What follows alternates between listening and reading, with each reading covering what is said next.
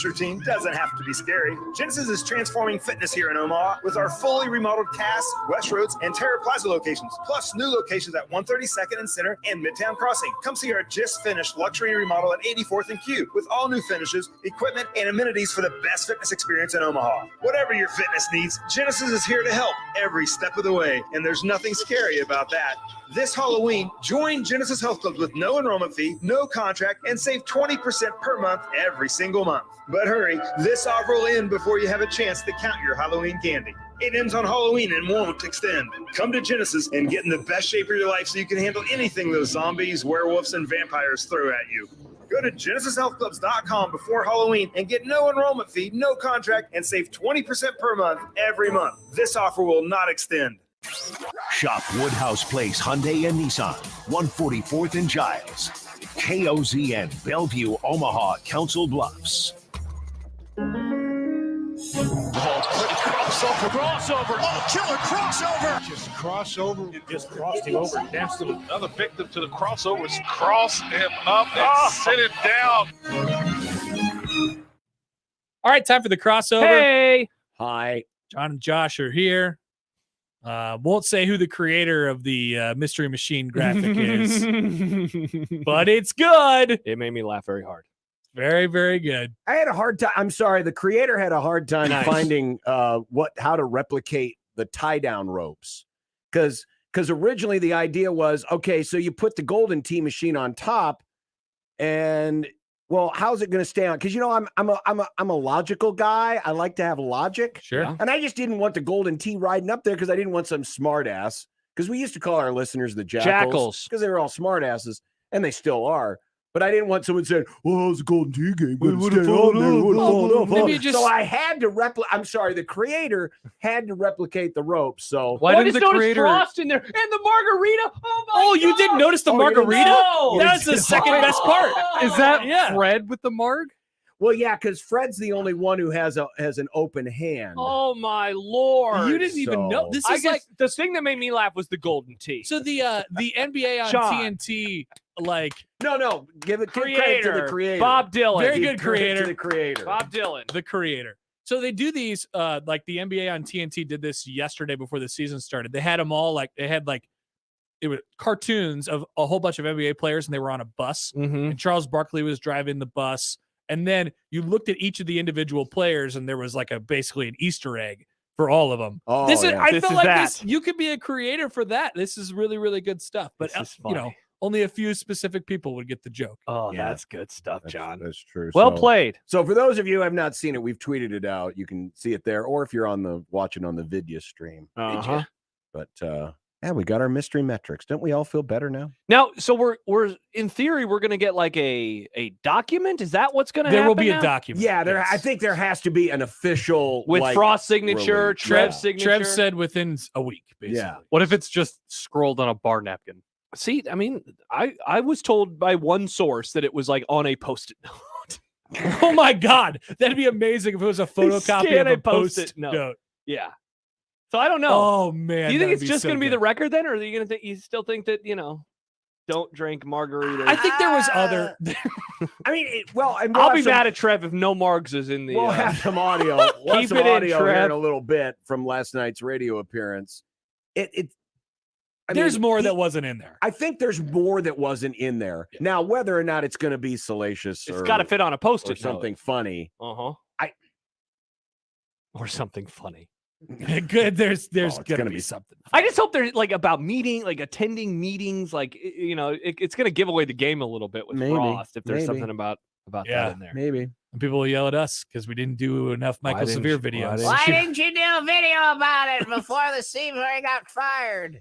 So Hap, I heard you say this earlier that you thought, or like maybe this tells us that Trev thought he could make this work. Yes, I always believe that. Yes.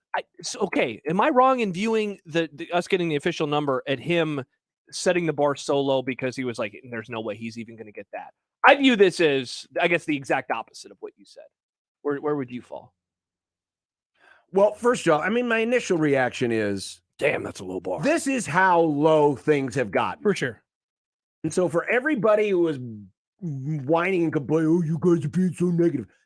Literally, The the athletic boss, director was too negative. The boss set the bar just to get back to his regular salary and add another year onto his contract. Set it at 6 wins in year 5. Mm-hmm. I mean, that is a low-ass bar. I know it's still doubling the wins from the previous year. But when you look at the big picture, when you pull yourself away and you look at the big picture and you go, man, so you're telling me he's done good enough to not only save his job, but get another year added to it, is 6 wins. So to me, that just, in the words of Darth Vader, and now his failure is complete. Not Trev's failure. Yeah. But because I still believe that there's money behind the scenes. There's always money behind the scenes. The Bananas fan. But there's money behind the Nice. scenes Thank you. that was keeping Frost at his Are you post. talking about the Peds? I don't know who I'm talking about. I just know that there's some people with money out there who were big fans of Scott Frost and did not want to see him fired, period, end of story. And they were going to pull their support from the project. I hope they feel like idiots. Well, they should. And I would like to know Morons. who these people are, because these are the kind of folks that either have a terrible judge of character or leadership, or they just throw money around willy-nilly without any thought as to, hey, is this doing any good? Well, that's why I brought that up earlier, Josh, because it's clear, I think, that the buyout money in particular, if we're just isolating that piece of it, never mattered. It doesn't matter. Yeah. No, that's 100% true. Because they were going to add another year into his contract and pay him $5 million, and they could have still fired him after going 6-6. Yeah, if that was the case. See, and that's why, and I understand where you're coming I from. think they wanted to give him a chance. Because on the surface, it says, man, Trev really wanted to make this work. I think he wanted the appearance of making it work. Maybe that's a little closer. Yeah, that's my thing. I think he took the temperature of the room, and you can disagree with Trev on this, and that's totally fine with me, and said, if I come in here in month 4 that he was on the job, 5, and I pull the plug on Scott Frost, who still had money behind him and greater than 50% of the fan base still behind him, he paints himself into a corner pretty fast. Whereas you give him time, even if you only give him 3 more games, allow him to truly fail. I mean, by the time he got fired that Sunday, everybody knew. Well, and that's why everybody knew. And so it was a gamble, and it might have paid off. And you can kind of read between the tea leaves, but when you hear some of the reaction from the folks who traveled to Ireland in the media corps, the fan base, there were some. I mean, the average Joe fan did not make that trip. A lot of wealthy people had to make that trip because it's not cheap to go across the pond and spend a week or whatever it was. Hello, Governor. In Ireland, and I think a lot of people were soured really fast in that one game. Couldn't have been that good of an experience. And that's what gave Trev the leverage. I think, at the point that, he made this mystery metric agreement with Frost, Trev knew, I don't have the stroke right now to do this. I don't have the stroke to do it right now. I don't have the political power. I don't have the money to do this. Money meaning I can't afford to do this because some important people are going to say, I'm pulling my support and I'm going to make life difficult on you if you make this move. But then Ireland happened and all of a sudden it's like, oh my God, we gave this guy another chance and he completely wet the bed. Yeah, and he didn't even care, it almost seemed at the end. Right. It didn't. That had to really piss people off. Yeah, and that press conference, I mean, normally you see Scott Frost, he's pretty down, but he was very matter of fact after that game. After the Georgia Southern? Or after Ireland. Yeah. After Ireland. I think after Georgia Southern, he knew the writing was on the wall. But, yeah, I think Trev had to show appearances of making it work because there were still way too many influential people that had Frost back. Folks. Yeah. And they needed to see it for themselves like they didn't see it the previous 4 years when it was plain as the nose on their rich face smacking that this was not going to work. On the rich face. People are it's just dumb. Yeah. It's just dumb. I thought my read on Trev at first when when he got here was that he thought that there was a chance that he could fix him. I can fix him.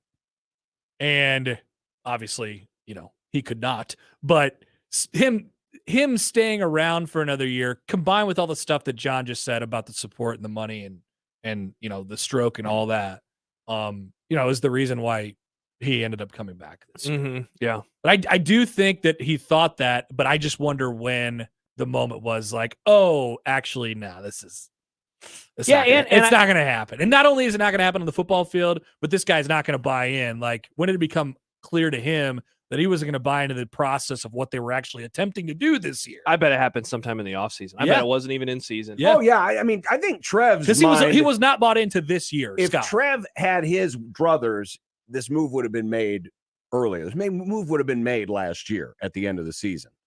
But he had to wait. He had to bide his time. He had to wait until he knew he had enough political power and money on his side. Oh, it hit. If it's a gamble, it hit. Yeah, you know what I found interesting is, the 6-win component, that was still on paper. They could still do it. They could still do it now. Yeah. And so that's the part that I because we talked about it a lot. Remember, props to Sipple. He was the only local media. He was the only person that I heard anywhere saying like, 9. If they lose this game, but also he said if they lose the game to Georgia Southern, it could happen this weekend.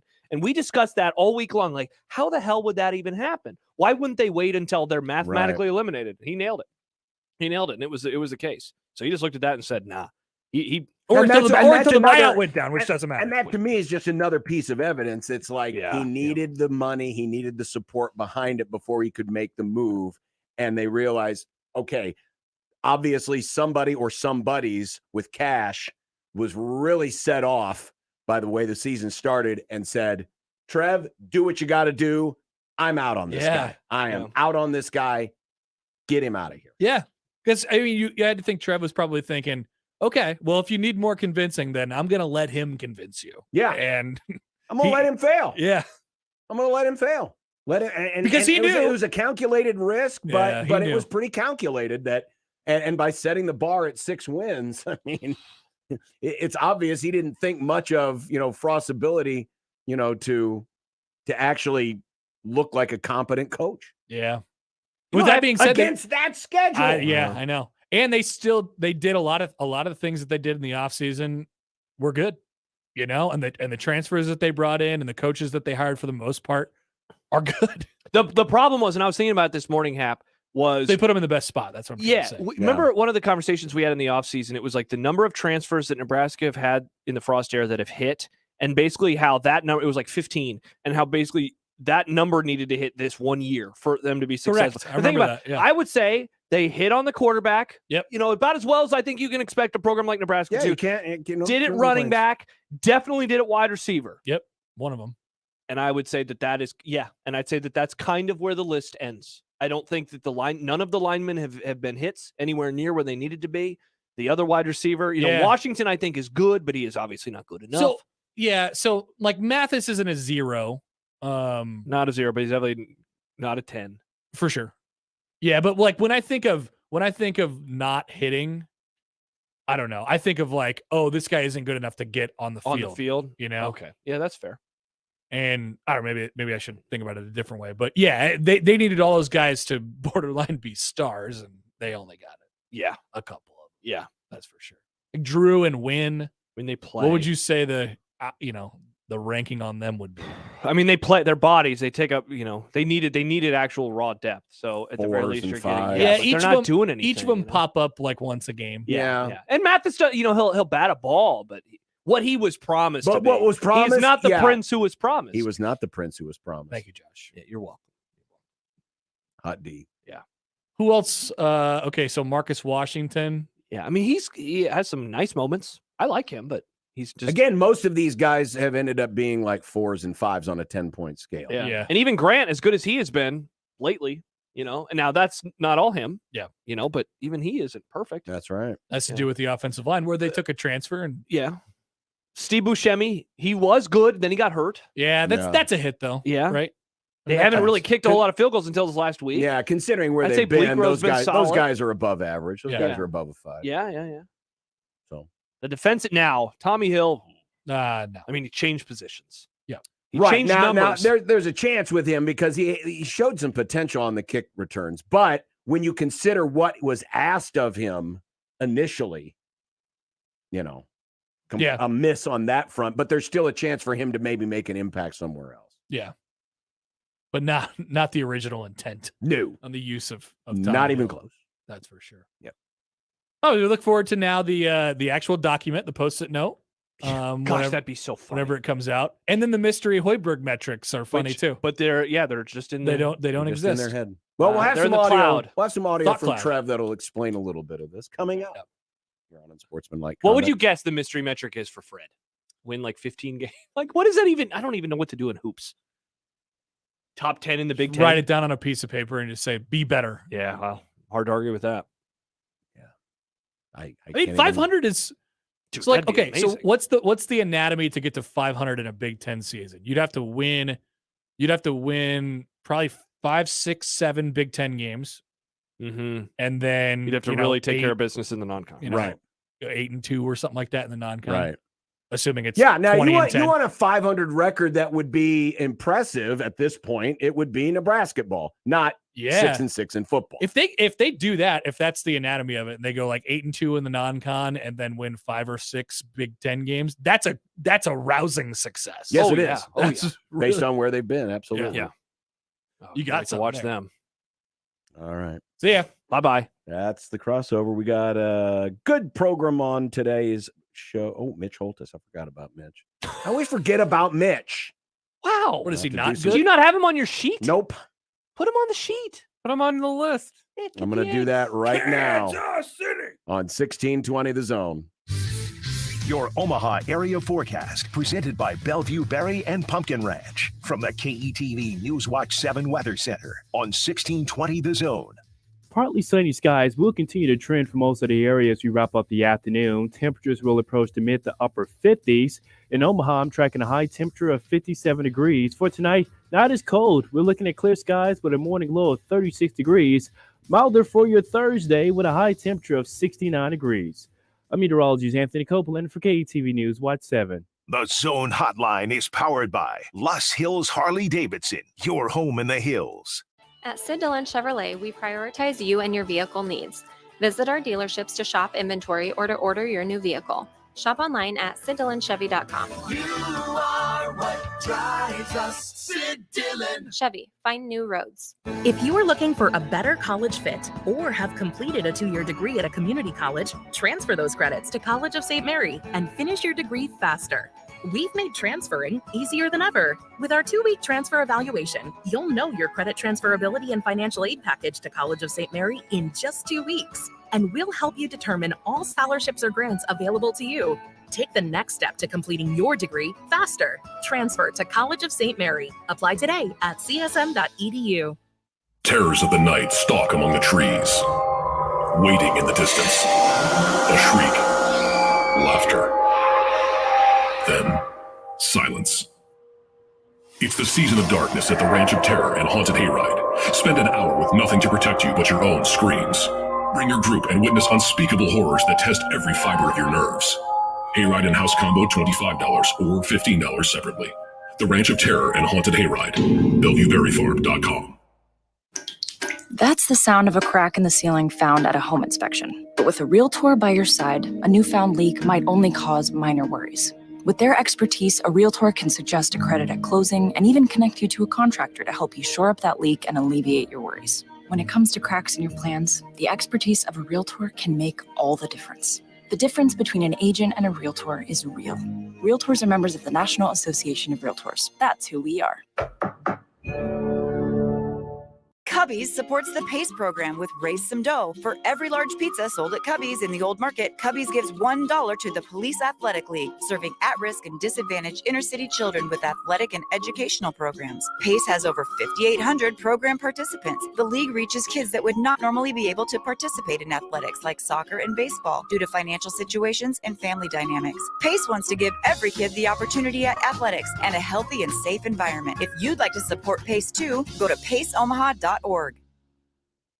It's Halloween at Genesis Health Clubs. Join with no enrollment fee, no contract, and save 20% per month every month. Omaha, it's the spookiest time of the year, but starting a new fitness routine doesn't have to be scary. Genesis is transforming fitness here in Omaha with our fully remodeled Cass, West Roads, and Terra Plaza locations, plus new locations at 132nd and Center and Midtown Crossing. Come see our just finished luxury remodel at 84th and Q with all new finishes, equipment, and amenities for the best fitness experience in Omaha. Whatever your fitness needs, Genesis is here to help every step of the way, and there's nothing scary about that.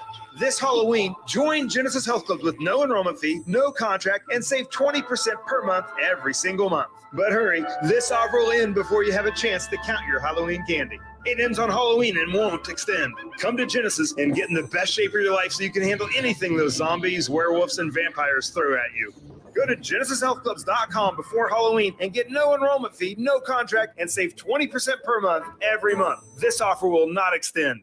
1620 The Zone's Unsportsmanlike Conduct, brought to you by a great friend of the program, Union Bank and Trust. This edition of Unsportsmanlike Conduct on 1620 The Zone is proudly presented by Union Bank and Trust. The program starts now. KOZN. Unsportsmanlike Conduct on 1620 The Zone. Husker Athletics, Creighton, and yes, UNO. Don't miss a moment, they'll give you your fix. They're on every day from 2 until 6. Spend your afternoons with John, Josh, and Nick.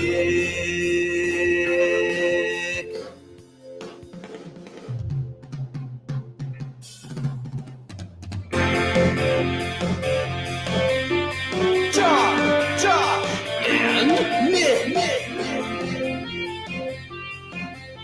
They'll show you what sports talk really is. Yes, today, Mitch Holthus, Mike Schaefer, Bill Connelly will join us. And it's Dumb Debates Wednesday. Dumb Debates Wednesday? Yep. Wow. Yeah, it is Wednesday.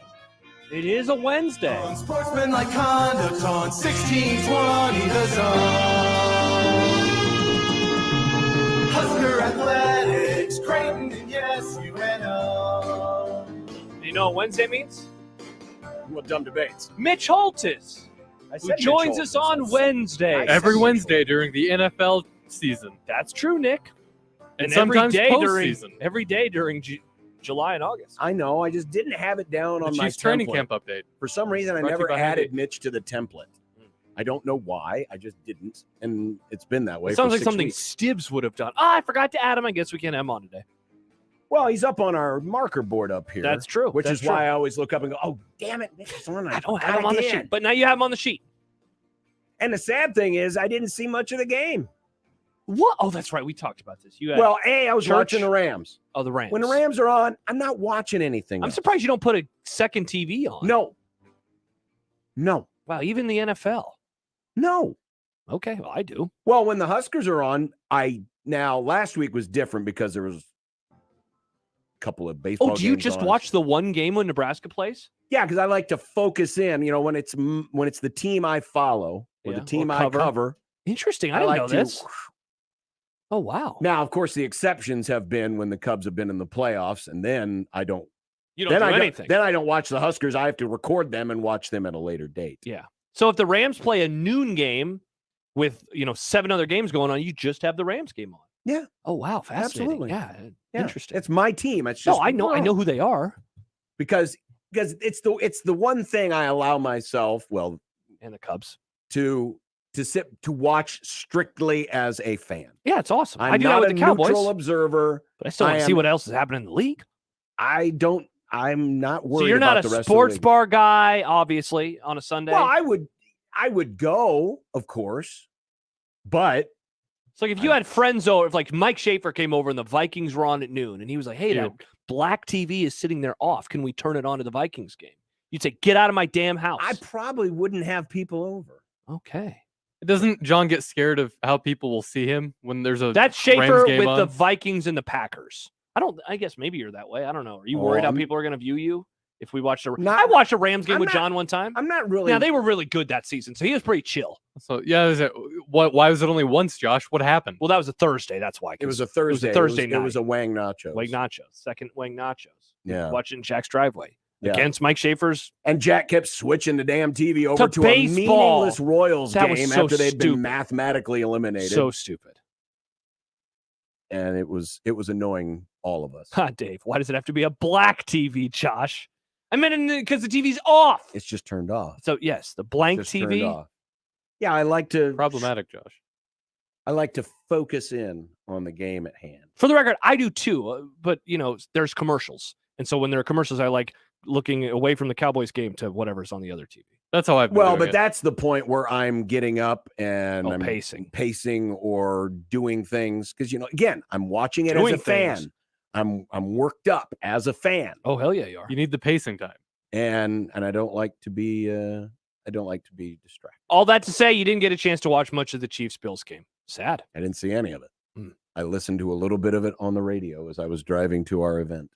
That was it. Bummer. Yeah, it happens. Bummer. I'm not looking for sympathy here. Also, it's fired up for football day. Yeah, and hot takes. We got to move the hot takes. I don't even know if we're going to get to hot takes. No, today. come on. I have my takes. Well, we may. It's a bye week. It's an idle week. We have tomorrow. We have Friday. Fine.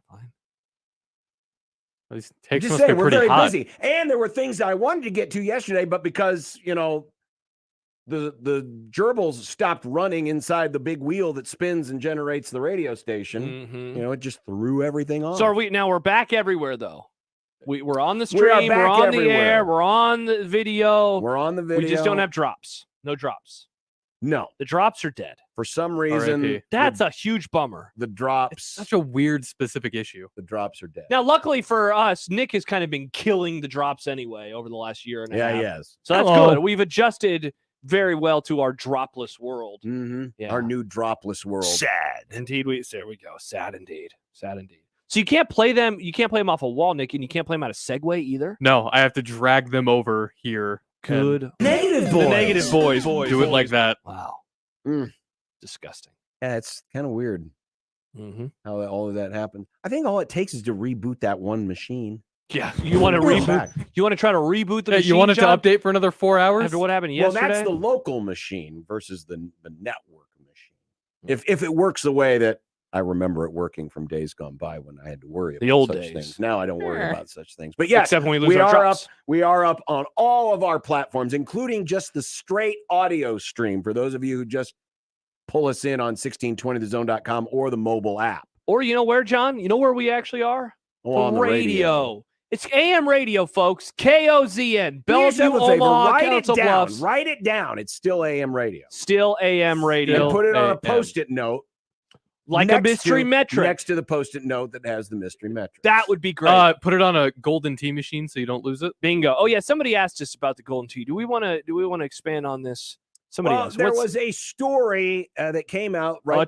True story. Yes, it was a Parker Gabriel special, and it was about the competitiveness of Scott Frost. This was the August of his first season, so it was right before the year started, and it talked about how competitive he is in everything, including golden tee golf, because there is, at least was, maybe there still is.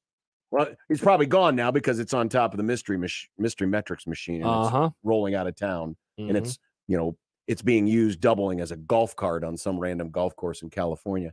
But apparently he and Matt Davison played a lot of golden tee in the late hours, after the office day was. And sometimes even during office hours.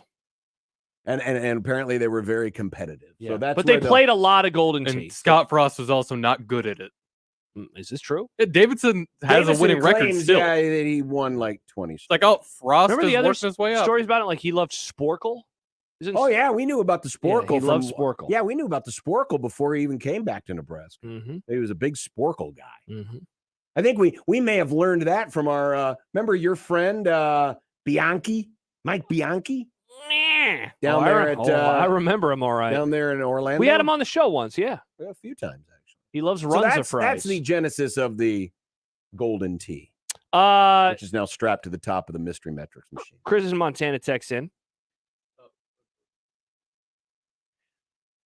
Is this how we're going to do it? Maybe. Every time we're going to wait for the stupid drop. This is cumbersome. Not so sure how much of a hot take this is, but judging by how uncomfortable Scott looked at Big Ten Media Days, dry heaving and such, maybe one of the mystery metrics is that he had to wear a suit at Big Ten Media Days. I don't know. This goes back to combing his hair. Combing his hair. Remember that? The Sean Callahan special? And then one more comment. I disagree with this one wholeheartedly, but I must read it from Ziggy. I think the Not Frost versus the World votes have been tampered with. I think we need to redo the first round, which I know Josh will agree with. Getting it right is important. Are we redoing the whole first round? Stop the steal, No, guys. it's not being Gladys said it. tampered with. The bamboo. The votes are in This the is bamboo. not being tampered with. Okay. I mean, that's all anyone talks about these days is votes being tampered with. We're not going to Why are redo you the talking first. We about still got votes 3 being more tampered brackets with? in round 1. I read somewhere where, Georgia, they've had some issues down there. Oh, they've had issues. Apparently, they've had more people turning out for the vote than ever before. Good for them. Didn't they pass some law that only let, like, White people vote? Like white people vote? Well, that's what basically, they're trying down there. They're really trying it. Well, must have a lot more white people down in Georgia. All right. Now, what does this have to do with Frost? Not Frost versus the world. Well, exactly. If I would understand if we were in Georgia, but we're not. We're here in Nebraska, and our Twitter is fine. Okay. So take that, Ziggy. The first round is done. The first round is done. We are into the second round of Not Frost versus the World. Don't even bother dragging in the music. We don't need to. Lance Leipold, commanding lead over Dave Clausen. Man, I want a close game again. 76.2%. Later this week. Do we have later this week? Oh, that's the wrong button. There's too many buttons here on this on the damn control window. At least you can use your buttons, John. I can. Nice. Tomorrow's matchup. Oh, yes. Kalen DeBoer against Chris Peterson in Boring. the Battle of Washington. And on Friday. Nine. Yeah. Oh. Mickey's got to make a quick turnaround. I hope he's got good recovery time. Jeez. We're making him play twice this week. Mickey versus Jim Leonard. Don't Thursday night football Mickey Joseph. That's not fair. Yeah, seriously. No, it's Friday night. He is going to smoke him. Well, he smoked his other candidate, too. Get out of here, Jim Leonard. Hey, we were this close to turning this into Mickey Joseph versus the That's world. true. We were. But then we found out there's only 15% of you. Mm-hmm.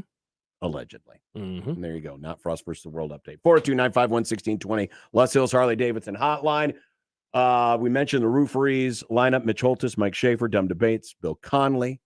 You can email John at 1620thezone.com, Josh at 1620thezone.com, or the JTech Construction Zone. No, that's the Twitter page. The Equitable Bank inbox. JTech Construction Zone Twitter page, where you can vote hassle-free, corruption-free. Thank God. At USC 1620. Nice. Brought to you by JTech Construction. And we'll have some live baseball to watch. Oh, yeah, in an hour. Speaking of that, oh boy last night. Oh boy. We'll talk about him. 1620 The Zone. 1620 The Zone's 4-quarter pick'em returns. It's your chance to win $1,620. All you have to do is correctly pick 4 college or NFL games against the spread. Listen to qualify every weekday or enter online at 1620thezone.com. One lucky listener will be selected each week to make their picks live on air. Awesome. Go to 1620thezone.com for complete rules and contest details. It's 4-quarter pick'em with 1620 The Zone. There are actually 2 kinds of cigars. The first is the one you smoke with beloved family and friends. The second, the one you enjoy with friends you've just met. And you'll find both at Hearth Cigars and Pipes Lounge. At Hearth Cigars and Pipes Lounge, there's a well-stocked humidor with some of the best bands from around the world and a bar with your favorite cocktails and other drinkables. So what do you say? Which cigar will you be enjoying tonight? Hearth Cigars and Pipes Lounge, just off I-680 and 48th Street next to Cubby's. Looking for a new pipe or the latest vaporizer? Then go to Any 42 Degrees and pick from the largest selection of American-made water pipes featuring custom creations, Jedi Glass, Michael Crouch, and local artist Chris Vargas. Need a new vaporizer from Dr. Dabber, Pax 3, Hamilton, and more? With prices up to 50% off, the most knowledgeable, friendly, and professional staff, and multiple locations. Why shop anywhere else? 42 Degrees, the source. Your neighborhood is more than blocks of buildings. It's the people who live there that make it special. At Union Bank and Trust, we're not just creating home loans, we're making neighbors. We're not just small business lenders, we're small business shoppers. We don't just live in your community, we help you build it. Because our people are your people. Visit ubt.com/neighbor to learn more. Union Bank and Trust, member FDIC. Hi guys, it's Andrew. Are you struggling with erectile dysfunction? Did you know that a major medical breakthrough is now available, and it isn't a pill? Today, Wednesday, October 19th, we're running a one-day special you won't want to miss out on. Brookside Medical Clinic uses the most powerful form of wave therapy. This is a technology clinically shown to repair blood vessels and improve blood flow. It's backed by 60 clinical studies, including from Cambridge. If you're ready to regain that spark in the bedroom, today is your day. Call us now and you'll qualify for the assessment and ultrasound totally free. Also, a gift that can produce rapid results in the bedroom in minutes. You're going to love that, guys. Trust me. And today only, we're offering 5 tune-up treatments to our patients free. This is unprecedented, worth hundreds of dollars, but call today and qualify totally free. 402-671-7777. That's 402-671-7777. Guys, put a stop to your erectile dysfunction and get your love life back. Call Brookside Medical Clinic now to qualify. 402-671-7777. Prescription products require an online consultation with a healthcare provider who will determine if a prescription is appropriate. Restrictions apply. See website for full details and important safety information. Subscription required. Refund available for 60 days after purchase. Hey guys, did you know there's a generic form of Viagra that works just the same but is 90% cheaper? And you can get it online? Just go to 4hims.com/radio. You'll get a free medical consultation, discreet shipping if prescribed, a 100% online process, and trusted generic alternatives to the biggest brands at 90% off. That's right, get generic for Viagra, the same active ingredient as brand name Viagra, but 90% cheaper. It's the same medication you get from your doctor, but with zero copay, no expensive appointments, and no awkward face-to-face conversations. Results are guaranteed or your money back. To start your free online visit, you need to go to this exclusive address, 4hims.com/radio. That's 4hims.com/radio for your free online visit. FORHIMS.com/RADIO.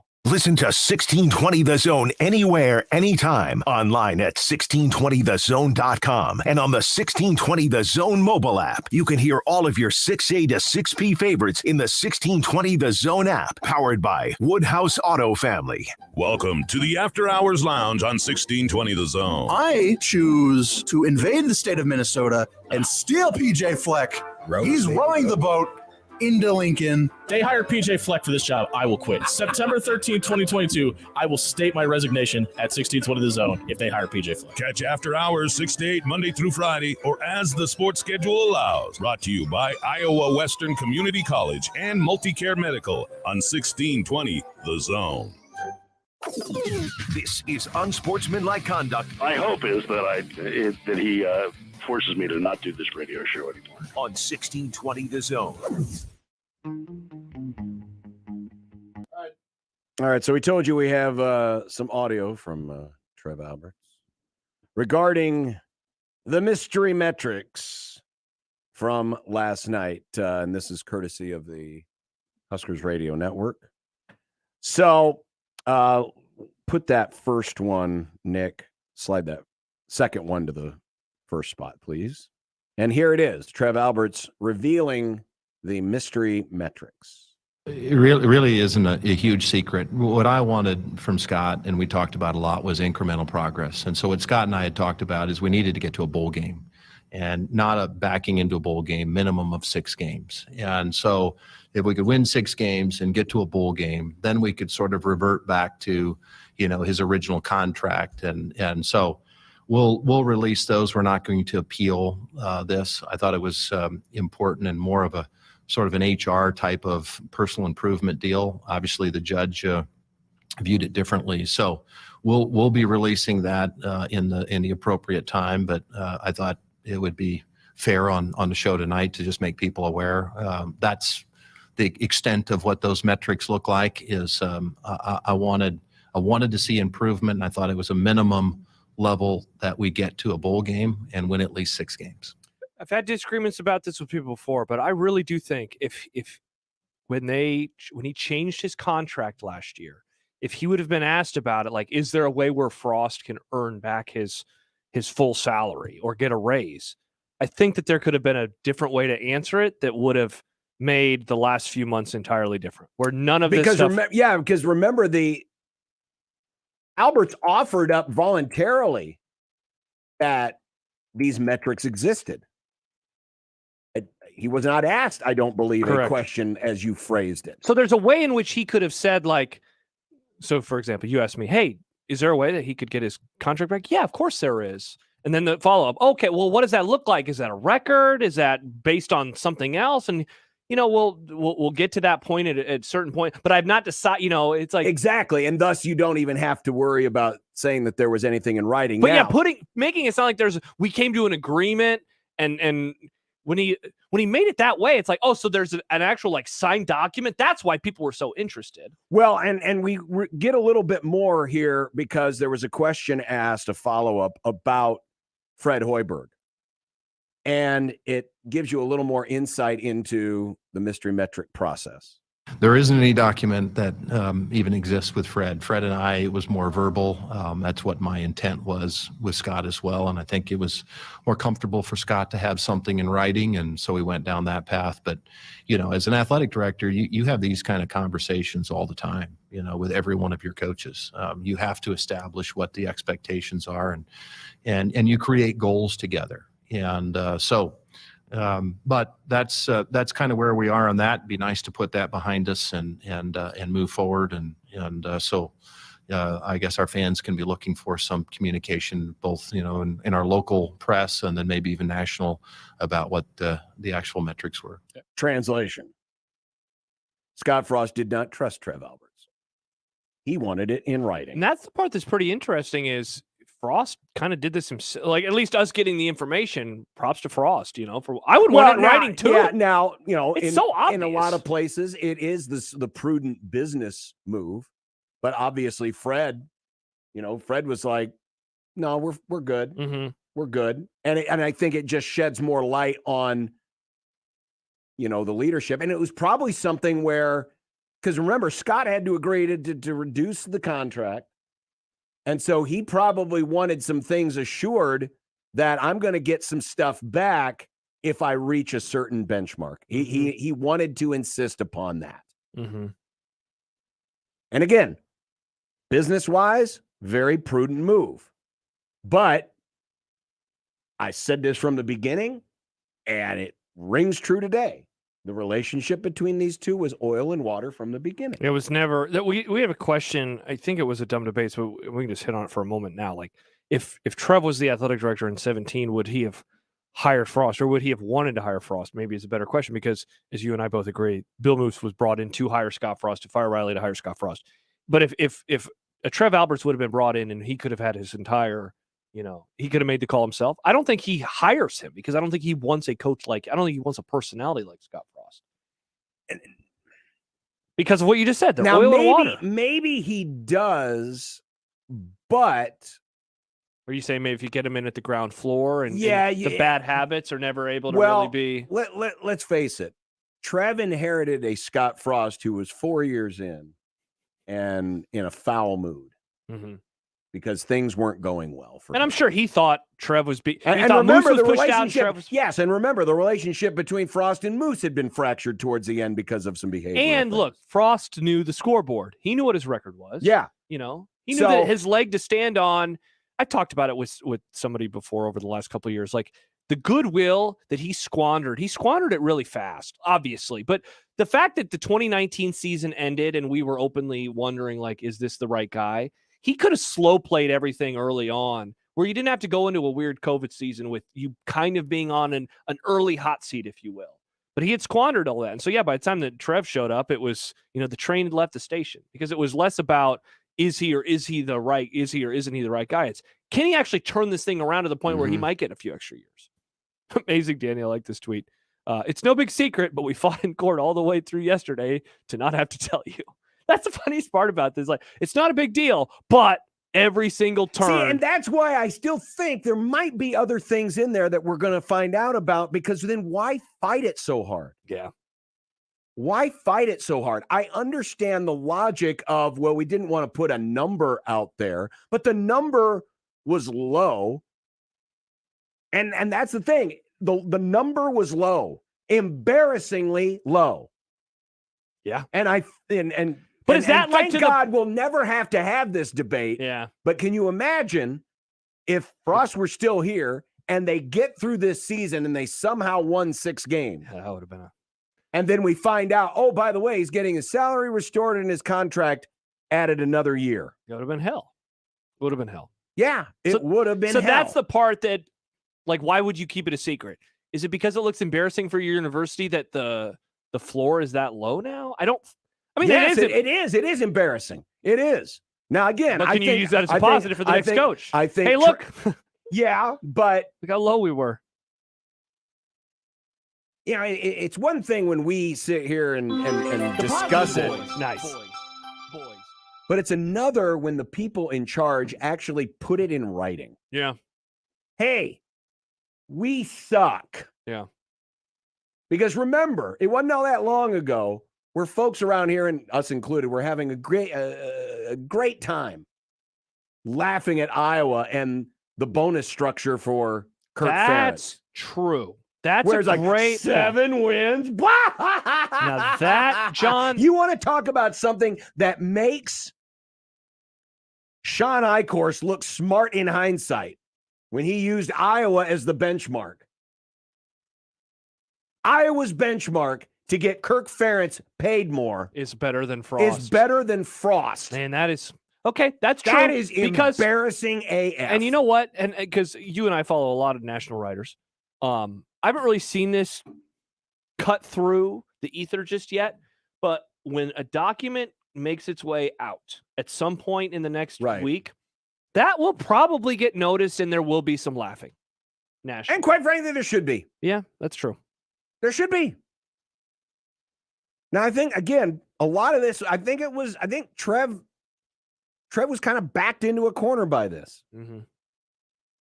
That he had to make every appearance possible that he was giving Frost a chance because there were too many people with dollars who were still supporting him. Mm-hmm.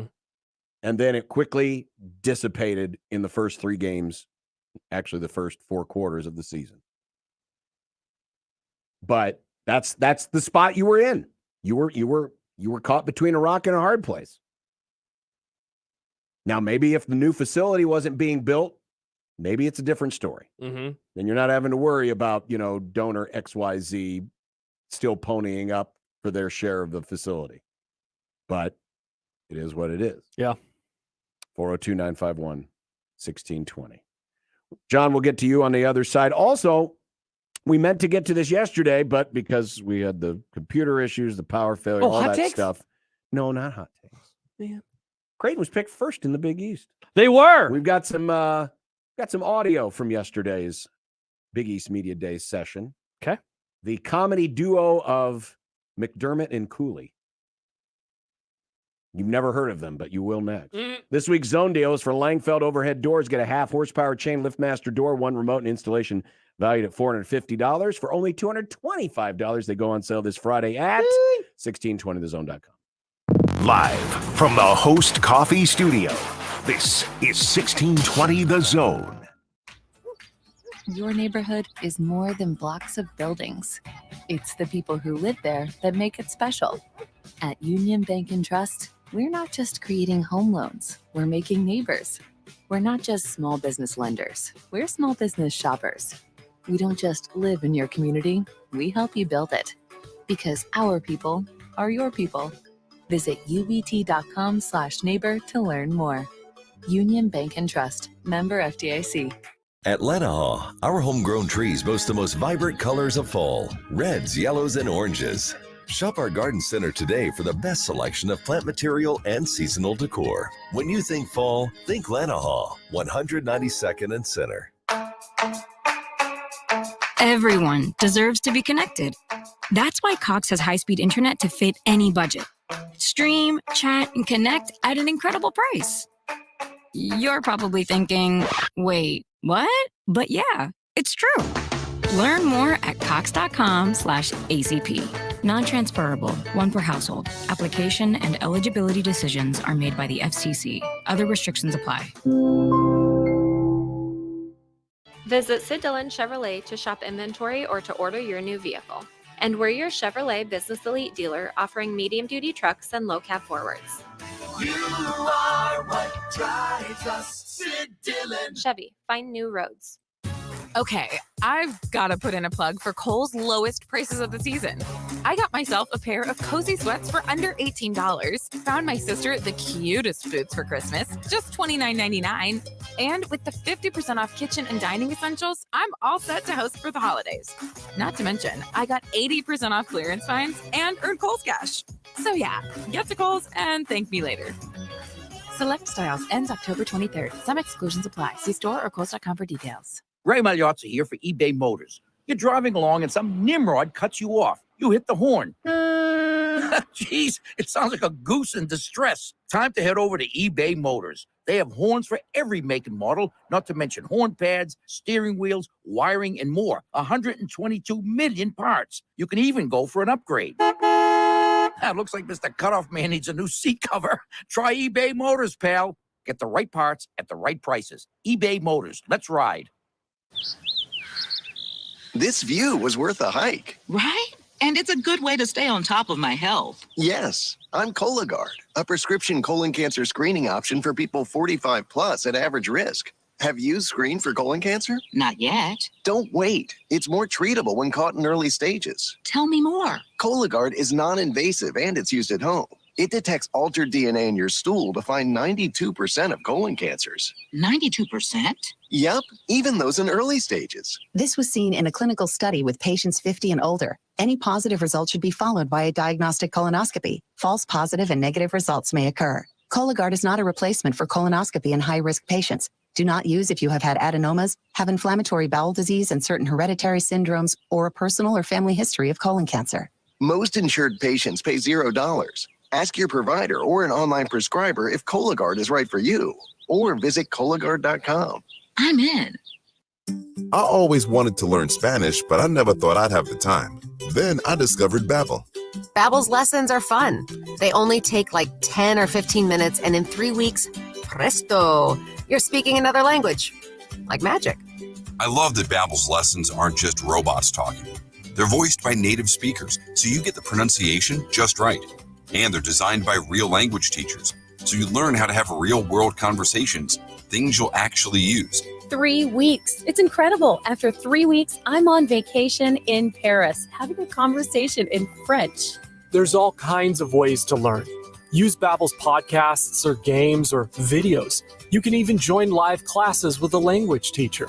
If you want to learn a language, there's no faster, easier, better way than Babbel.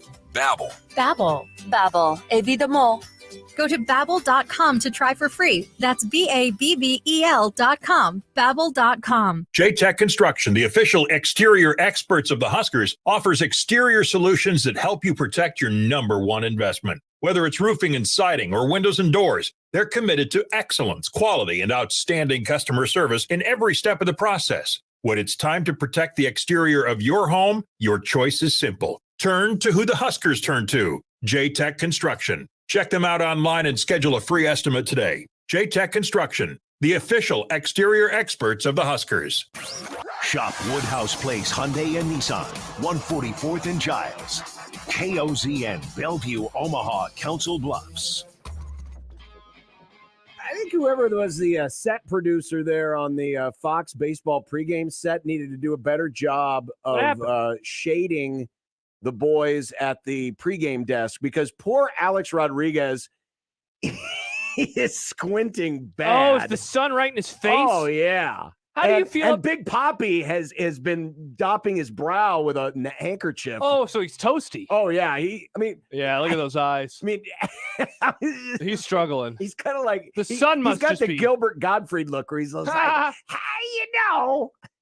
What do you think about sunglasses on TV? Why don't more I think they should. I don't know why they don't. I think I would. Unless they're transition lenses. I would insist upon it. Yeah, I would too. Well, in fact, yeah, because Herb was wearing the sunglasses on the pregame set last week. Transition Plus, you look ones. cool as hell. Sunglasses on. Yes, talking about not transition ones, but yeah, no, normal sunglasses. And I'm sure in the settlement that A-Rod got Not some inside, nice sunglasses from J-Lo. So, what was that? Not inside. I said I'm sure that, Oh, yeah. Oh, that's A-Rod right. got some nice things in the settlement. Should I go get mine too? Hey, Damon used to wear the shades inside. Why can't I? Should I get my prescriptions quick? I have them back at my desk. Oh, no, Nick, you should call my friends at Kugler Vision, 402-558-2211. I like the glasses. KuglerVision.com. Let's go to John on the Los Hills Harley-Davidson hotline. Hello, John. Hey there, guys. How you guys doing today? Good, man. We're good. The power's on. Right on. I got a quick question. I think we all can agree. We could all probably say that Nebraska is a blue blood program. That might change in 20 years if the way things have been continue. But I guess my question is, what do you guys think the expectations for blue blood program should be? Well, for the record, I would actually say Nebraska's not a blue blood anymore. I guess I would disagree with you a little bit, just because I think that they've had so many rough seasons now that they're just like in that next rung down.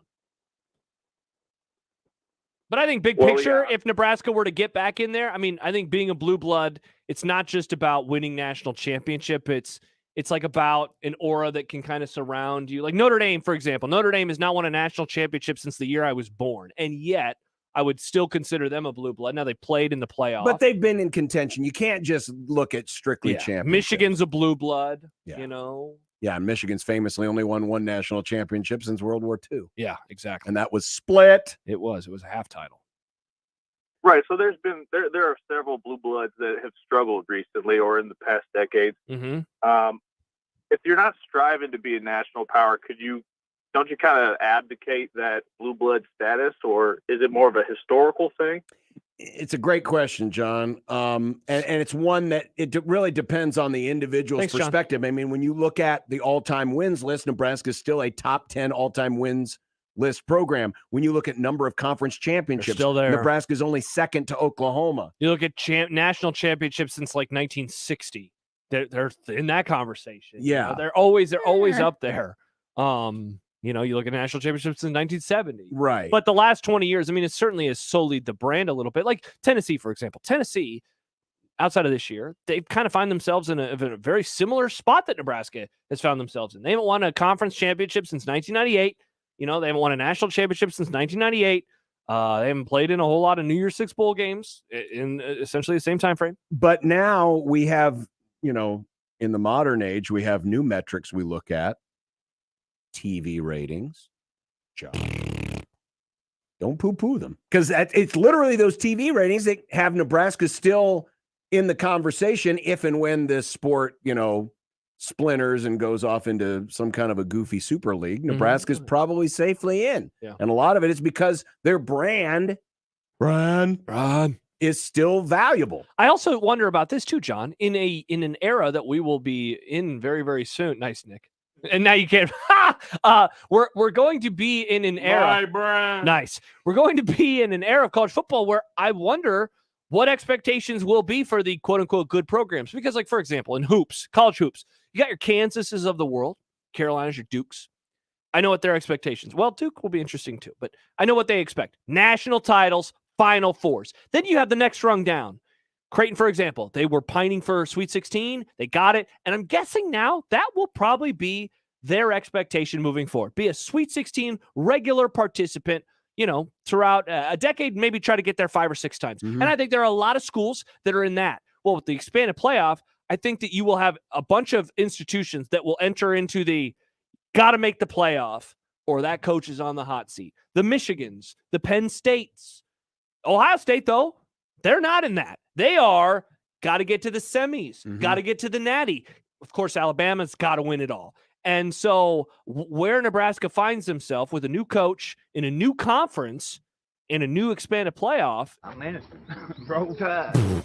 over the next few years, I'm very curious to see how that will change the dialogue that we have about college football.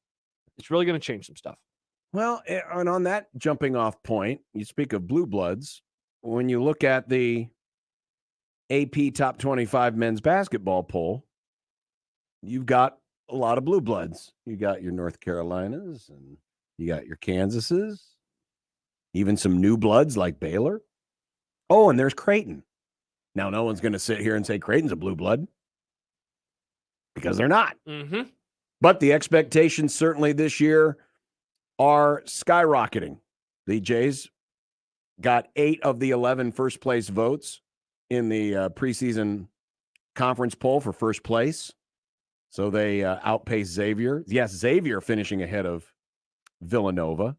And, of course, number 9 in the in the Associated Press poll. Yesterday, we meant to get all this yesterday, but the power went out.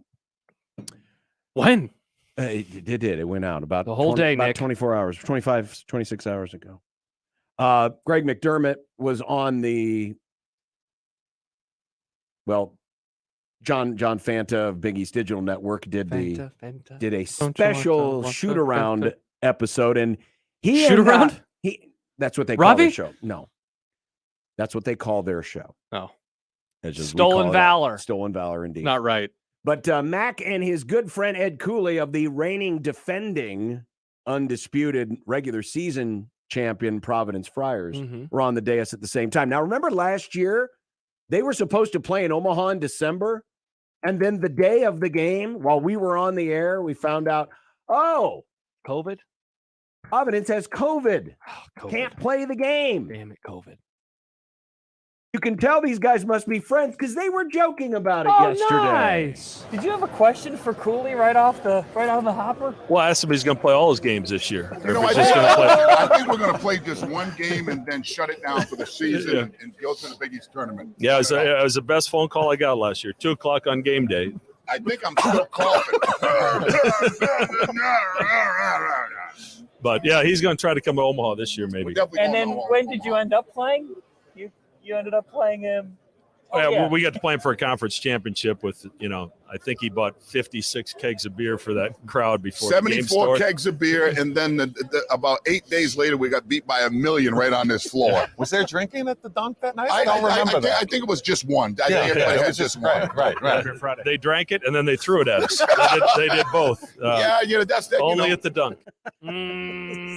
So obviously, they're friends. They are friends. Sound like besties. Yeah. Lighthearted moment between those two. But now, and one of the reasons why they brought them on together, not only because they're friends, they're also the elder statesmen of the Big East. With Jay Wright now gone, Greg McDermott and Ed Cooley have been on their respective jobs the same number of years, and they are now the elder statesmen of the Big East, and they were asked about being in that role coming into this season.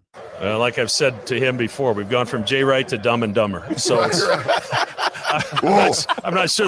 I don't know who's dumb and who's dumber. I don't Depends know. on the day, probably. Depends on the minute. But no, it's obviously Jay and Ed will speak to this too. When this league started 10 years ago, Jay made it a priority that as a group of coaches, we needed to put the league first.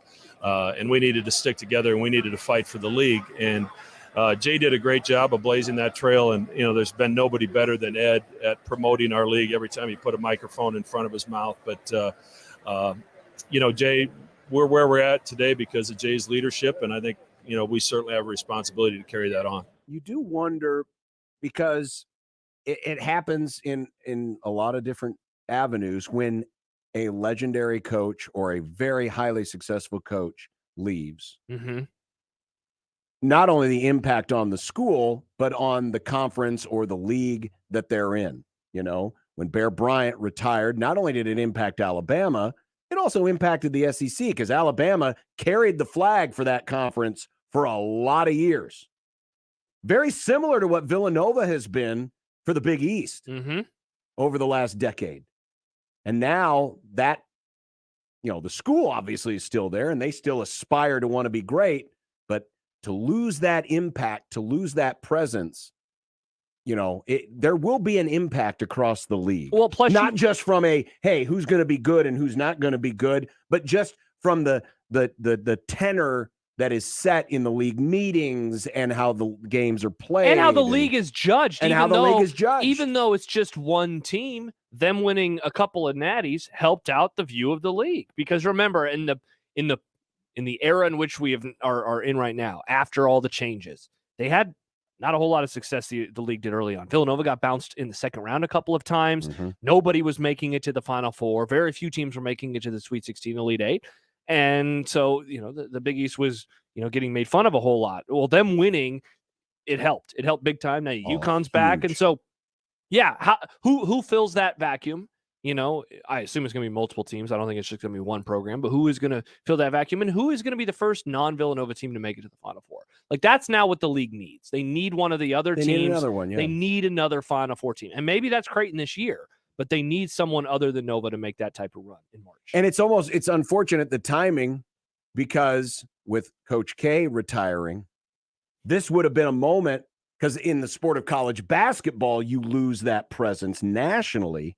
Jay Wright was certainly one of the very small list of candidates that could have elevated to maybe not elder statesman of college basketball, because you still have the Jim Boeheims out there, but that beacon of, hey, who's the best coach? Who's the guy that a lot of people look up to and follow?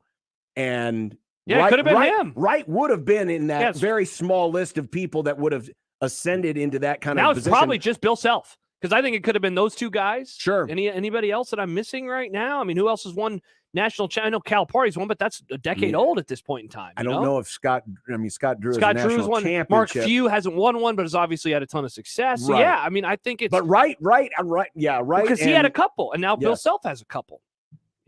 Nobody else has two, right?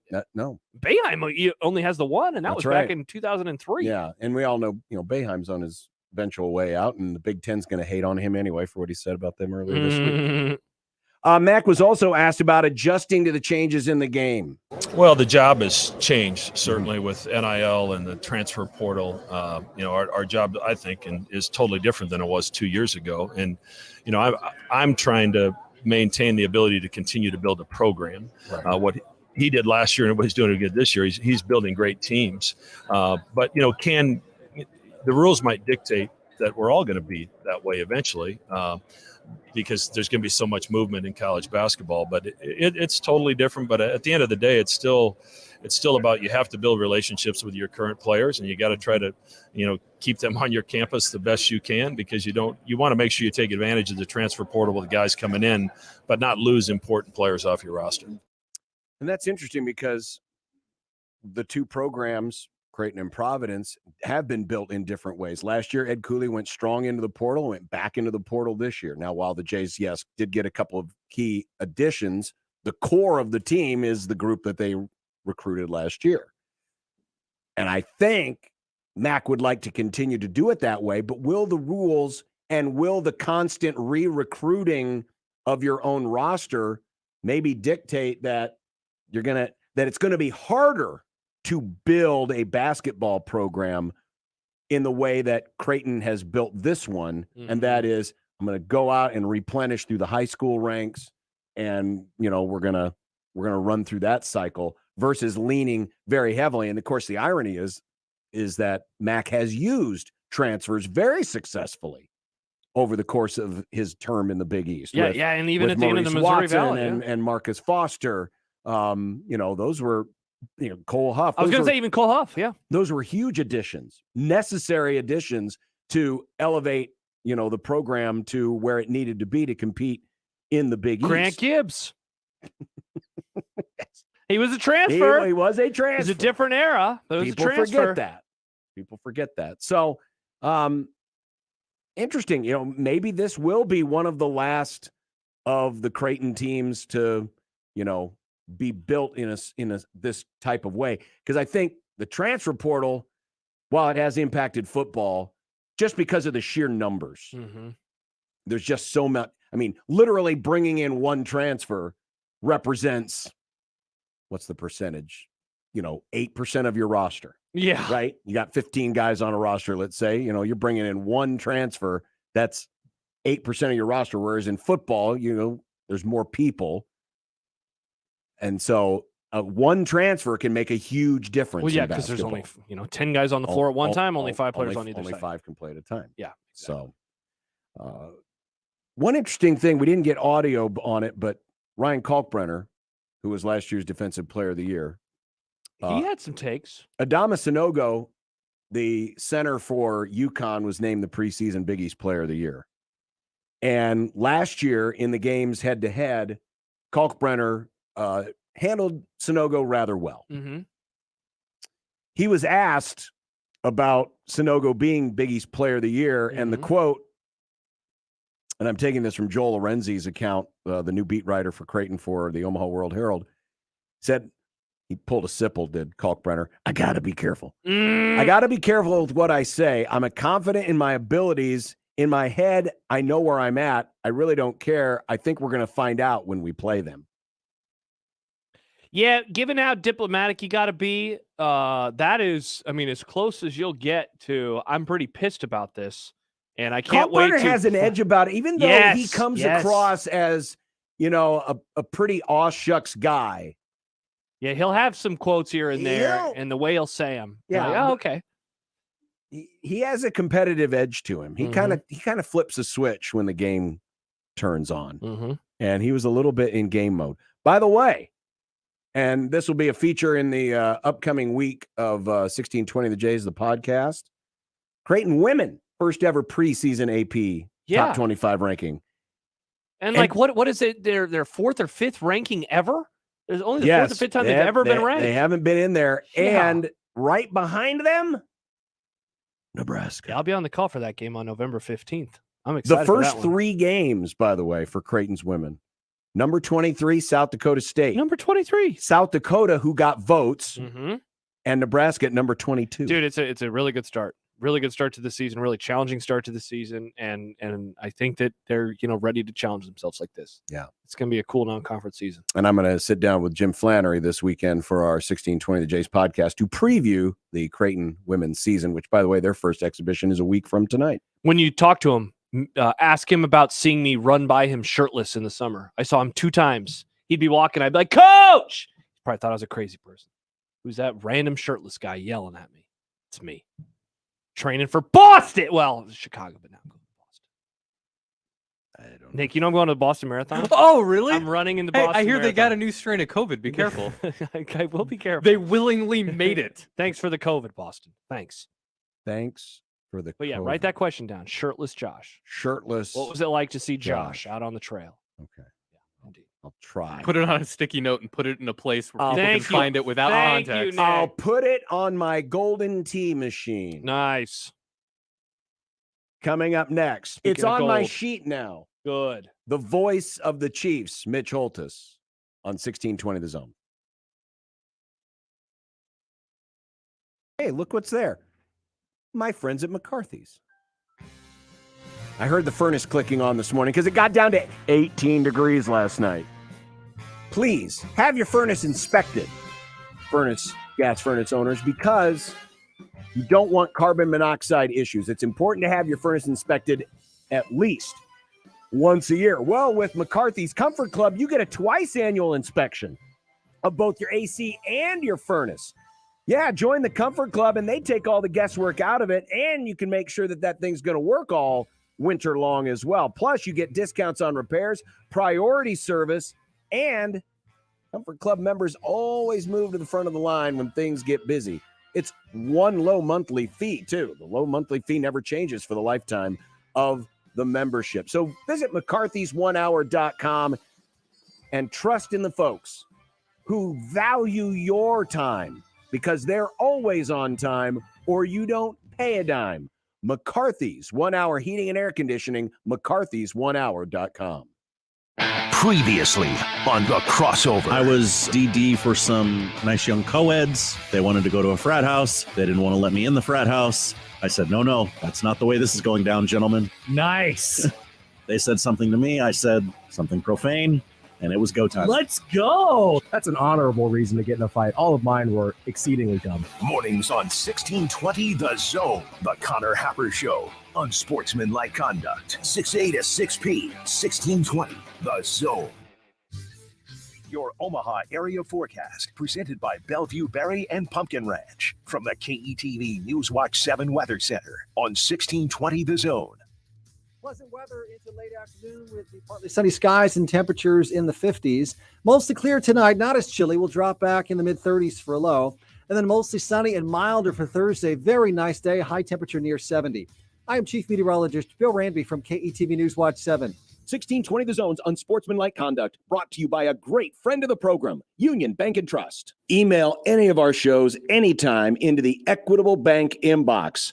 At Equitable, we take banking personally. For me, John at 1620thezone.com. The Equitable Bank inbox from 1620 The Zone. With some big-time events coming up, including the Luke Combs concert at the CHI Health Center right here in Omaha, October 28th and 29th. Be sure to check out my friends at ticketsforless.com. It's not all about sports. It's about shows, and it's also about finding the best tickets at ticketsforless.com. So whether you want to see the pageantry of Memorial Stadium on a Saturday, catch a game at Arrowhead Stadium, Tickets for Less is your source for the best tickets.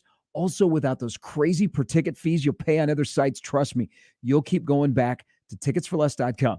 Compare and save the day at ticketsforless.com. An estimated 80% of Americans aren't getting their recommended daily amount of physical activity. It's time to move and keep moving, America.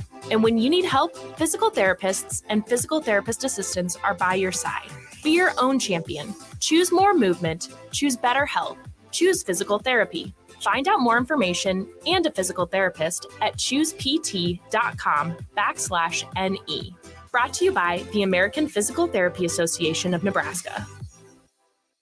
Buy your next vehicle your way from anywhere with Woodhouse. Start your journey online at woodhouse.com. Easily shop all new and pre-owned inventory. Explore payment options and apply for financing. Ready to purchase? Schedule your new vehicle for pickup from the dealership or have it delivered to your driveway. Need a little extra help in determining your perfect vehicle? Our knowledgeable and local dealerships can guide you to the vehicle that best matches your needs. Experience car buying your way with Woodhouse, a trusted auto partner since 1975.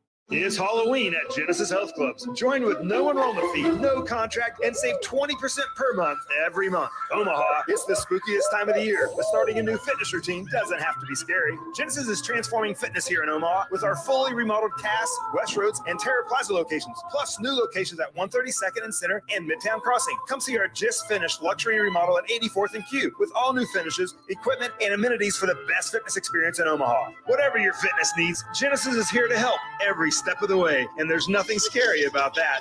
This Halloween, join Genesis Health Club with no enrollment fee, no contract, and save 20% per month every single month. But hurry, this offer will end before you have a chance to count your Halloween candy. It ends on Halloween and won't extend. Come to Genesis and get in the best shape of your life so you can handle anything those zombies, werewolves, and vampires throw at you.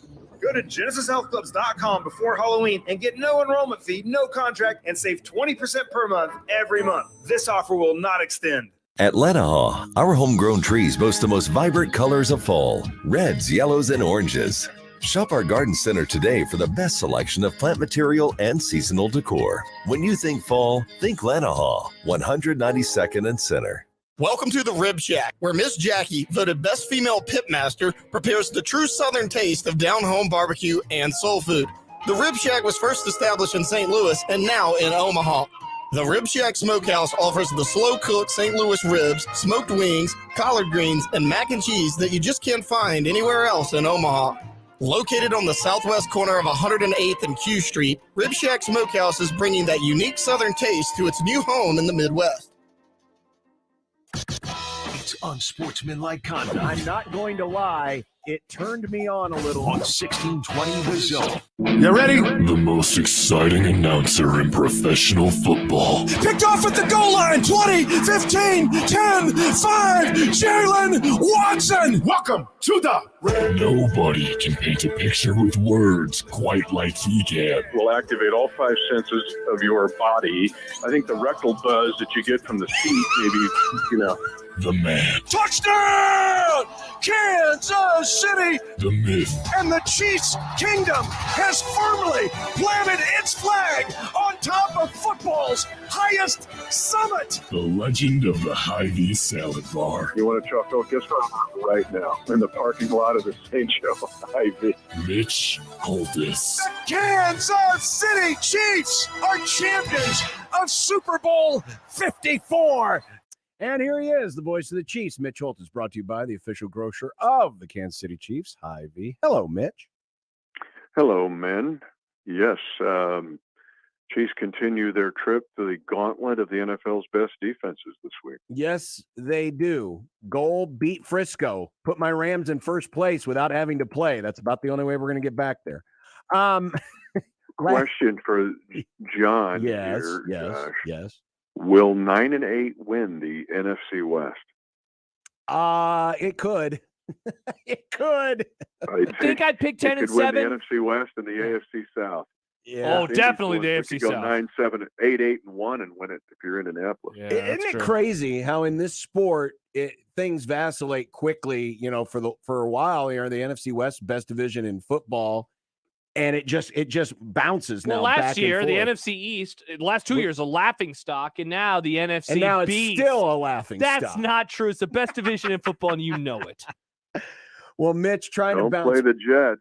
Yeah, exactly. Don't play the Jets. On this note, or in this discussion, it is after 6 weeks, collectively the lowest margin of victory on the average in the history of the National Football League. And this week, another one. I think this is the only time it's happened this late in the year. Only one game in the Week 7 listing has two winning teams playing each other. The Colts, the aforementioned Colts, at 3-2-1 against the Titans at 3-2. That's it. It's the only two winning teams playing each other. It's kind of weird when you see what's going on in this league. Well, you mentioned it from the outset, Mitch. The gauntlet of great defenses. You go from Buffalo to San Francisco, and while you don't, you always try to want to have those get back games, those get back good games. In a way, is there at least an advantage in that? Hey, you faced Buffalo last week. Now you face the San Francisco pass rush this week. Guys aren't going to be letting down. Absolutely. I think that's an excellent point. And don't look now, but after the bye week, you're going to play Tennessee. Of the defensive fronts, I think especially the defensive fronts, Buffalo's the best in the league. I mentioned last week they have 8 starters, maybe 9, that they rotate for 4 spots. And San Francisco, if they're healthy, isn't far behind. And then Tennessee, that's really considered 1, 2, 3 among defensive fronts in the league. And you're facing them all in a row. But to your point, you just faced, the co-valedictorian of the defensive stats in Buffalo. You're going to face the next one with San Francisco this week. Mitch, I wonder, looking back at Sunday, I guess a 2-part question for you. The first is just, what stood out to you the most about the Bills and seeing this iteration of this franchise? And I wonder, coming out, of course, the conversation about home field advantage and how essentially the Chiefs now are 2 games back. Does it feel like a bigger loss than normal in October, just given what feels like was at stake? No, and I'm not saying that, that's what he's supposed to say. No. A year ago at this time, the Chiefs were 3-3, and it looked like there was no way they were going to be playing at home for a 4th straight AFC Championship game. I mean, there is so much to get done for everybody in the next 11 weeks of this season, or 12 weeks, that you can't do anything definitive or say anything definitive right now as far as that's concerned. Now, in the case of Buffalo, to answer your first question, what I was most impressed with were their linebackers. Matt Milano played the game of his life. He was outstanding, and so was Tremaine Edmonds. And then the other thing would be the depth in their lineup all the way up and down the pike. It's not just their defensive line. Their special teams are really good. They got Tyler Matakevich, who's one of the best in the business. They kept kicking it short to the Chiefs and burying them at the 16-yard line. It happened 3 times, where you'd think that's a risk, because if a team gets a return, they could go past the 25 that they normally get with a touchback. Well, every one of these times, Buffalo was smothering the Chiefs, and it told me just how good their entire roster is, Buffalo. Mitch Holthus, the voice of the Chiefs, here on 1620 The Zone. As I told Josh earlier, I didn't get a chance to see this game, and I was driving during the 4th quarter, but I was pulling in your broadcast, and those of you who listened you were preparing for Seton Hall. I know you were poring over Seton Hall video. Well, so, it's more DePaul. It's more DePaul because we're playing them on Christmas. I'm big, Christmas basketball. Okay, good. That you can work ahead. Now, what will they be at that point? About 3-14 or? Wow, roasted. That was Mitch Holthus saying it. I didn't say it. I did not say that. I take that back. All my Blue Demon friends. But there's a tradition you have had for years to, start the 4th quarter. It's put the hammer down. Yep. Well, the hammer has been like hitting the thumb of Patrick Mahomes in the 4th quarter. His 4th quarter numbers this year, his passer rating is only 54.9. His next nearest low quarter is like in the low 100s. 3 of his picks have happened in the 4th quarter. Where do we figure out why this is happening, especially in the 4th quarter of so many of these close 1-score games? Well, you've got it in the I mean, you got 6 weeks of data to look at it, and that does get your attention. I think he's 26th right now in fourth quarter passing, or his QBR, his quarterback rating. A couple of those are some garbage games, right? Fourth quarter against Arizona, he had the late pick against them. The game's almost all decided. But to your point, the two losses, he had an interception at the end of the Colts game and then one at the end of this game against the Bills. I'm not alarmed about it when you look at the first three quarters and realize he's still, second or third in QBR for the year, for the season. I mean, for the entire game. But you look at that and you're thinking, where's the late 2-minute drive? Or I guess I'm just not that concerned about it. I think it's been special circumstances here. I don't want to just buzz it, but 6 weeks of data is you can't just ignore it. But let's stay tuned on that too. If we're having the same discussion at 12 weeks, then we can dive into what's happened. Is it possible that the lack of as effective a run game as we saw through 6-7 weeks last year, because obviously, being able to run the ball takes a lot of pressure off your quarterback, especially when you're trying to run a 4-minute offense and protect a lead. Do you think that probably plays at least a little bit of a role if there was just a little more effectiveness similar to previous years in the run game? It's a worthy thought. And let's go back to the Bills game. The Chiefs are up 20-17. The defense is getting stops. I mean, the Chiefs have the ball at 7:36 to go in the game, up 3. And if you're thinking, and at the time, I might even have sent it to Dana and on the air, it's almost like you're in 4-minute mode now.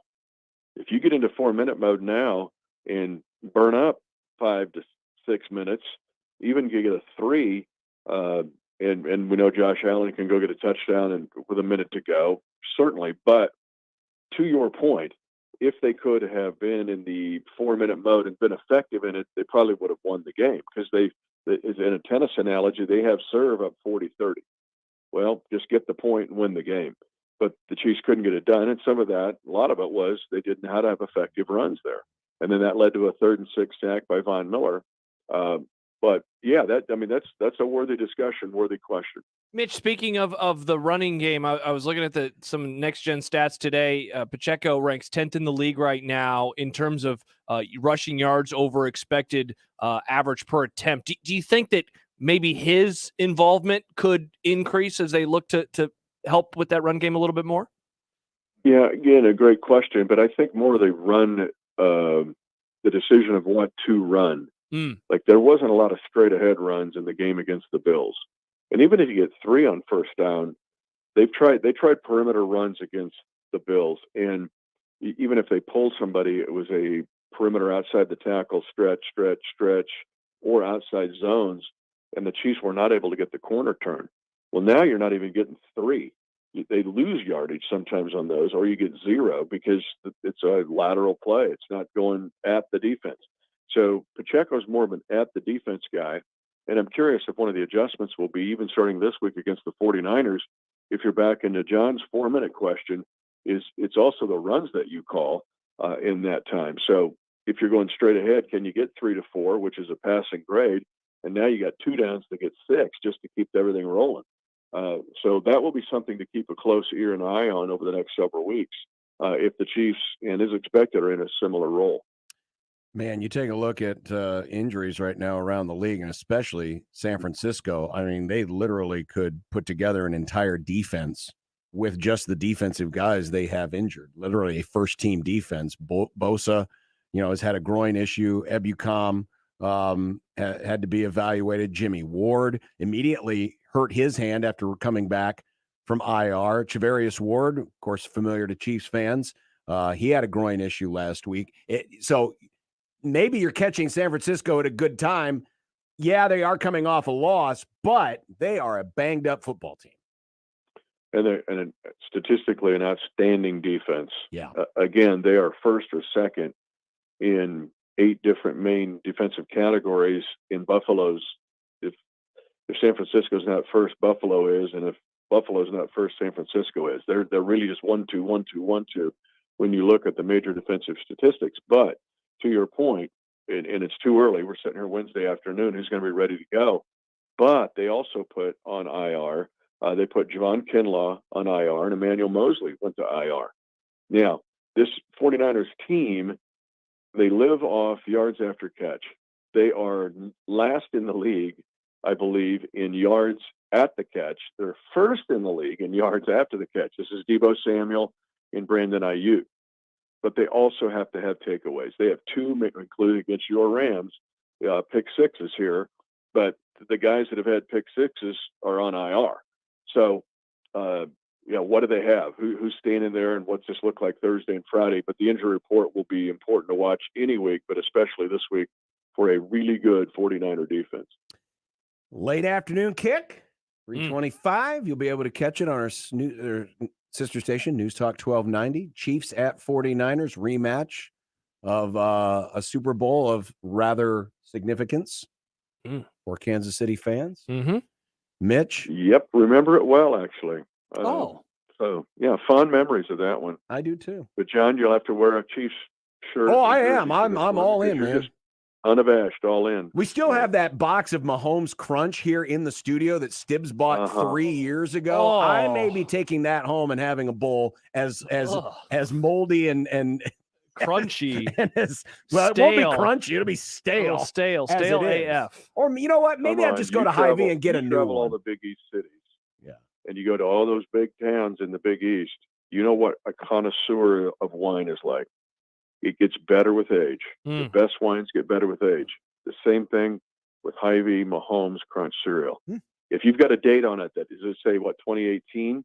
Yeah, what does it say there, I would Nick? serve that to your finest guests. It's quick, And Was that a good year? It was a very good year. July 23rd, 2020. Oh, 2020. Oh, it's a COVID No! cereal. Oh, no. It's like grapes. When you walk on grapes with bare feet to crush them, it's the same with Mahomes Crunch. Okay. Yep. It's good to know. Yep. Have a safe journey. All right. Thank And, our friend at the Drover, is the Drover even still around anymore? Oh, of course it is. Of course it is. Yeah, they had the little fire issue a couple years ago, but they're good now. Mr. Dodger, with his 110 wins, gets wiped out. Yikes. How cool was it in baseball in the National League, where essentially 400 wins when you had the Dodgers at 110, the Braves at 101, the Mets at 101, and the 90-something the Cardinals had, all gone. All gone. Bye-bye. Yep. Bye-bye, Drover. Bye-bye. It's gone. No, the Drover's still here. The teams are gone. The Dodgers still are gone. Yeah. But the the Drover's here, but bye-bye, Dodgers. The 110 wins, that did you a lot of good. See ya. Yeah, no kidding. All right, Mitch, take care. All right, see. There he is, Mitch Holthus, voice of the Chiefs and National League Baseball aficionado. Yeah, apparently. No, I was looking at the NFL schedule. We're going to get fired for football today. In fact, next. Oh, perfect. Well, this is a little tease for a couple weeks from now. On Sunday, November the 6th, there are two late games. Seattle at the Cardinals at 3:05 on Fox, and the Rams at the Buccaneers on CBS at 3:25. Your point? Bad football. Your arrogance. It's not arrogance, John. You've been telling us Your for team weeks. is in third place. In their division. Out of four. You're in the bottom half of the NFC East. But they own the tiebreaker over the Giants right now. Well, that doesn't matter. It does. When they have the same record. But you don't have the same record. We will. The Giants soon have enough. a better record. Just saying, if John. the season ended today. That'd be stupid. It's October the 19th. Just saying, that's not a really good game. That's all I'm saying. Talking about. It's a rematch of a really good playoff game last year. The playoff game last year was really good. You would agree the teams are not as good as they are last year.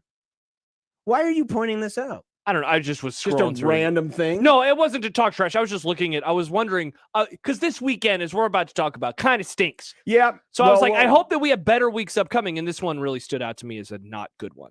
Well, do you have any suggestions for the folks if they don't want to watch any NFL on Sunday? No. Well, I definitely would say don't go to the pumpkin patch.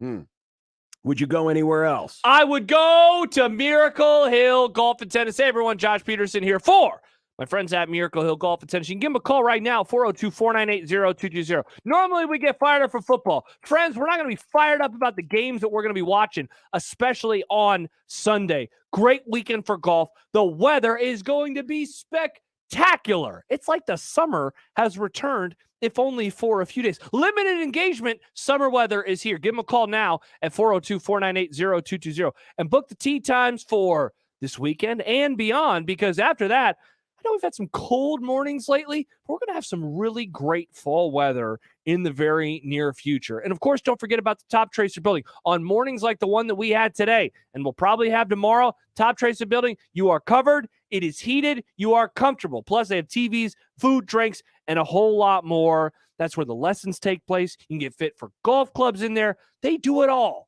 at Miracle Hill Golf and Tennis. 402-498-0220. They are located just north of Dodge on 120th Street. Miracle Hill Golf and Tennis. Omaha's most listened to all sports radio station. Again and again and again. 1620 The Zone. Hey friends, Kent Pavelka here, back with John Higgins and the Rooferees at the Weather Guard showroom. A lot of people will, I had some bids here and just got to go with this guy. We always ask the customer, did you get the referrals on those companies? Do your homework and check how long they've been in business. We try to stay really competitive. Doesn't matter if it's a Da Vinci wood shingle, asphalt shingle, vinyl siding, or hardy siding. Just go with somebody who has the track record, right? Right. There's only one call to make. The Rooferees at John Higgins Weather Guard. It's your time for higher education, not higher debt. And it all starts with a scholarship application to Metropolitan Community College. Every year, MCC awards more than $3 million in scholarships to students. In less than 5 minutes with a single application, you can apply for all the scholarships available to you. It's your time to path forward. Let MCC show you the way. Register today. Classes start December 1st. Apply today at mccneb.edu/scholarships. Dear gas prices, go take a hike. Toyota is the #1 retail brand for electrified vehicles for 22 years. The Toyota hybrid lineup brings efficiency with power and savings with style. Not to mention top tech to help keep you connected. Plush premium interiors and the most advanced Toyota safety features. So, now you know who you're talking to. Toyota, the #1 retail brand for electrified vehicles for 22 years, with a hybrid or electric vehicle built for every driver. Seriously, dear gas prices? Do you really think you can stand in our way? Think again. Toyota hybrids. Find yours at toyota.com. Toyota, let's go places. Based on manufacturer estimate, CY 2000 through 2021 sales. See your independently owned Omaha Metro Toyota dealers. Village Point Toyota of Omaha, Baxter Toyota of La Vista, or Corwin Toyota of Bellevue.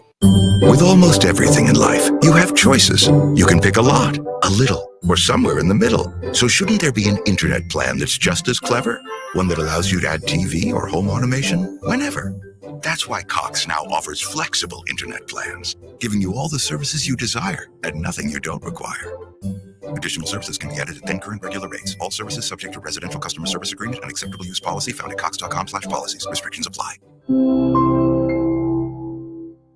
Prescription products require an online consultation with a healthcare provider who will determine if a prescription is appropriate. Restrictions apply. See website for full details and important safety information. Subscription required. Refund available for 60 days after purchase. Hey guys, did you know there's a generic form of Viagra that works just the same, but is 90% cheaper? And you can get it online? Just go to 4hims.com/radio.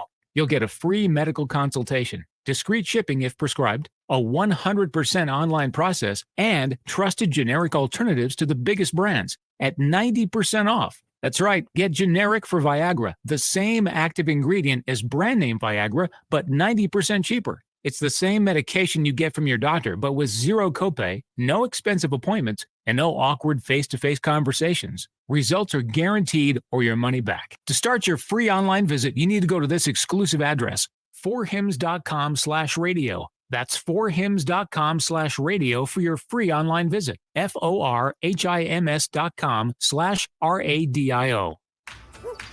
Your neighborhood is more than blocks of buildings.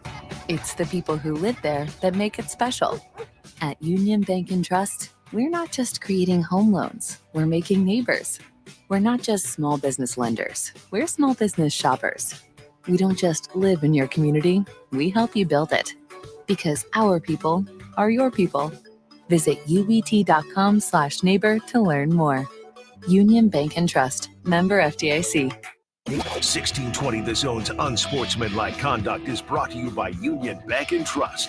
Now back to the program.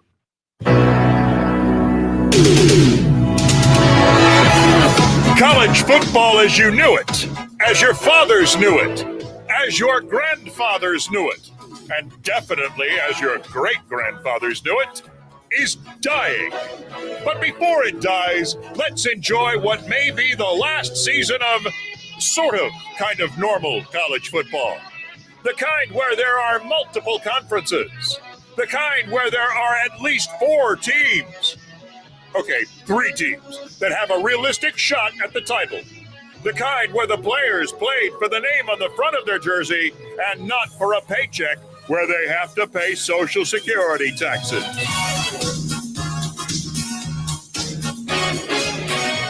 Depressed about the state of college football? Have no fear. The NFL is here. And who didn't love last season?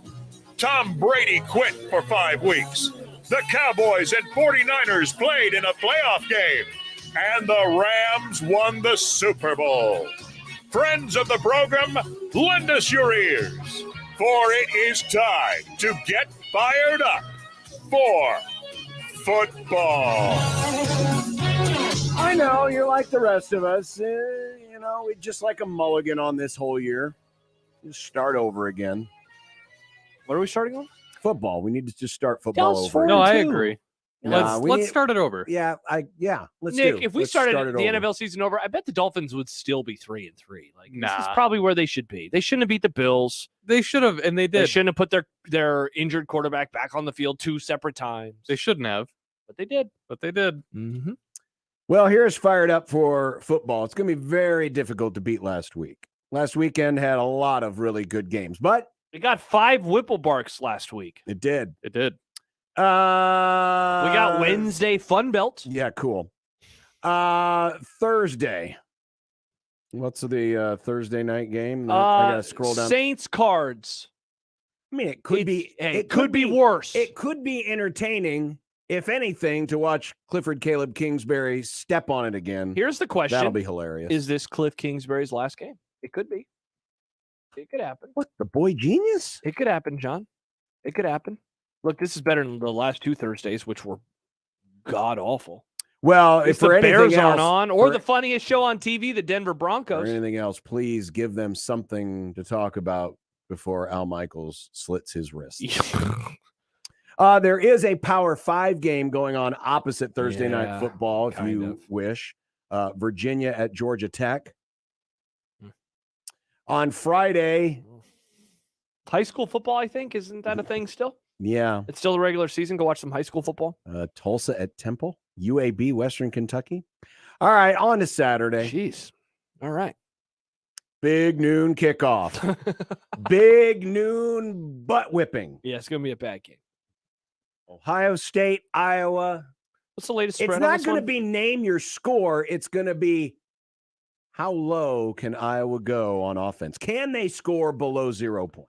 So the spread is 28.5. I could literally see like a 31-3 type game. I could too. The total is 49.5. That could is too. insane. Now, there are other good games though at this is- time. There is a battle of undefeateds. Yes, there is. Last week we had 3. This week we have 1. Mm-hmm. Sure. It's the ACC. And people aren't very excited about ACC football anymore these days. Yeah. But don't be that way. Don't be that snob. Root for Dino Babers and Syracuse. Or maybe root for Dabo Swinney and Clemson. Root for whoever you would rather root for. There's going to be a lot of orange on this field. Uh-huh. And it is also kicking off at 11 a.m. on ABC. And how about this game? Now, a few weeks ago, we were throwing parades for these coaches. Now they've lost some games, but Kansas at Baylor. Kansas at Baylor. Kansas at Baylor. That's pretty fun. On ESPN 2. I thought there was one more good. Why 11 don't a.m. you game. Why don't you tune in to BTN and watch 2 teams that Nebraska beat this year? Indiana at Rutgers. No, let's get to the later games now. Yeah, the 2:30. 2:30. There's some games here. Scrolling down. There's some games here at 2:30. Oh, look on CBS. A really good coach in Lane Kiffin travels to LSU. I think they have a college of coaches. They don't really have a lead guy. They're 5-2. They're just another team. Meanwhile, you avoid Notre Dame and their horrible head coach who might get fired after one season. Marcus Freeman sucks. You can't even argue it anymore. Not as bad as Brian. As Kelly. 5-2 Brian Kelly. Purdue, Wisconsin. How bad did Tennessee wax that bet? Tennessee is one of the best teams in the country, John.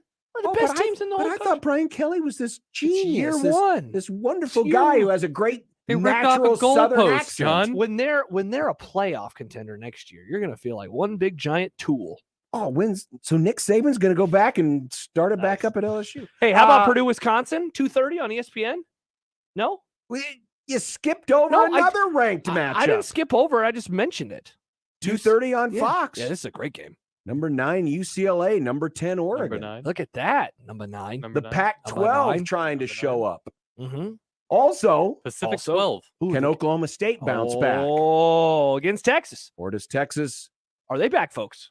Texas is good. They're a good team. A lot of orange on this. That's day. true. Texas is a good football team. Are you out on the Purdue Wisconsin game? Do you not care about that one? Oh, I do. I was looking on. He was going in an order, Josh. His order is the wrong order. No, my order is the right order because I'm literally talking about 5 ranked teams. Sometimes I like supporting local, as in the Big Ten West. Support local. But as Jack Mitchell told us, the Big Ten West is not worth even mentioning. But He yes, did say Purdue and that. Wisconsin. So really, you've got at least 3, but 4 games to keep an eye on in the 2:30 window as we scan down into the prime time. Coach Prime?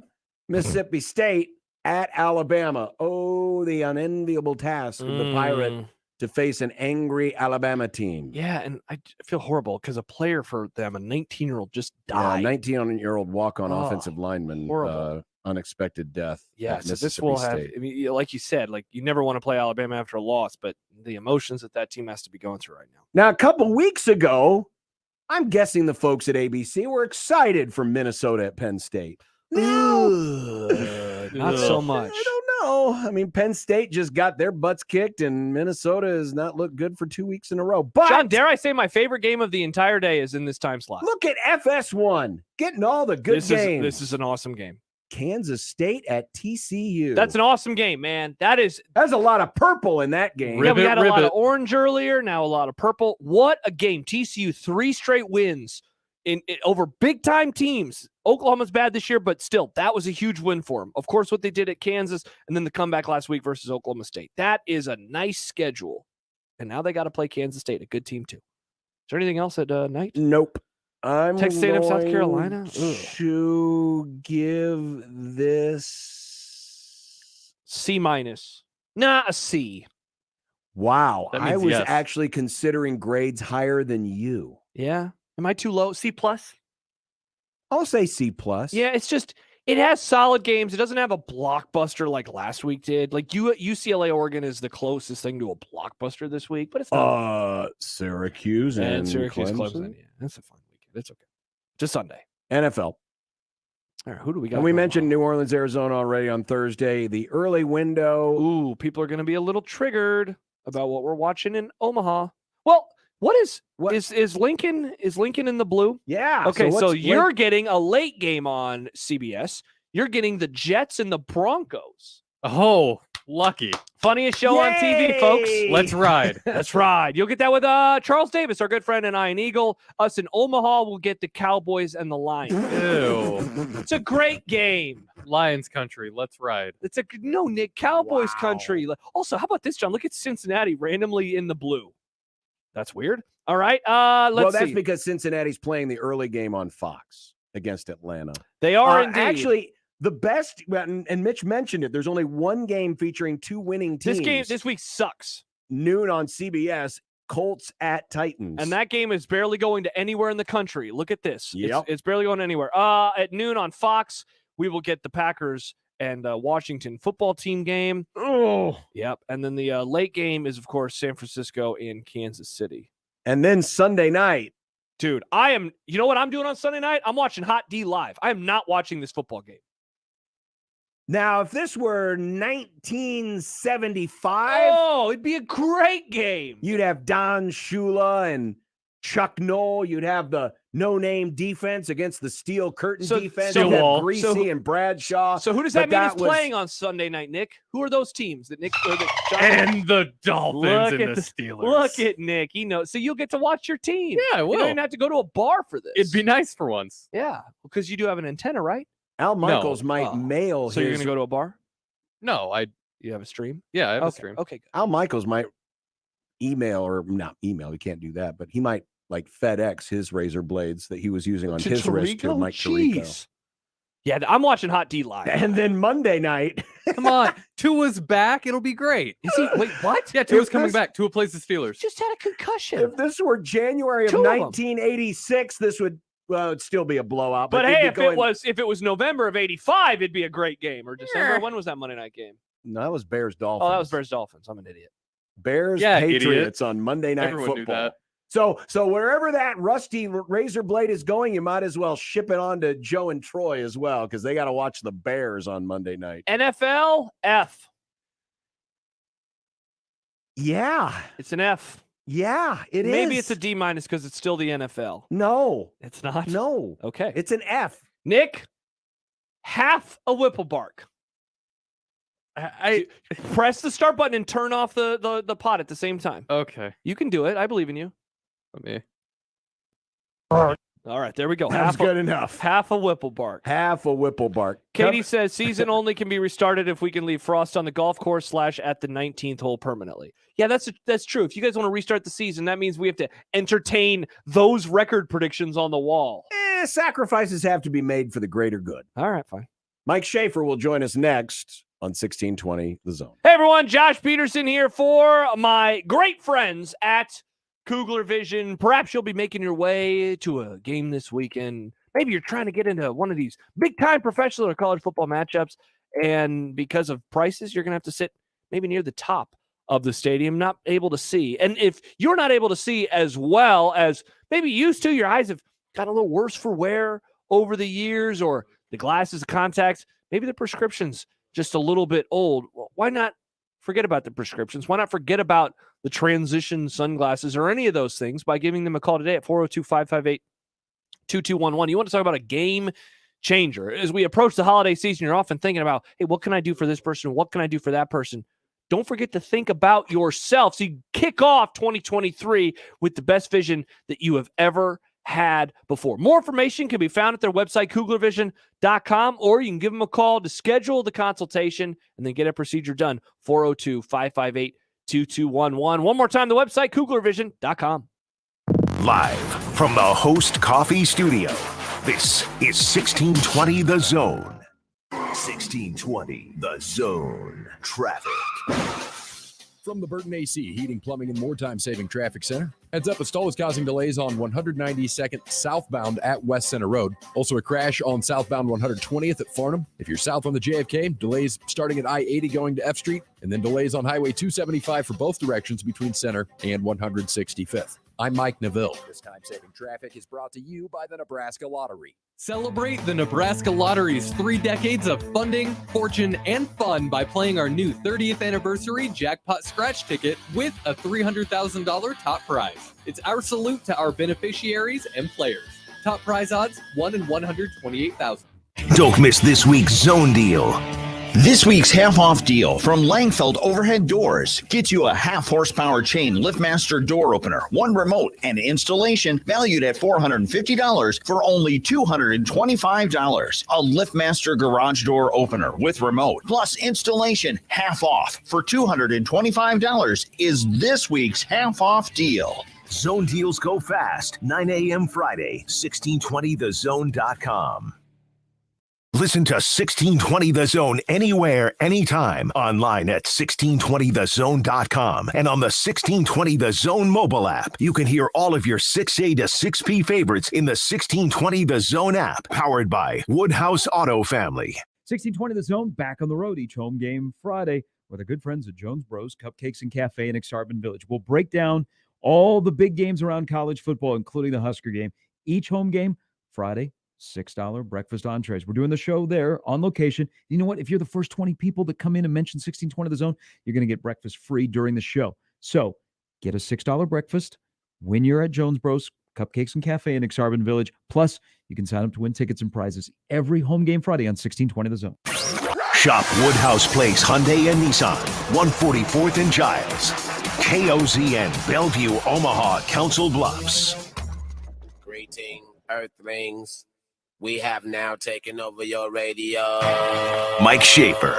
See, I would argue, because I like to argue, we all underestimated how hard it is to, one, win college football games, and two, transition and take over a program. Mike Schaefer. I was trying to kindly tell Mr. Bishop the Vikings have a chance to surprise some people, and I think that they could even win the division. Mike Schaefer. It doesn't seem like the kind of book where they would be hooked on meth. That got dark. Mike Schaefer. Yes, it's Mike Schaefer time, Husker247.com. Schaefer, sorry about the Indians. Sorry, the Guardians yesterday. I'm never getting that. That's going to be the hardest name for me, believe it or not, even though, I'm used to Washington's team, but Indians it's stuck in my head. I apologize. Yeah, I've struggled with adapting to the Los Angeles Chargers or the Washington Commanders. So I mean, I sort of get it. But because when it's your team and you watch it all the time and you hear it all the time, and I'm so far past the fact that they changed their, it doesn't even faze me. Yeah. And I've never been one that I was correcting anybody anyways, but the amount of people that were texting me the last week or so, good luck, or that they were watching or whatever. And, I would say about 75% were still referring to them as the Indians. I think it's going to take a little while. I don't know why it is. Maybe it's because of the movie. Bob Costas, a revered broadcaster from 1954 who still calls games now, like it's 1954. Can't wait to tell you about how the World Series was played in the afternoon, and you had to sneak the transistor radio into your desk and all of those kinds of things. So it is a blessing that I don't have to hear Bob Costas anymore. I don't have to hear him wax poetic about the Yankees organization, the same organization that's extolled for their virtue and their class, while their fans are chanting F, multiple players on Cleveland's roster. I don't have to hear about how Josh Naylor affronted the entire baseball world because he's a crazy person and has a bizarre home run celebration. But Oswaldo Cabrera can just stare down the other bench, and Harrison Bader can flex all over the field and start fights. But the Yankees are a very classy organization, John. I mean, they just do things the right way, the Yankee way. It's the way the rest of baseball should play. They should whine and cry until they get their way when a tenth of an inch of rain happens to fall upon the Bronx, so that way they can have their full complement of their bullpen. Josh, I love this. See, with Jack, it's like this constant stream and there's spit flying everywhere.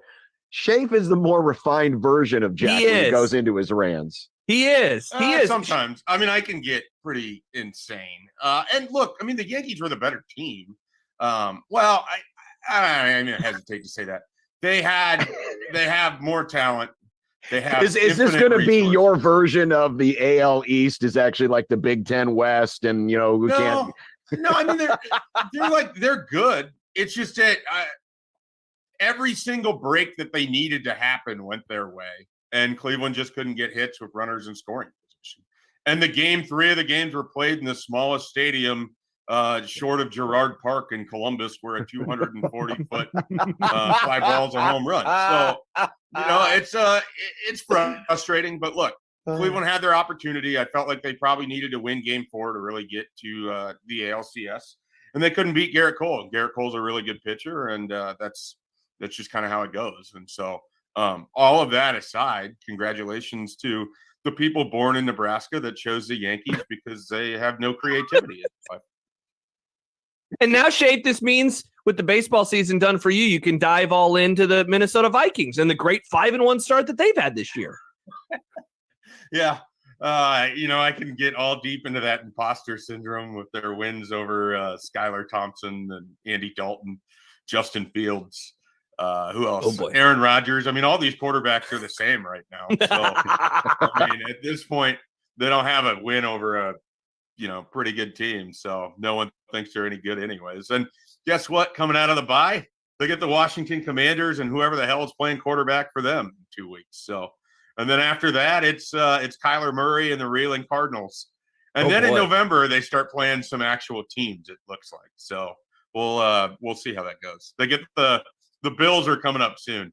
I hope they're 7-1 when they play the Bills, because they're losing that game like 48-14. Stephon Diggs is having 4 touchdowns. Well, Schaefer, last night we found out about the mystery metrics, or at least part of the mystery metrics from Trev Alberts. Is it a good thing that Frost was fired? Not just because, they got rid of the worst coach in modern Nebraska football history, but can you imagine what the debates would have been? Oh, man. If he would have stayed, if they would have found a way to 6 wins, and then we found out that was what it took to get his original salary back and another year added to his contract. I shudder to think, as hot of the takes and the sides were on the issue prior to his firing, what it would have been like in that scenario. The tinfoil hat person that I am suspects that Trev never thought he was going to get close to 6 wins regardless. Because, that's such a low bar. It is. And, we'd have these conversations about how it needed to be 7 or 8 wins or whatever. And it turns out it was 6 in a bowl game all along. And so you could see why neither side would really want the metric to come out there. Because if you're Scott Frost, it's a minimum that should be expected if you're the coach at Nebraska every year, let alone you're 5th in a program. If you're Trev Alberts, it's kind of like it was guarded so secretly. And it turns out to be just this like middling result overall. There's a part of me that finds it somewhat comical that it was what it was. Like, that was it. 6 wins. 6 wins gets your $6 million salary back, and you're safe for another year. And they weren't going to get close by the end of week 3. So, or their 3rd game. So I found it somewhat humorous. It's also one of those things where I guess I didn't seem to care about it as much as everyone else, because it always felt very, very zero-sum to me. Like, they were either going to be good and good in a way that they hadn't been for 4 years, or this was going to end. And we got the response that I think most of us thought it was going to be, in which it ended. Does it matter at all, Shay, for the next coach, for the hiring? Like, does this do anything, I guess, for the candidates' view of Trev Alberts in the Nebraska football program? Well, we're sort of in this point now where, after 5 years of sustained losing and a potential 6th on the way, whoever was taking this job is basically getting it at the point that, there's not a lot of expectation for that individual. So, would they need to get to 6 wins by year 4? Yes. Would they need to do it by year 2 or year 3? I don't know. I'm starting to get skeptical anymore. I just don't know. I don't know what the standard is for Nebraska. I think some of it depends on who gets hired. If you're hiring Mickey Joseph and, this is his first experience as a head coach, he probably gets a little more leeway than if you go out and you hire Mike Gundy and the expectation. And I'm just throwing that name out there. I don't have any. Right. I don't have any. It's just someone I picked that has a lot of experience, where the expectation is by year 2 or year 3, you're beating other Big Ten West teams and other Big Ten teams with consistency. So a lot of it, I think, is really just going to be dependent on who gets hired, which makes that sort of an interesting conversation in itself. Like, should the standard be that wildly different for whoever the coach is? And the answer seems like it should be no. But as we've looked over the last 5 Nebraska coaches, there's never been a universal standard. Mike Riley was run out, even though he won 9 games a year before. Bo Pelini was fired, having never lost more than 4. Bill Callahan had a successful second season where they won the Big Ten or the Big 12 North, our third season. So, there's no. We want to believe that every standard for everybody is going to be the same with these, but they're just not. There's too many people that have stuff at stake. Athletic directors never want to admit defeat until they have to, unless it's not their guy. And so I would imagine Trev is going to handle this differently depending on who the candidate is or who the ultimate, head coach is. And I think we just have to accept that now, rather than just try to blindly apply a label like, okay, by year 3, he needs to have like 20 wins or something like that in his Right. time. I don't think we're going to be able to get that. Mike Schaefer of Husker247.com. Trev on his radio show last night was asked about, what he was looking for in a coach by one of the callers. And he said a physical team is his priority. And I think he pretty much said the same thing during the press conference a month or so ago.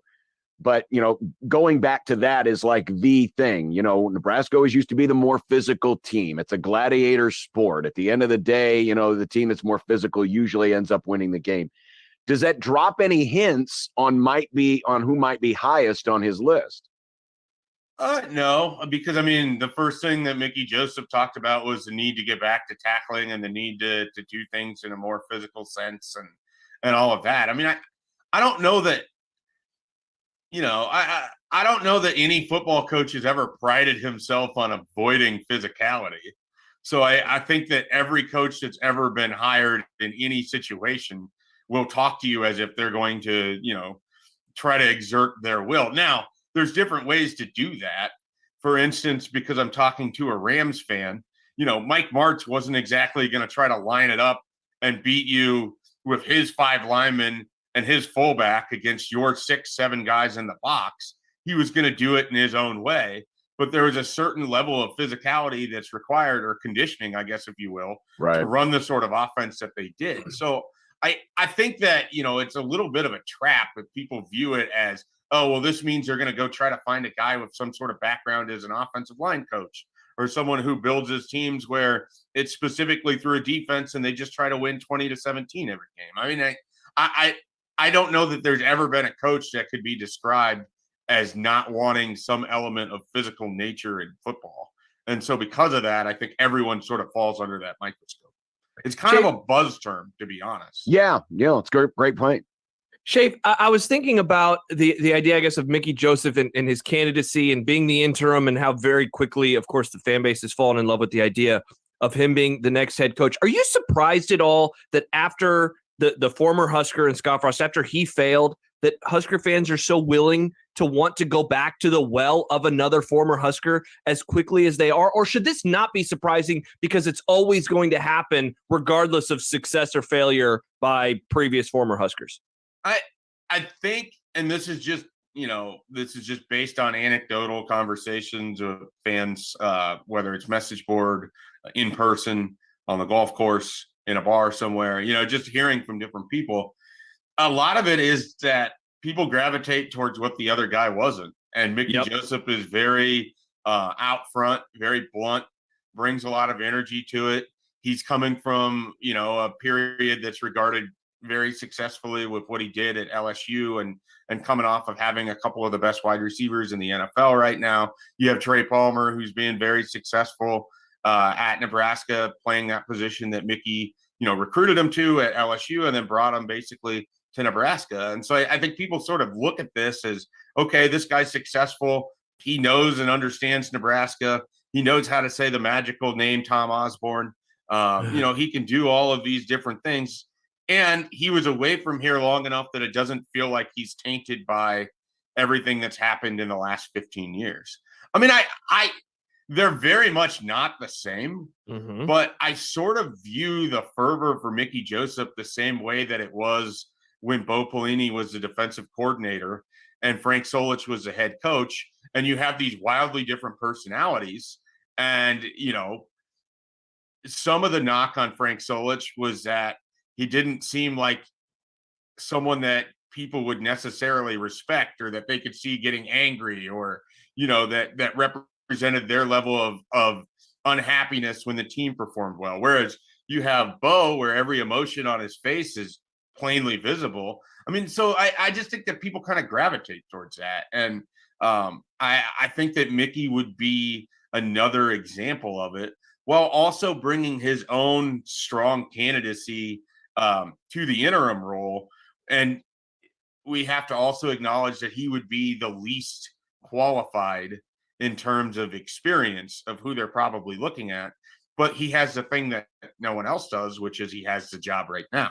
So it all kind of works in that sort of form. And I think it just comes back to, you look at how people talked about they wanted accountability from Frost. They wanted him to to seem like he, that it really mattered to him as much as it mattered to them, which is always fascinating to me because, again, these coaches care so much. They might have to compartmentalize it, and they might not be able to show their emotion in the same way that I lose my mind when a 3-run homer goes up in the first inning of a playoff baseball game.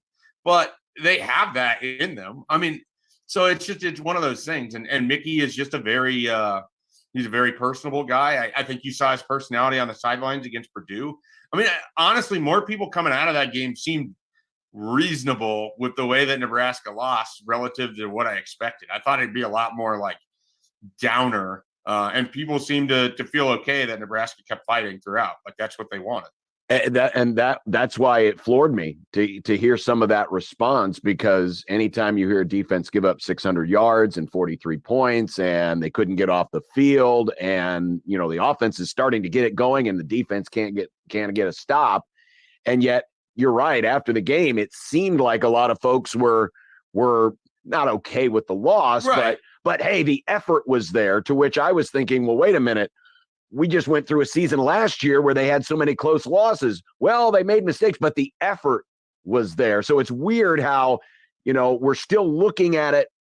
We're still looking at it through a prism of, well, at least the effort is there. So, hey, as long as the effort's there, we're fine. That never used to be the case. Yeah, I think it's a little different, though, because if you're looking at Mickey Joseph and his fourth game coaching for you, and Nebraska's down what they were early in that game, where it sort of felt like they could fall behind 28 pretty quickly. And I also think that fans are smart enough to acknowledge that this is a pretty flawed team. Like they're simply not going to roll up to games and just be able to half-ass it and win. Like they kind of have to have certain things go their way. And right or wrong, I mean, Mickey Joseph is not associated at all with the defense. I mean, right. And the defense had already given up 40-some points to Georgia Southern in a loss this year. So I feel like people were conditioned to basically feel like, okay, I wanted to see him fight. I wanted to see effort. Purdue's pretty good. They've got some good wins this year. And if Nebraska's able to stay in that game, they were a 13-point underdog or a 14-point underdog. So I can definitely see why people would be like, all right, you know what? They put up a fight. Let's see what they do against Illinois. I really think the best way to go about it would be to take the week-to-week approach as best you can.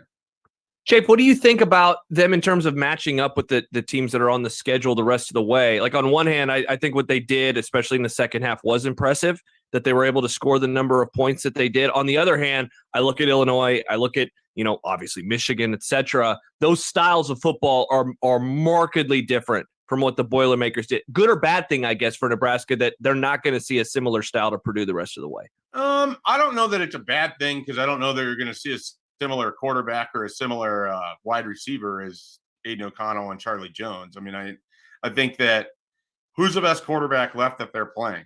J.J. McCarthy?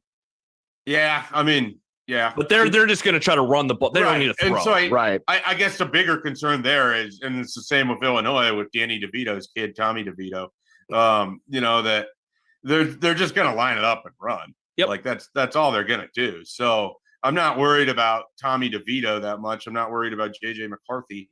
Minnesota, Tanner Morgan's had success against Nebraska, but they look like a shell of the team that they were in September. Yep. I look at Minnesota, Wisconsin, and Iowa, and I think Nebraska could win 2 out of those 3. I mean, they could win 3 out of 3. I don't think. Well, isn't that the path, Shafe, to getting to 6 is beating those 3 teams? That's the easiest path of the games left. Or Illinois just stubs their toes so badly. Because look, I mean, Illinois is really, really solid. But it's the same thing as playing Purdue last week. Like, these teams have to prove it every week. Like, they don't get the benefit of the doubt. Illinois can come in and have the kind of game that Nebraska had against Illinois in 2020 where nothing goes right. Like, that can absolutely happen. So, I mean, in terms of most winnable, it's Iowa, then Wisconsin, then Minnesota, then Illinois, then Michigan. I mean, that's how I would sort of rank it. I don't think Wisconsin's that scary of a team. I mean, I think Nebraska's I think Trey Palmer's gonna have some yards that day if everybody's healthy. So, there's some wins out there to be gotten, but they put themselves in too big of a hole to probably get to a bowl game or to realistically get to it. But if they're 5-6 and Iowa's 5-6, what a wonderful Black Friday that will be in Iowa City. Oh, it'll be glorious. You know what I think it comes down to, Schaefer? And I guess I'll go back to the Sunday Night Football game between my beloved Dallas Cowboys and the hated Philadelphia Eagles. Dallas got back in that game in the second half because the Eagles started throwing the ball for some inexplicable reason. And so I look at Illinois, I look at not really Michigan, but Wisconsin and Iowa and Minnesota. And if those teams decide to get cute and throw the ball around instead of just running, I think that's Nebraska's path. It's just like maybe some idiocy from the opposing coaching staff. Yeah, but that's asking for a lot because usually those coaches aren't idiots. That's true. Well, the other thing is Nebraska can't afford to be down by 3 scores to any of those teams because that's always kind of been the recipe for disaster is that if you get down 2 or 3 scores to any of them, they can just run away and hide. Yep. And your defense generally hasn't been good enough to just get you off the field in those situations. So, and they'll tee off on Casey Thompson if they have to drop back and throw it every single play. Right. So they'd still have to figure out some level of balance. I still think Anthony Grant can give them more than what we saw against Rutgers and Purdue. But he can't do it by himself. And they have to get kind of creative and find different ways to get him the ball. Well, Schaefer, the scheduling gods were looking out for you and I because all of our teams are off this weekend. Josh still has a game on Sunday, but the rest of us are nice and off, and we can go out and rake leaves. How much fun does that sound? With a new house. You have no trees? I have a couple little small trees. There's some trees. I'm looking out my window right now. There's some trees in the neighbors. Well, I'm curious. How many leaves will find their way into the lawn here in year 1. Well, good. Well, then you can come to my house and rake my leaves. I mean, if there's money involved in it, I suppose I could look into it. Nice. I got a Miller Lite. You want a Miller Lite? No, definitely not. It's only 1 more calorie than Mick Ultra. That's what the commercials say. Yeah, but then you have that weird aftertaste the entire time you drink it. All right, I might acquiesce to a Coors then. Mike Schaefer, Husker247.com. Schaefer, we always appreciate the time. Thanks. Enjoy the idle weekend. All right, guys, have a good one. And we will be back with more. A busy program. We still have Bill Connelly coming up and dumb debates on 1620 The Zone. Irrational confidence. I've said this all along. You're going to be able to convince me that a lot of these things that could end up happening are going to work. I don't think it's – now this is probably like, it doesn't give enough credit to the people who do it. I just don't think it's that hard. Wow. Not that hard, huh? That they haven't been doing. He's got those 47 games. Damn it, I told you to not take offense to this. Just do the fundamental things, and then we'll see where this lands. The Connor Happer Show, weekdays from 10 to 2 on 1620 The Zone. Your Omaha area forecast, presented by Bellevue Berry and Pumpkin Ranch, from the KETV Newswatch 7 Weather Center on 1620 The Zone. Pleasant weather into late afternoon with the partly sunny skies and temperatures in the 50s. Mostly clear tonight, not as chilly. We'll drop back in the mid-30s for a low. And then mostly sunny and milder for Thursday. Very nice day, high temperature near 70. I am Chief Meteorologist Phil Ranby from KETV Newswatch 7. 1620 The Zone's Unsportsmanlike Conduct, brought to you by a great friend of the program, Union Bank and Trust. 1620 The Zone. Traffic. From the Burton AC Heating, Plumbing, and More Time Saving Traffic Center. Heads up that stall on 192nd southbound at Center, still causing delays through there. A crash with injuries on 24th at Cumming Street is also causing delays. If you're south on the JFK, traffic slowing down about I-80 with delays all the way to F Street and slow going out on Highway 275 for both directions between Center and 165th. I'm Mike Neville. This time-saving traffic is brought to you by Nanfito Heating and Cooling. Don't get caught in the cold. Call Nanfito Heating and Cooling, your rude pro partner today. Now is the time to have Nanfito Heating and Cooling get your furnace in top shape. Nanfito services all brands of furnaces. Call today, 402-515-5050. Dear gas prices, go take a hike. Toyota is the #1 retail brand for electrified vehicles for 22 years. The Toyota hybrid lineup brings efficiency with power and savings with style. Not to mention top tech to help keep you connected. Plush premium interiors and the most advanced Toyota safety features. So, now you know who you're talking to. Toyota, the #1 retail brand for electrified vehicles for 22 years. with a hybrid or electric vehicle built for every driver. Seriously, dear gas prices? Do you really think you can stand in our way? Think again. Toyota Hybrids. Find yours at Toyota.com. Toyota, let's go places. Based on manufacturer estimates, CY 2000 through 2021 sales. See your independently owned Omaha Metro Toyota dealers. Village Point Toyota of Omaha, Baxter Toyota of La Vista, or Corwin Toyota of Bellevue. With some big-time events coming up, including the Luke Combs concert at the CHI Health Center right here in Omaha, October 28th and 29th. Be sure to check out my friends at ticketsforless.com. It's not all about sports. It's about shows, and it's also about finding the best tickets at ticketsforless.com. So whether you want to see the pageantry of Memorial Stadium on a Saturday, catch a game at Arrowhead Stadium, Tickets for Less is your source for the best tickets, also without those crazy per-ticket fees you'll pay on other sites. Trust me, you'll keep going back to ticketsforless.com. Compare and save the day at ticketsforless.com. Malarkey shingles are durable, high-performance, impact-resistant, and beautiful. Carp's Complete Home Exteriors is a certified Malarkey shingle residential contractor. For a free estimate, call Carp's Complete Exteriors or visit carpsomaha.com. Let's face it, credit cards are pretty much a necessity. New tires for the car? Here's my card. I order takeout, use my card. And most of us just accept the high interest rates credit cards charge as a necessary evil. What are you going to do? Get a low fixed-rate credit card consolidation loan from Lightstream from $5,000 to $100,000 and pay off those credit card balances. Apply online, and you could get your money as soon as the day you apply. The average credit card company charges over 19% APR, but with Lightstream, you can get a fixed rate as low as 5.73% APR with autopay and excellent credit. Now I can pay off my high-interest credit cards and save money with a much lower rate. Apply today at lightstream.com/radio and get an additional interest rate discount. That's lightstream.com/radio. Lightstream.com/radio. Subject to credit approval. Rates range from 5.73% APR to 19.99% APR and includes 0.5% autopay discount. Lowest rate requires excellent credit. Terms and conditions apply and offers are subject to change without notice. Visit lightstream.com/radio for more information. The Zone Hotline is powered by Los Hills Harley Davidson, your home in the hills. Make the right call, fans. The Rooferees at John Higgins Weather Guard. Rooferees. This is Unsportsmanlike Conduct. You root Big Red football, you must root Big Red basketball. The 1620. The Zone.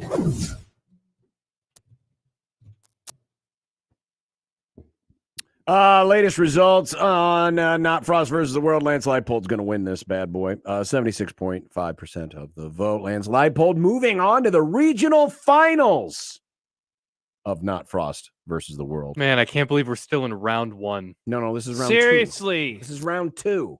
Learn to count. Just like Juan Soto needs to learn how to play when the sun's out. This is the problem when you play Sun's too many out, guns night out. games. Sun's out, Juan's out. People don't know how to play when the sun's out. Juan Soto lost a lazy fly ball in right field, which helped open the floodgates to a 4-run second. And your Fighting Phils lead 4-0 at sunny San Diego. Why don't they just wear sunglasses? Oh, make it 4-1. Nice. Like, I know they got the sun I'm paint guessing- under no, their they eyes. Do. They do. He had sunglasses on, but some players wear sunglasses. I don't know if you know this, Nick, but this time of year, driving back home to the West, I'm staring straight into the sun, even with sunglasses on. I specifically bought my sunglasses for this time of year because when I come to work and then when I'm leaving work, the sun is just in my face. So what's your question? Why aren't they all just wearing sunglasses? Well, they are. They're batting into that guy who just pitched or wasn't. Well, because he's not looking into the sun. thought The he was sun looking field at the is sun. in right. If you're in right field, you're looking straight into the sun. All right. Well, I can't tell where the sun is. It's everywhere. It's a bright field. It is. It's a bright field. But yeah, when you're looking straight into it, even with sunglasses on, it's still a pain in the butt. But wouldn't be a problem if they played more day games. Just saying. That's true. By the way, don't forget Dumb Debate's coming up very soon. I just got a Dumb Debate text message from Steve at Ralston Middle School. Oh, those are always good ones because the Yes, kids they come up with it. are. Yes, they are. Got an email into the Equitable Bank inbox. Wow, back-to-back home runs. Josh Bell just hit one, so now it's 4-2. The Padres coming back. It's a 4-2 ball game. Mark writes, hello, Mark. Could rethinking the coaching system with NIL on the forefront work? Would it work with a guy like Mickey as the head coach, as the face and recruiter work if he were to hire high-level strength and conditioning staff, line coaches, and coordinators? see it as possible having an individual with elite intangibles and recruiting prowess being the new ear of coaches rather than a coach with a quote system. For reference, I 100% don't believe Nebraska can afford to go this route. The stakes are too high. Look, could that work? Absolutely, it could. I would make an argument, John. System is less valuable now than maybe it's ever been in college football, just with how fast things change. How fast things change and how everyone's systems they're not identical, but there's a lot of similarity. It's a lot of overlap. Indeed, there is. It comes down to talent acquisition. In college football, it comes down to talent acquisition. Scheme matters, in my opinion, in the NFL. Scheme matters in the NFL. That said, you know what? Who are the best teams in the league this year? Bills. What do they have? Quarterback. Yep. Chiefs last year's. What do they have? Quarterback. That matters more than anything. But in college, it just comes down to raw talent. Could Mickey do that? Absolutely he could. I would be, if he gets the job, I would love to see the staff that he puts together and kind of what it emphasizes, where it emphasizes recruiting in terms of literal geography, position. Though, I'm going to keep hammering this point. It's not like Nebraska's recruited bad. No, they haven't. The biggest problem has been they have failed to develop at all levels, but especially the highest level guys. There's so many misses among their 4-star players, so many. And whether that's a misidentification in the recruiting system, in the recruiting process, or just going after guys because they have talent, but maybe they don't fit your locker room or your culture. I mean, those things are possible too, but I find it hard to believe that every 4-star that has come through here in the last decade has just been a bad locker room fit. I think there has been an inability to coach these guys up and make them better football players. That said, you know what? That's extremely important. I am not de-emphasizing recruiting. What I'm saying is the bigger deficit they have faced in these last decade plus is the players.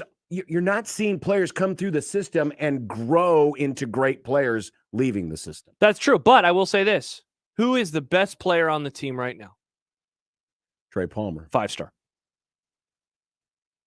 And that doesn't mean anything because they're going to lose. No, it doesn't mean anything. And it's a wide receiver, so it's a little different but there. Their best player is one of those just raw, pure talent guys. And they need those guys. But you are right. It's both. It's bringing in the players and coaching them up. So that's why I would be interested in a Mickey staff because I have no doubt, John, I have zero doubt that a Mickey Joseph-led coaching staff would recruit at Nebraska like they did in the Callahan era. It would be the best recruiting operation since Bill Callahan was in charge. And that does not have to be a negative. The question would be... No, it's not a negative. I just know how that, a little high. I know how that lands for some. And then the question would be, can they be a better developed program than they were under Callahan? Amazing Daniel, going back to our interview with Schaefer, says, Mickey being a former player has zero to do with me liking him as a coach. Frost and Solich being former players doesn't even hit radar in terms of my view of Joseph. And I responded to Daniel. I think Daniel is unique in this thought process. And he said, you don't think people would have fallen in love with Mickey either way. LSU fans loved him. He's got that cult of personality thing, in my opinion. I think he'd be almost as popular, even if he didn't play here. Do you agree or disagree? Because I disagree. I disagree some. Yes, Mickey has a great personality, and I understand why he is appealing. But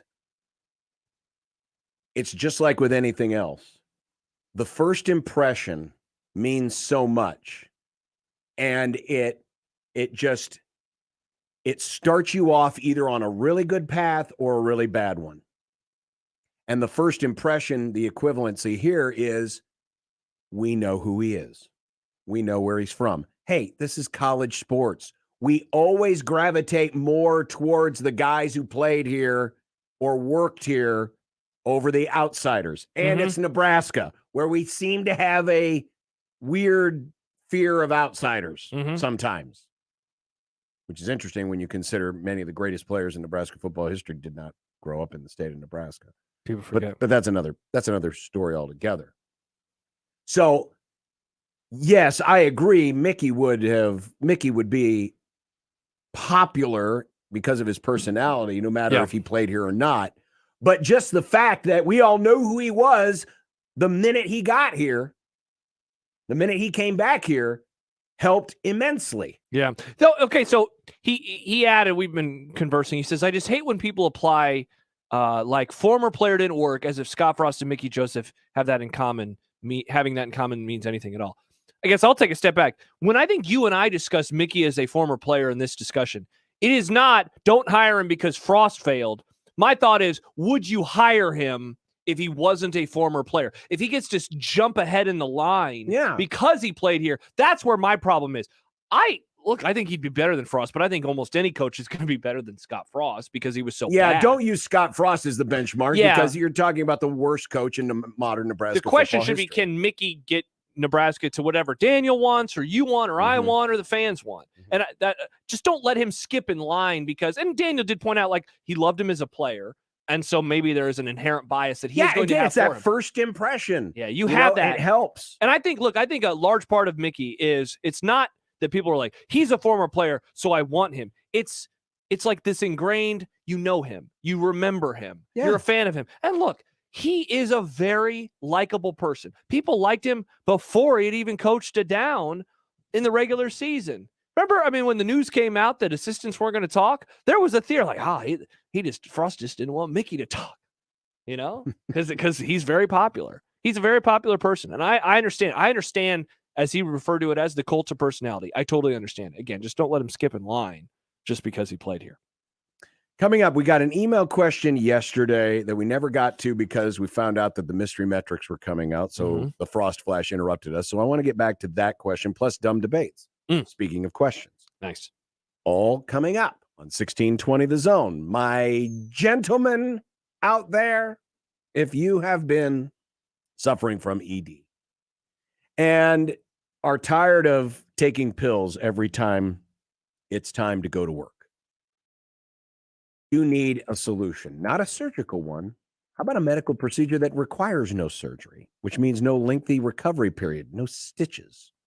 Well, the advanced wave technology at Brookside Medical Clinic is just that system because it has been shown by Cambridge University to restore and regrow blood vessels, helping improve blood flow and restoring normal erectile function. And calling Brookside today, 402-671-7777, can get you a free consultation and blood flow ultrasound. Tell them the Zone sent you, and you can save $600 right out of the box and find out if the advanced wave technology might work for you. And then you don't have to worry about the pill. No more side effects. It's like your old self is back, folks. Brookside Medical, 402-671-7777. 1620 The Zone's four-quarter pick'em returns. It's your chance to win $1,620. All you have to do is correctly pick 4 college or NFL games against the spread. Listen to qualify every weekday or enter online at 1620thezone.com. One lucky listener will be selected each week to make their picks live on air. Awesome. Go to 1620thezone.com for complete rules and contest details. It's four-quarter pick'em with 1620 The Zone. You go can change your oil or fix your brakes. The difference is the experience you'll get at Omaha Car Care. We're part of the community. We were born here, and we believe that our relationship with you should be built to last. We're going to consult you, not sell you. We're going to give you a free loaner car. We're going to treat you like a valued friend that we want to continue to see in the years to come. I'm Rick Betker, owner of Omaha Car Care, and we'll be along for the ride. It's Halloween at Genesis Health Clubs. Join with no enrollment fee, no contract, and save 20% per month every month. Omaha, it's the spookiest time of the year, but starting a new fitness routine doesn't have to be scary. Genesis is transforming fitness here in Omaha with our fully remodeled Cass, West Roads, and Terra Plaza locations, plus new locations at 132nd and Center and Midtown Crossing. Come see our just finished luxury remodel at 84th and Q with all new finishes, equipment, and amenities for the best fitness experience in Omaha. Whatever your fitness needs, Genesis is here to help every step of the way, and there's nothing scary about that. This Halloween, join Genesis Health Club with no enrollment fee, no contract, and save 20% per month every single month. But hurry, this offer will end before you have a chance to count your Halloween candy. It ends on Halloween and won't extend. Come to Genesis and get in the best shape of your life so you can handle anything those zombies, werewolves, and vampires throw at you. Go to GenesisHealthClubs.com before Halloween and get no enrollment fee, no contract, and save 20% per month every month. This offer will not extend. Creighton Sports Update.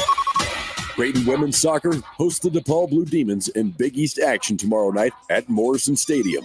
Kickoff is set for 6:30 p.m. Tickets are still available online at gocreighton.com/tickets. That's Creighton versus DePaul tonight at 6:30. And that's your Creighton Sports Update.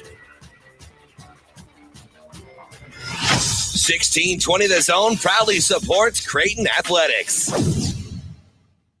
Sure, the weather is nice and mild now, but before too long, it's going to be cold, windy, with tons of snow and ice. Is your roof ready? The time to make it ready is now. That's why Complete Industries uses quality products like Scotchgard protected Atlas Pristine shingles. Sturdy, durable, and reliable. So when the storm hits, you'll be more than ready. Complete Industries also works with your insurance. Get a free inspection and estimate on roofs, gutters, siding too. Visit CompleteIndustries.com or call 402-935-0554. Here's an opportunity for business-to-business salespeople. NRG Media is looking for someone who gets excited about helping local businesses grow. Are you an idea person who can create and execute a plan? We should talk. At NRG Media, we create local marketing campaigns designed to meet a key challenge. On air, online, on-site, audio, video. It's all part of what you can do. A sales career with NRG lets you make a real difference. Business-to-business salespeople? Apply online at nrgmedia.com. NRG Media is an equal opportunity employer. 1620 The Zone's Unsportsmanlike Conduct is brought to you by Union Bank and Trust. Now back to the program. 4-2, Philly over San Diego, top of the third inning. So yesterday, Brent, what did he say? I won't read the whole email, but I'll just get to the gist. He said, knowing what we know about this current Husker roster under Mickey and the remaining 5 teams on the schedule, what are some reasonable expectations we should be keying on the rest of the season? In your opinion, what should we as a fan base grade the Huskers on the rest of the way? So I had extra time to think about this. Okay. And here is... Did you use the SP Plus numbers? No, I didn't even use SP Plus. Because I was going to say... Did you vibe it out? If you just do the raw Vegas expectations, they will be dogs in all of the games. Correct. So I guess you could almost start by saying, if they go 1-4, like that is exceeding expectations.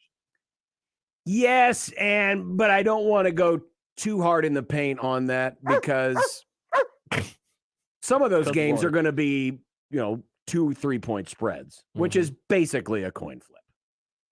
So I won't, it's not like they're playing a bunch of guys where they're going to be double-digit underdogs the rest of the way.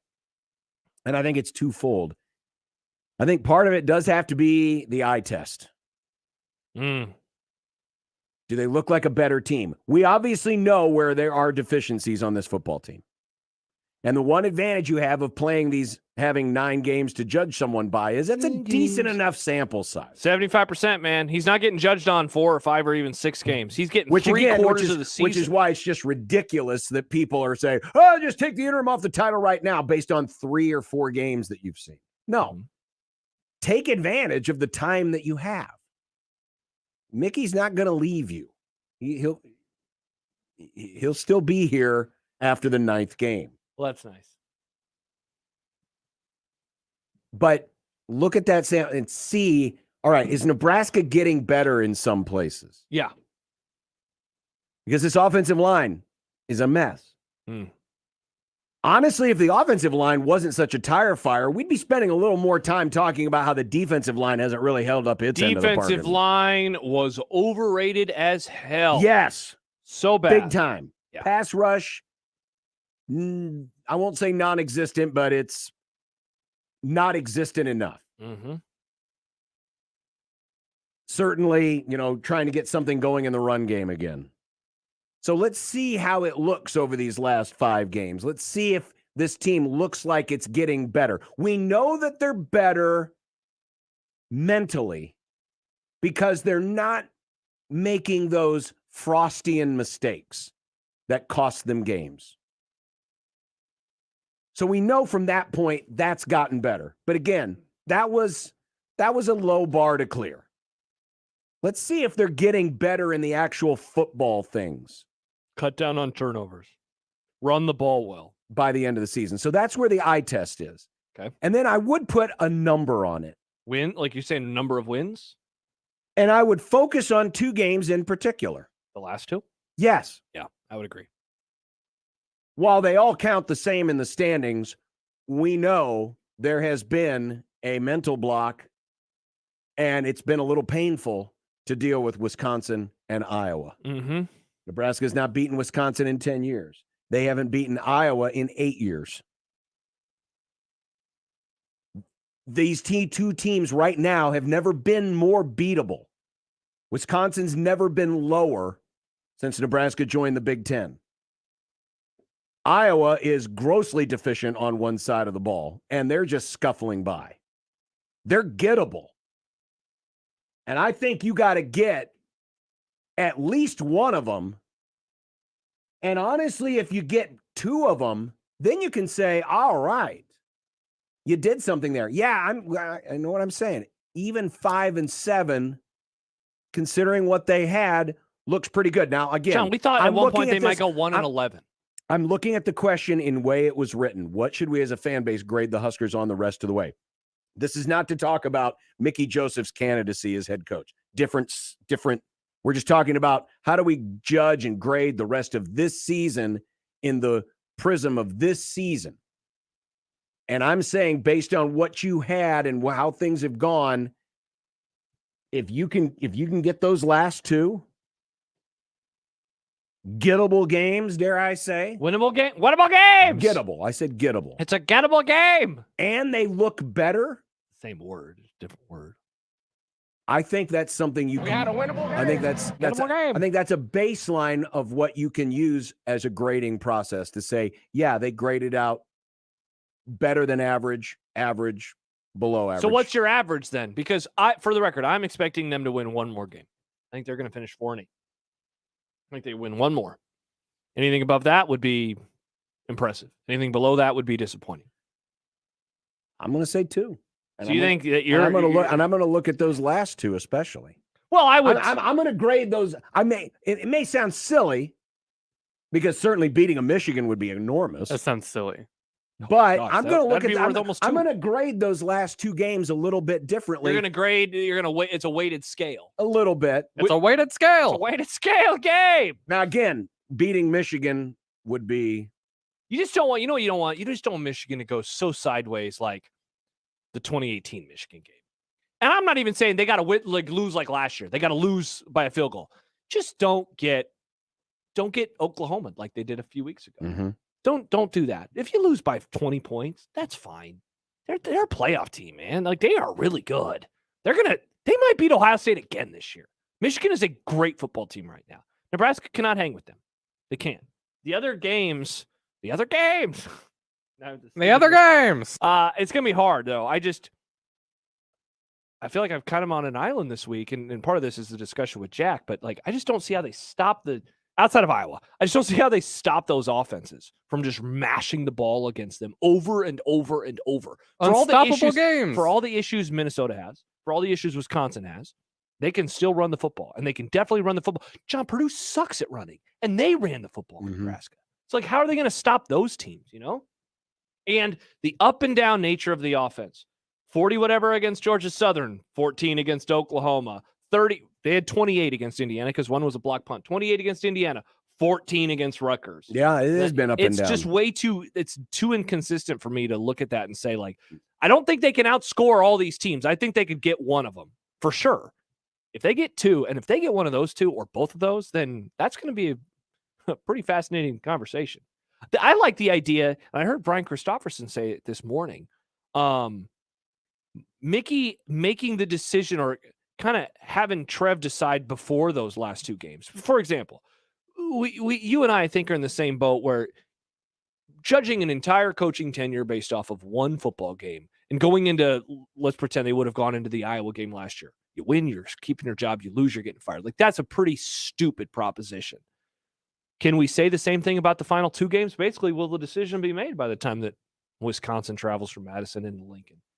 And if so, that means either that they're performing really well in the next 3 or they're performing not so well or average. Because I just don't think that Trev can approach Black Friday and say, like, all right, it's all coming down to this. He's got to have his decision made up, because if it's Mickey, okay, it's Mickey. If it's not, he needs to start moving along with somebody else. Yeah, but the question is, where are you at with the other candidates, and where are you at with, talking to those candidates? Yeah. And finding out where their interests are and where how their much of this interests is lie. candidate interest based? How much of this is performance based for the current team? Yeah. What's the scale of that right now? Good question. Mm. Good question. It'll be a rather interesting final 5 weeks Mm-hmm. after this week, because it's an idle week. Mm-hmm. Coming up next, it's time for Dumb Debates right here on 1620 The Zone. The Ford F-150 has been America's best-selling truck for over 40 years. And when you get a chance to ride in one, you understand why. The power, the comfort, the functionality of the Ford F-150 has helped set it apart for a long time. And right now, custom ordering your new 2023 Ford F-150 with Woodhouse offers you the ability to use their size and volume to your advantage. The allocation from Ford sets Woodhouse apart by offering you the ability to get your new Ford vehicle scheduled and built in a timely manner. Plus, when you custom order your new 2023 Ford F-150 with Woodhouse, you'll also save. Receive up to $3,000 off MSRP on select 2023 Ford F-150 orders and lock in a 2.9% APR for up to 60 months with approved credit when you place your order with a Woodhouse Ford dealership. Got a trade? Woodhouse has even more savings when you order by providing an additional $1,000 off MSRP for a 2010 or newer trade-in. Bigger is better, and Woodhouse is the dealer to choose when it comes to custom ordering your new 2023 Ford F-150. To learn more and start your order, visit WoodhouseFord.com today. Woodhouse, Omaha, Blair, Plattsmouth. Host Coffee Studio. This is 1620 The Zone. 1620 The Zone. Traffic. From the Burton AC Heating, Plumbing, and More Time Saving Traffic Center. Heads up a stall on southbound 192nd at Center. It's still causing delays. Same goes with slow going on Highway 275 from both directions between Center and 165th. If you're east on L Street, you can see a few delays around 102nd. If you're headed north on the JFK, delays starting at about Chandler Road going all the way to L Street. And then if you're south on the JFK, delays starting at I-80 going to L Street. I'm Mike Neville. This time-saving traffic is brought to you by Saul's Jewelry and Loan. Everyone knows Saul's pays top dollar for your gold, but Saul's pays cash on the spot for your precious metals too. Silver, gold, platinum, coins, bars. Who wants to wait to get paid? Get to Saul's Jewelry and Loan. Saul's Jewelry and Loan. You'll find it all at Saul's Jewelry. Since this is a radio commercial, you can't see the people standing behind me. They're the Langfeld family. Everybody wave. Oh, sorry, you can't see them because radio. Anyway, the Langfelds are the family behind Langfeld Overhead Door, where they proudly install Midland garage doors to fit any space and style. And they don't take a backseat to anyone when it comes to their service. Because if something goes wrong, it's their name on the line. So they're going to make sure it goes right every single time. Langfeld Overhead Door, 402-234-2700. The big box stores have a secret. When you walk out the door with a new purchase, that's where the service ends. At Ty's Outdoor Power and Service, you get great deals on brands like Hustler, Toro, Honda, and Steel. Plus, you get a dedicated, experienced service center. With annual maintenance and repairs, your equipment will last longer and perform when you need it most. See us in Lincoln, Omaha, or Gretna and get 10% off your residential service. Visit Ty'sOutdoorPower.com, promo code radio, or mention radio to redeem.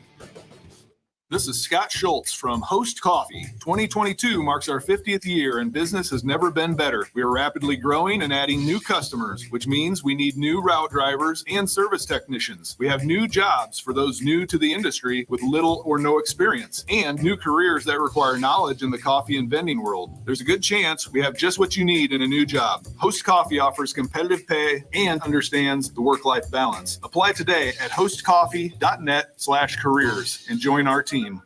This is Darcy with Dingman's Collision Center. We have run our business for years by helping the vehicle owner retain the value of their vehicle by working for them with warranted, safe, high-standard repairs. For this reason, Omaha vehicle owners have chosen Dingman's to repair their vehicles. Your loyalty has been shown through repeat business and amazing referrals. You've also voted us first place Best of Omaha for the past 17 years. We want to say thank you for choosing the Dingman family and our incredible technicians to repair your vehicles. At Dingman's, we'd rather be the best than apologize for anything less.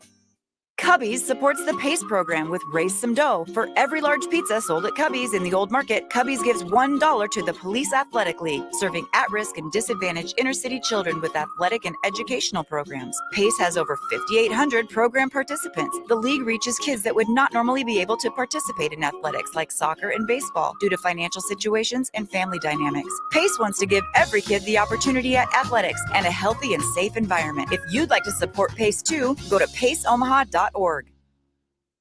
At Lenahaw, our homegrown trees boast the most vibrant colors of fall, reds, yellows, and oranges. Shop our garden center today for the best selection of plant material and seasonal decor. When you think fall, think Lenahaw, 192nd and Center. Hey everybody, it's Gary Sharp. Join me for We Got a Podcast, driven by Woodhouse Auto Family. We get more in depth, have a guest or two, and drop nuggets of info you haven't heard anywhere else. Join us for We Got a Podcast, driven by Woodhouse Auto Family, every Friday in the show page on 1620thezone.com or wherever you listen to your podcasts. Husker coverage on 1620 The Zone is presented by Tickets for Less. Tickets for Less is your local source for Nebraska football tickets. Compare and save today at ticketsforless.com. All the Nebraska football news, stories, experts, and coverage you need is on 1620 The Zone. Shop Woodhouse Place Hyundai and Nissan, 144th and Giles. KOZN, Bellevue, Omaha, Council Bluffs. It'd be nice to have a pro. Throw. It would be nice to have a pro. Throw. It would be nice to have a pro. Throw. It would be nice to have a pro. Throw. It would be nice to have a pro. Throw. It would be nice to have a pro. Throw. It would be nice to have a pro. Throw. It would be nice to have a pro. Throw. From your mom.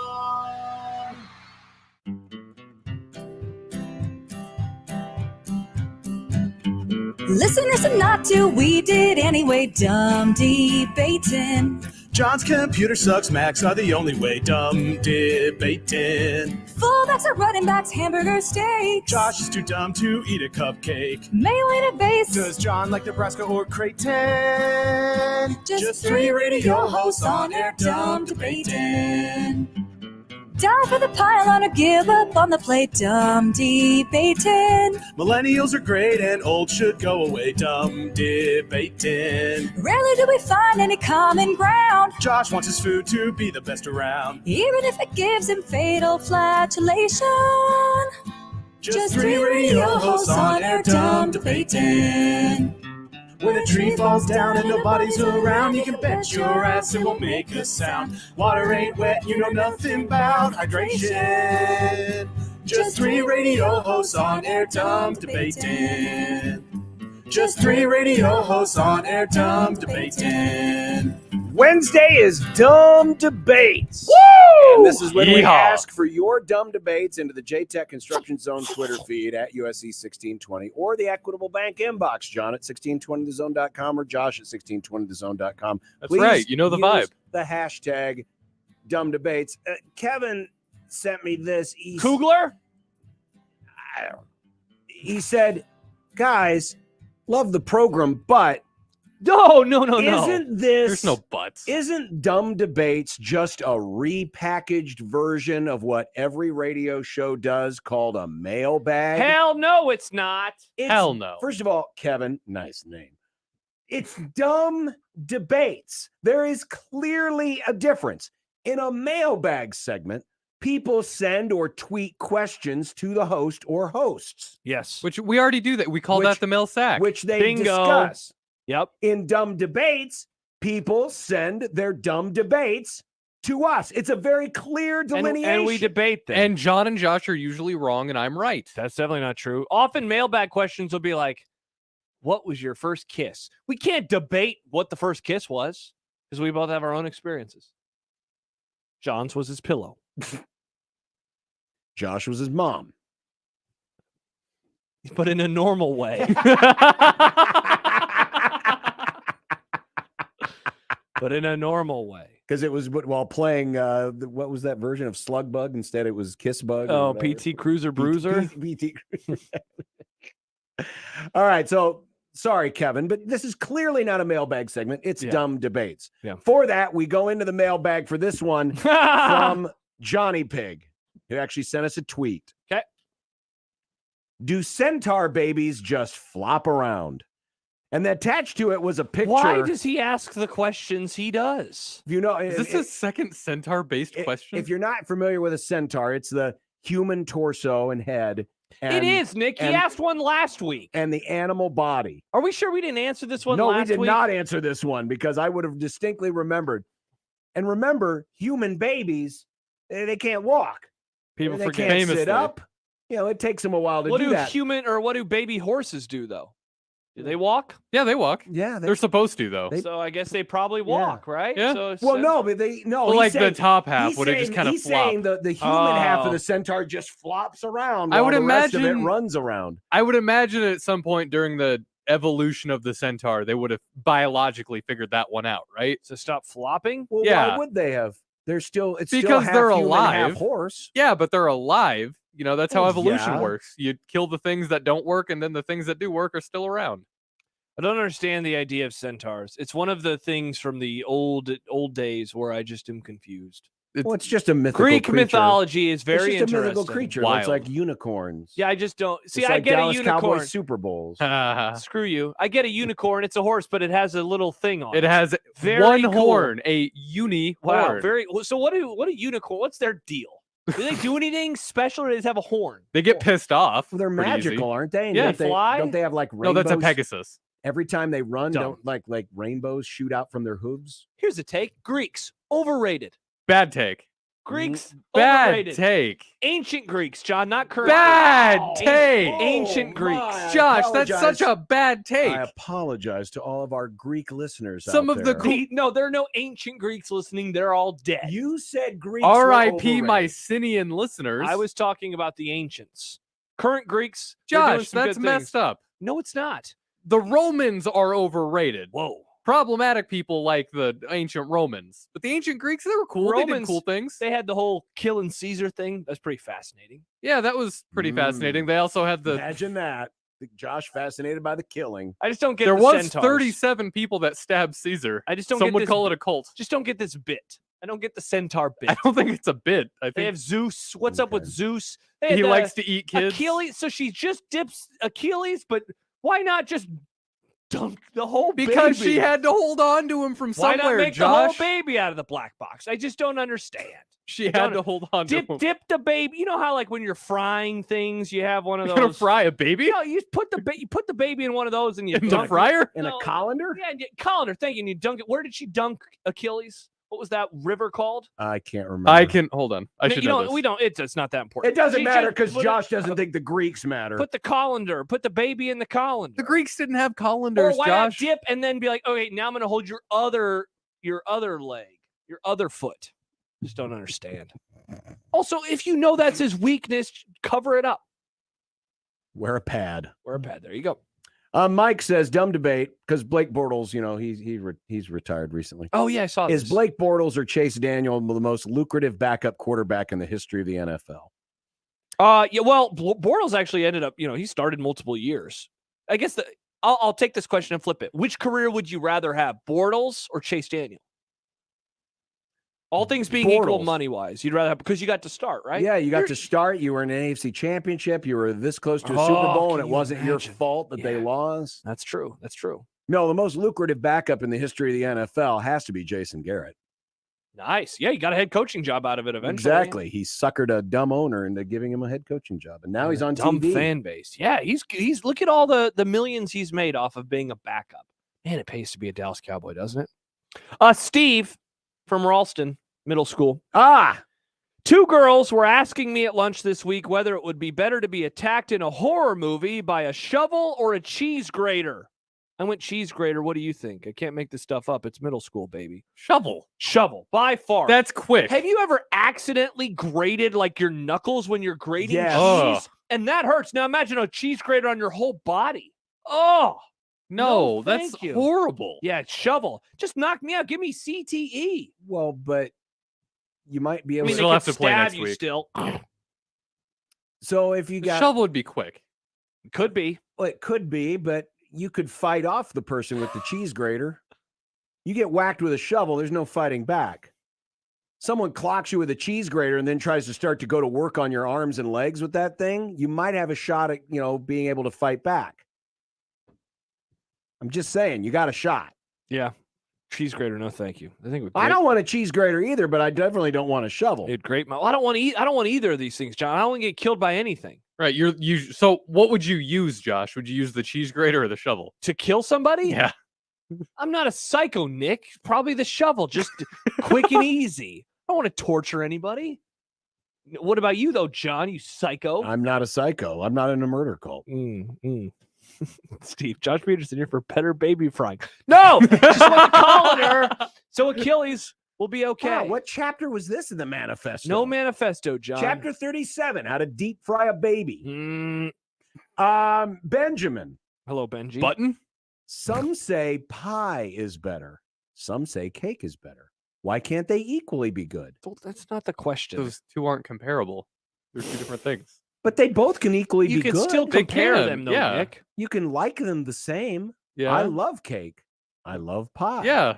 I'm confused then. So why can't they be equally good? They It's like an either or. People say, what do you want, pie or cake? Well, maybe some days you're in the mood for pie and some days you're in the mood for cake, but it's not an always black or white question where it's like, I'm always team pie. I don't think or I've been I'm always team cake. Also, it does depend on the kind of cake and or. I don't think I've been in that situation where somebody was like, you don't like cake? That must mean you hate pie. What's I think wrong both with you? are overrated as hell. Of course you do. I do. It's one of your worst takes. What do you like? Do you like rice cakes and peanut butter, running boy? No, I don't. No, cake is fine. It's fine. Let them eat cake. I'd rather have cookies. I just don't. Well, You you give know a what? Josh a Cookies, cookie? cookies are basically just smaller cakes. No, the consistency of a cake versus a cookie is Well, it depends on which cookie you're talking about. talking about peanut butter cookie. What about the cookies that are the size of a pizza pie? What if you Yeah, had, give you me ever that. had I'd a rather have peanut that. butter pie? Like a Reese's do peanut like butter a pie? Reese's peanut butter pie. That's pretty tasty. See? That's good. That That's is good. Some things are overrated, some aren't. Cheesecake? Are you in on cheesecake? I'll eat it, but I'm not a huge fan. Josh doesn't have a sweet tooth. I don't. Yeah, I'll eat candy, but I don't go home and I want the fried food, Nick. I want the fried babies. Oh no, not fried babies. Mr. Mojo wants to Jojo. know, you've been asked to hire the new head coach of Nebraska football. The only catch is it must be a coach from a movie or television show. Who do you choose? Oh, this is an easy one for me. I'm bummed that I don't think you're going to get this reference, but it's Coach Taylor from Friday Night Lights, the TV show. You probably never watched Friday Night Lights. I didn't watch it. I'm familiar with it. He was a great coach, a family man. I think he gave really good motivational speeches. But did he play Golden Tee? He adapted. Sometimes he had statue quarterbacks. He had to win with backups, and then he had mobile quarterbacks towards the end of the series. Coach Taylor, easy peasy. Plus, he wasn't He's a high school coach. He's never coached in college. Some people start in high school, John. Some people start So in high you school. value the Nebraska job so little that you would hire a high school coach. Well, who are you giving it to? So we should do another version of Not Frost versus the World where you pick your 32 favorite high school coaches. Is that what you're Round saying? one. Who are you going to give it to? Well, I'm going to go with he's supposed to be depicting Bear Bryant, but I'm going with Forrest Gump's coach Ha! from Forrest Gump. Hey, he did put Forrest on the field. He did. He did put Forrest on the field. That boy sure is stupid, but he sure He's can fast. They didn't have to call him stupid. That was unnecessary. Well, they could I have just been like, he's fast. It was the 60s. Yeah. Well, they wouldn't have used that word. Yeah. Yeah. Wouldn't have used that word in the 60s. Fair. Yeah. By the way, did anyone check? Did Forrest have any? Were all Forrest teammates of the same skin tone? I do not That's remember. a good Another good question. question, John, because it was the 60s, was it not? He was. There was a whole Uh-huh. scene in that movie, Well- specifically, Mhm. Well, yeah, about integrating the school. Mhm. And he picked up her book. How nice. Forrest was a very nice and considerate person. Mhm. If I let's see, is there another coach? So I missed the beginning of the question. Was it have to be a fictional coach Yeah, specifically? it's got to be a coach. So from a drill movie. sergeant's a type of coach, right? You're not going to pick the drill sergeant from Yep. Full Metal Jacket, Yup. are you? Sure am. I've never seen that movie. It's good. Oh my God, we've got another one. That's a movie club movie for sure. That is Absolutely definitely a movie club movie. All right. Let's You do know it. my Mickey might be Joseph the- open? Mhm. That came from Full Metal Jacket. Okay. Let's do it. The first 30 minutes are either hilarious or very uncomfortable. Oof. Depends on Yes. Depends on your mood. or Mickey your says mindset. Nick Saban from the Aflac TV series. Hey, there you go. He's pretty good. What's wrong with Coach Prime from the Aflac TV series? He'd be a good one too. Messifant says, which house would you want to be part of, excluding the Targaryens? Which house in Game of Thrones are you a fan of? Was it a fan or I'm What do you want to be? What do you want to probably be? going Lannisters. They're the richest. See, I was trying to think of a John good, thinking about money. like a high house. Well, yeah, because I'm going to have to pay off all your student loans when you go Nice. to Maester school. Lannister always pays his not going to debts. be a maester, John. So here's what I'm thinking of. In the world of, Westeros, it's mostly a bad time, lots of diseases and things like that. Sure. Yeah. I'm thinking about weather. So I'm thinking of a nice Dornish house because you got the good weather. The women are very the attractive. sand snakes. Got the sand Everybody's snakes favorite. randomly taking but off their don't- clothes in yeah, but- prison. Yeah, but they'll kick the crap out of you. Not if I'm like an older brother or something. We can all hang out together. Just a nice house in Dorne. Oh, so you want to hang out with attractive women as long as they're your sister? Well, I mean, it is Westeros. You're the after all. Lannister guy. Yeah, seriously. Hold on. Tyrion was not doing the whole incest thing. Yeah, he probably would have, though, if he could have. But he didn't. But he didn't. Because he was a good Lannister. Congrats to the one Lannister to never sleep with their sibling. He was. I just want good weather because the weather in Westeros, it is what it is. I guess in King's Landing, it's fine. I don't want to be, like up in the north. I don't want to be a Stark because I thought, the Starks, they're good people. But I was like, I don't want to live in the north. I'd be a Stark. I don't think the North cool. is. Good luck getting killed. I don't think the North is that cold. What? I mean, when winter comes They're for always the wearing heavy coats. Nick, when are you winter- serious? It's like going to Canada. Maybe even further north. none of them were riding moose.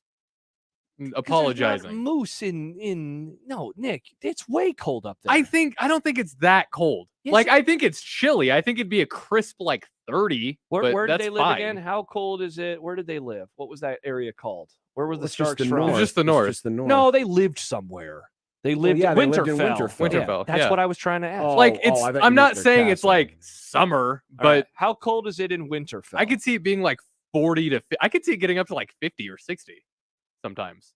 Let's see. I'm trying to see. Before winter Winterfell comes. sees mostly cold rain, but also a mix of snow, sleet, and freezing rain. That sounds like hell. No, thank you. Yeah. Oh, yeah. Freezing rain. I'm out on that, man. Winterfell. I'm fine with Winterfell. Old Man Doug, Full Metal Jacket over Beastmaster? Yes, yeah. Doug. I think Yes. So. I think so. Yeah. I think so, Doug. Absolutely. I think so. Jerry wants to know, would Nebraska be better off in the SEC? No, hell no. Better recruiting footprint and renewing the rivalry with Oklahoma would be a pro on a pro-con list.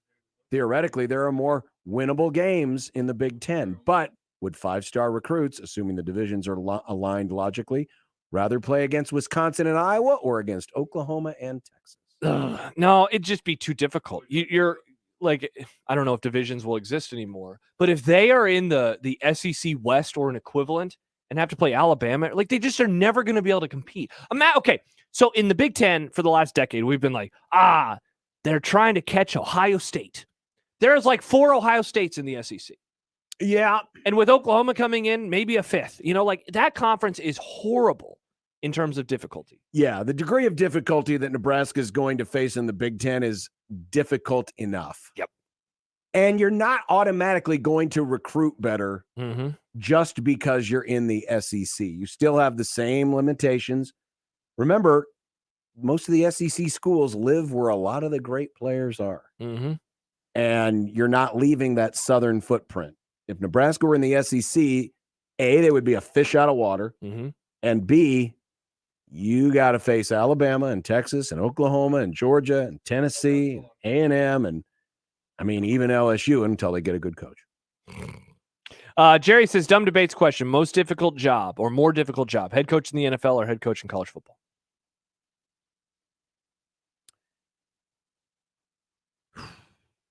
So in the NFL, you're dealing with the best of the best. So the talent, it is, in my opinion, it's a lot more about what you are able to scheme up than it is about, and luck with maybe you drafted just a generational quarterback, or the previous coach got to draft a generational quarterback. So everyone is almost on the same footing. In college, though, the day-to-day grind of it, I think, is just... Well, it's that nowadays you're constantly having to win over your locker room. Mm-hmm. Because in the NFL, they have a thing called contracts. You got a guy on a contract, you don't have to worry about him transferring.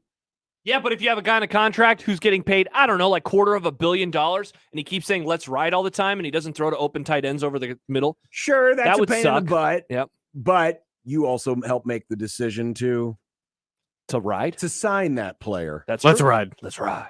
Broncos country. Yes, if you're a really good recruiter, you can, bring in any players you want, and you're not limited by the draft. But I just think you're still dealing with the educational component and making sure the guys stay on their P's and Q's and they're academically eligible. I would rather coach in the NFL than I would rather college be in football. the NFL. But I also just despise the idea of having, like, recruiting just sounds horrible. It sounds so bad. So, yeah. Transfer portal seems like it'd make everything more annoying. Exactly. I think the transfer portal you're seeing a lot of college coaches start to reconsider getting out of the college game. Yeah, Robbie says NFL is way easier. College has no offseason anymore. They don't. Yeah. I think the NFL, you have other responsibilities. You do have to recruit for free agency. You have things to deal with. But, man, you get to coach. It's honestly, you could make an argument it's more just like straight up coaching than any level besides like pee-wee football. Because even in high school, you got like the hormones to deal with and you have all these things. I know, again, NFL, I'm not trying to make it out to be easy, but it is a lot just about football. And college football is about like everything, and then there's a little bit of football built in as well. Let's see here. Baron Butch says, does Herbie have an official Twitter account? Would modern Herbie have one if not? Absolutely. I think modern Herbie would have a Twitter, but he would use his Instagram more to promote his podcast and crypto. Oh, I thought the person was asking, does Herbie Husker have an actual account? Yeah, does Herbie have an official Twitter account? There is a Herbie Husker Twitter account. It has not tweeted anything since January 20th, 2016, when it said, anyone else watching this at Husker Hoops game, #GBR, #beat Michigan State, #Husker Power. Nebraska Did they win that one? Okay. They won that game 72-21. Retweeted the Nebraska basketball tweet about it and has nary said a was cent. Was that the last game that Nebraska basketball won? Wow. Well, modern Herbie would definitely have one because modern Herbie is metrosexual and they're always in their phone. This was an official account. There are like pictures from the field, pictures of Herbie. I wonder what happened. Someone decided not to keep it up. Was this Sean Eichhorst? Why would Sean Eichhorst run the Herbie Husker? I don't know. No, he deleted it. He canceled it. After the 2015 season, he said, no, thank you. No Herbie more. got canceled? Yep, Herbie Husker. Cancel culture. I don't know. That's too bad. Make Herbie tweet again. Figured. Let's see. One more? We got time for one more? We could do one more. One more. A quickie.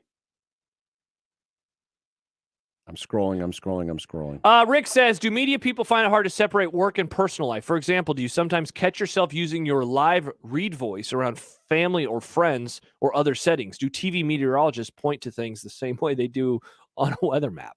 As you can see, the pie here. Yeah, see, I've never hung out with a meteorologist away from work, so I can't speak to them. I do not do radio voice. I mean, I also don't. I got made fun of in the drive-thru once by your family doing my radio voice, and I said, no, I am projecting. Yelled, go Jays. See, that happens. Projecting Jays win because the drive-through speaker isn't always the best in the world, and so I was projecting to make sure that my order was followed clearly. That has happened to me too, where I will order and I will be told wow, you sound like you're talking on the radio. And it's no, I'm just trying to project my voice. I'm noticing a pattern of drive-through and then people telling us that we sound like our radio on the drive-through. So yes, except for the drive-through. They'll give me crap sometimes. But no, I don't. No, I don't play radio when I'm away from radio. Yeah, no thank you. What would life be? What would life be without it? Indeed.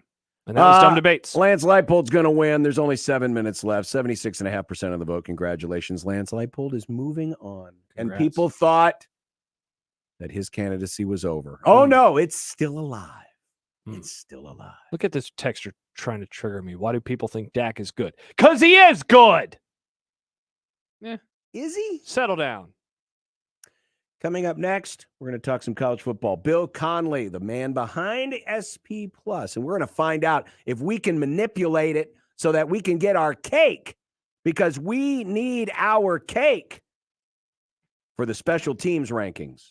That's all coming up on 1620 The Zone. You can start off week 7 right with a no-sweat same-game parlay from FanDuel. It's America's #1 sportsbook. You know, you can get free bets back right now if your Thursday night same-game parlay doesn't hit. Now, if you're looking at the same-game parlay that I'm looking at, I like the Saints to win outright, plus an anytime Alvin Kamara touchdown. Oh, that would pay plus 237.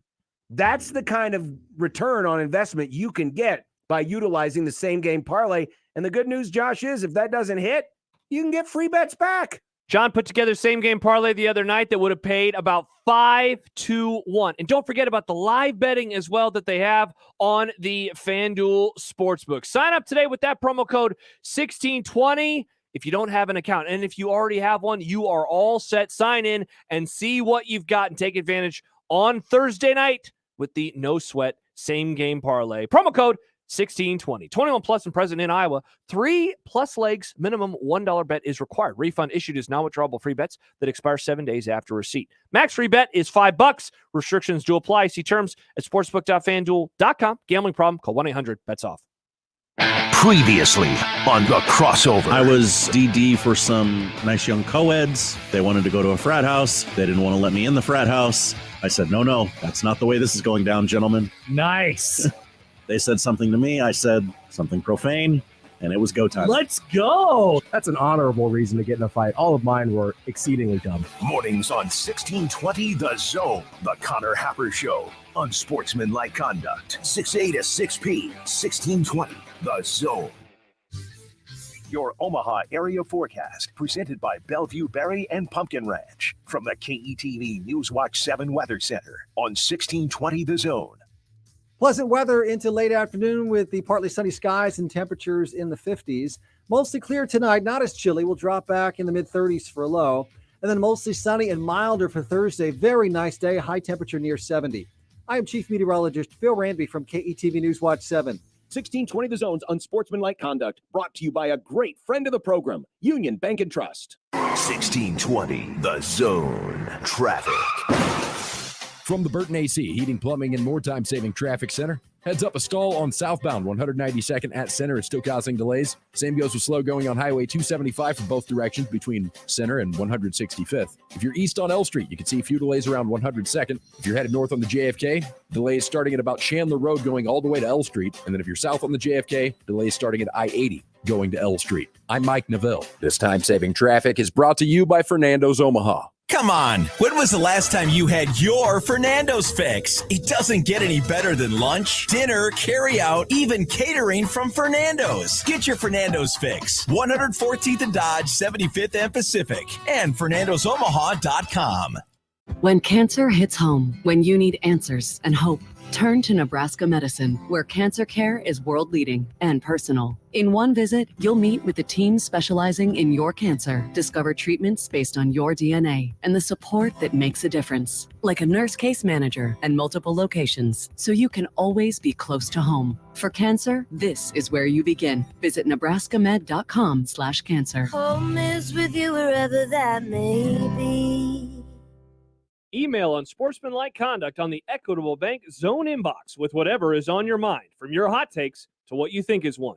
The Zone inbox is brought to you by Equitable Bank. We take banking personally. We want to hear from you on the Equitable Bank Zone inbox. Oscar's Pizza and Sports Grill has been making your game day experience one to remember for 18 years with our award-winning char-buffed wings and $7.99 Monday through Friday lunch specials. But now your game day just got bigger and better with Oscar's newly upgraded audio-video system. Cheer on your favorite teams this season in front of a 22-foot LED video wall, showing up to 8 games at once, and of course, 40 TVs and massive dual projectors. Oscar's Pizza and Sports Grill, 173rd and West Center Road, and for takeout at 162nd and Maple. This is Scott Schultz from Host Coffee. 2022 marks our 50th year and business has never been better. We continue to grow and add new customers. Many employers are looking for new ideas for their staff as people return to the office. Our pantry service is a great office amenity for staff and guests. Fresh food, snacks, coffee, water, and other beverages for employees and guests.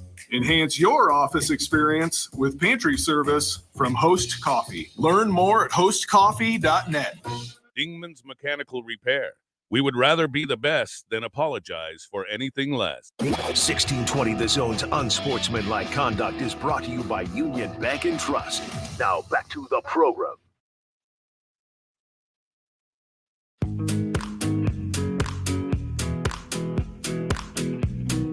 Welcome back. Time to talk some college football as we go around the country. And one of our great sources, friend of the program, Bill Connelly of ESPN.com, the father of SP Plus, joins us on the Los Hills Harley-Davidson hotline. Bill, good afternoon.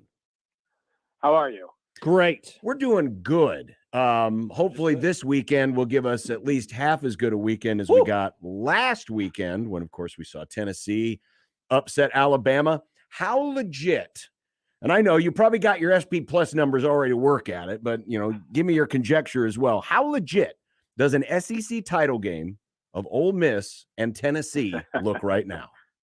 Yeah, I was laughing about this earlier in the week. Basically, we seem to be right now on a crash course for the greatest postseason that we've seen in since whenever 07 or whatever. Although the 07 postseason wasn't actually as amazing as the season, but all these amazing scenarios are on the table. And then so is a scenario where like Alabama and Georgia play in one semifinal and Ohio State and Michigan play in the other. It's kind of just the greatest chaos and also just pure doom chalk at the same time. And it's making me kind of conflicted, but there's no question a Lane Kiffin versus Tennessee SEC title game would be the greatest SEC title game of all time. Yeah, Bill, it seems like we are really, really close to this season teetering on something like that we will be talking about kind of like the 2007 season for decades to come. And I guess I look back at the Bama almost lost to Texas and almost lost to Texas A&M, and I'm like, wow, we were that close from them being completely now eliminated from the playoff. And then Georgia, obviously, their struggles as well, including down in your neck of the woods at Missouri. And I guess I'm just hoping that the back half of the season is going to be able to replicate what we have had for the first month and a half, because it's been a great start to the year. Yeah, in a vacuum, it's just been fun. It's been really, really, really fun. And we always reference 07 in these cases. I guess Nebraska fans aren't as fond of 07 as people elsewhere in the country, but it is still kind of the standard bearer for chaos. And it's still funny to think back of all the things that happened that year, all the fun we had. And then at the end of the year, it was Ohio State versus LSU for the national title. It could be kind of the same thing here, but no, last weekend was one of the greatest just October weekends that I can remember. Just in terms of start to finish, there was at least one great game in there was one huge game in every window. And then there was also just all these great games. It was just fun. It was a lot of fun. And it was fun enough that this weekend had 5 ranked versus ranked games. And when I looked at the schedule on Monday, I'm like, I guess it felt like a letdown after what we just saw. And Bill, I believe you pointed it out before, and so correct me if I'm wrong. Didn't the 07 season, it wasn't like the front end, it was all the stuff in the back end. And so we've kind of now started reaching the point where that year actually became the memorable season that we remember it to be 15 years later. Right. Michigan and App State beating Michigan happened in week 1 of 07, and then really nothing happened for about the next 4 weeks or so. And then it was October when every single number 2 team got picked off, and we got a little help from quarterback injuries that year too, with Pat White being part of the reason West Virginia lost to Pitt, and Sam Bradford was hurt against Texas Tech and all that. So we ignore that part because it's not as fun to talk about, but there was this was right when 2007 was really kicking into high gear. So we'll see. Yeah, we probably needed Missouri to beat Georgia, Texas to beat Alabama, maybe Notre Dame to beat Ohio State early in the year. Those, if we wanted 2007 levels, we probably needed those results, but still plenty of time to have fun here. That said, Bill, we do a segment each week called College Football Hot Take Market. And one of my hot takes from a couple of weeks ago was, we saw the seal broke last year on an FCS. Wow, that would have been amazing. A group of 5 team getting to the Final Four. I thought maybe this would be the year the seal would be broke on a 2-loss team getting in. And of course, Alabama losing once already opens that door of possibility. You got the Big 12 and the Pac-12 front runners that potentially could eat each other alive. Could this be a year where a 2-loss team, particularly in Alabama, still makes its way in? Yeah, you would figure it has to be an SEC team. It's almost unfortunate. I'm never going to feel too bad for Texas, but I mean, they could win out, and the computers would absolutely think of them as a top 3 or 4 team if they win out at this point. But they have 2 losses, and you look at they'd have beaten just an unending string of good teams in the Big 12, but they probably wouldn't get credit for a ton of marquee wins because all of those teams are going to have like 4 losses because they all devoured each other. So I don't really see Texas happening, and if it's not Texas, probably won't be anybody from the Big Ten. I could definitely see the Big Ten getting 2 in, but it'd be, unbeaten Ohio State and 1 loss Michigan or whatever. So it kind of would have to be at the SEC. And you look at who has losses right now, it probably has to be Alabama. So, I think the odds probably aren't amazing right now. But if UCLA doesn't remain unbeaten, if TCU doesn't, if some of the other kind of outliers out there, if Clemson doesn't especially, then, you're starting to run out of very clear playoff contenders at that point, and Alabama probably remains in the picture. Bill Connelly of ESPN.com joining us. And speaking of Clemson, last week we had 3 battles of undefeateds. This week we have the 1. We have Syracuse and Clemson. And it feels to me like Clemson's just another team right now. It's weird because this is a team that's been at the very top of the mountain over the last 6 years. Are folks sleeping on the Tigers at this point? Well, I think it's really hard. I've been delivering a line like this for a while. I feel like it's started to feel disrespectful, but they're pretty much good at everything and elite at nothing this year. The defense hasn't been as good as we expected it to be. Injuries. The defensive line certainly still has time to round into form, and if they're if the defensive line is in 5th gear, that's an elite unit, obviously. But it's only been kind of a top 20 or 25 unit this year. The offense has rebounded, but it's only like a top 20 or 25 unit this year. Just seems like what they do better than anybody in the country still is the whole game management thing. You're middle eight a lot last week about the way they dominate the end of the first half and the beginning of the second. And they're like 37-7 or something crazy in 1-score games since 2012. Like they just know how to maneuver through games. It'll probably get them through the Syracuse game on Saturday. And, they're playing a lot of teams. They're more talented than down the stretch. They'll probably win those too. So I think they'd get stomped in the playoff, depending on the matchups, I guess. But I would not be confident in that. I'm kind of confident in them finishing undefeated, though. Bill, you had an article earlier this week on ESPN.com ranking the undefeated teams. I wonder, when you look at the surprise undefeated teams at this point, the TCUs, certainly the Tennessees, obviously we could throw Syracuse in there as well. Which of them do you think, let's, remove Tennessee. Who has the most staying power of the teams that I think we're surprised by to see undefeated on October 19th? Well, it's really funny because they're so similar. You think about, omitting Syracuse right now, we're still trying to figure out where their ceiling is. They continue to overachieve against spread, overachieve against SP+. And if they do that again against Clemson, then we have to take them seriously. But for now, omitting them, TCU is extremely efficient and elite on offense and kind of mediocre on defense. UCLA is even more efficient on offense and pretty mediocre on defense. Ole Miss is becoming increasingly mediocre on defense with an offense that can run on anybody and can throw when it needs to. So I assume just the fact that each of those teams have one really, really good unit and one that's kind of started to show some glitches. I assume that none of them really have staying power, especially especially in their respective conferences. Ole Miss has 2, LSU and A&M on the road before they get Bama. They're probably not going 3-0 there. And then UCLA and TCU are just both in deep conferences. So I can't really take the idea of any of them finishing unbeaten very seriously, even though they're all very talented and extremely fun teams to watch. ESPN.com's Bill Connelly here on Unsportsmanlike Conduct. Now, based on the remaining schedule and kind of what they've put together so far, Illinois certainly has the most upside in terms of their finishing kick. But of the year 2 revivals, Illinois, Brett Bielema, Lance Leipold, Kansas, which one of those kind of looks better in your eyes? I think probably just because of the depth. I mean, Kansas is still going to, as long as they find a sixth win, let's put it that way. They're going to be an underdog every game the rest of the way. And I'm going to feel really bad if they start 5-0 and end 0-7. That's what happened last time they started 5-0, like 13 years ago. But that's still just, they had been at such depth for so long, even compared to Illinois. Illinois looks like a powerhouse compared to Kansas over the last decade. So I still have to lean Kansas, but that's not intended to overshadow what we're talking about with Illinois here. Like Brett Bielema hires Ryan Walters, who was at Missouri, and I knew how much he wanted to play aggressive man coverage and create a lot of disruption up front. And I was looking at the talent he was inheriting and thinking, oh man, this is going to go horribly. And then a year and a half later, I think they have the number one defense in terms of like yards allowed per drive, points allowed per drive, or top two at least. That's crazy. And he deserves the Broyles Award, even if they're not really scoring any points still. That's just a crazy story, and I'm happy for Walters, and they'll probably get him a pretty good, decent head coaching job here in the next year or two. Bill, going back to the story you had about the undefeated teams ranking them, you mentioned Michigan. Obviously, you had biggest strengths and biggest weaknesses, and for them it was the red zone issues, and those have been so strange. And they're obviously they're undefeated. They're feeling pretty good about themselves after the butt kicking that they just gave to Penn State. But what do you think about those in terms of showing up in the most important game of the year that we're going to see a couple days after Thanksgiving?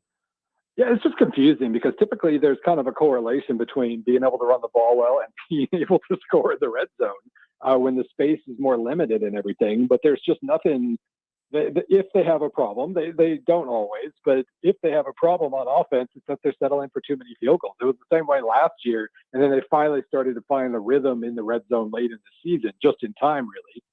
So maybe the same thing will happen. But yeah, the only reason that Penn State was even, in that game for 2.5 quarters was because Michigan settled for 3, I guess, field goals in the first half. And I think it just feels like a lack of creativity that maybe it won't backfire on them because, I mean, their schedule is pretty solid now moving forward until the end of the year, but it could. And, if you're kicking field goals and your opponent's scoring touchdowns, they only need half as many scoring chances as you, and that could backfire on anybody.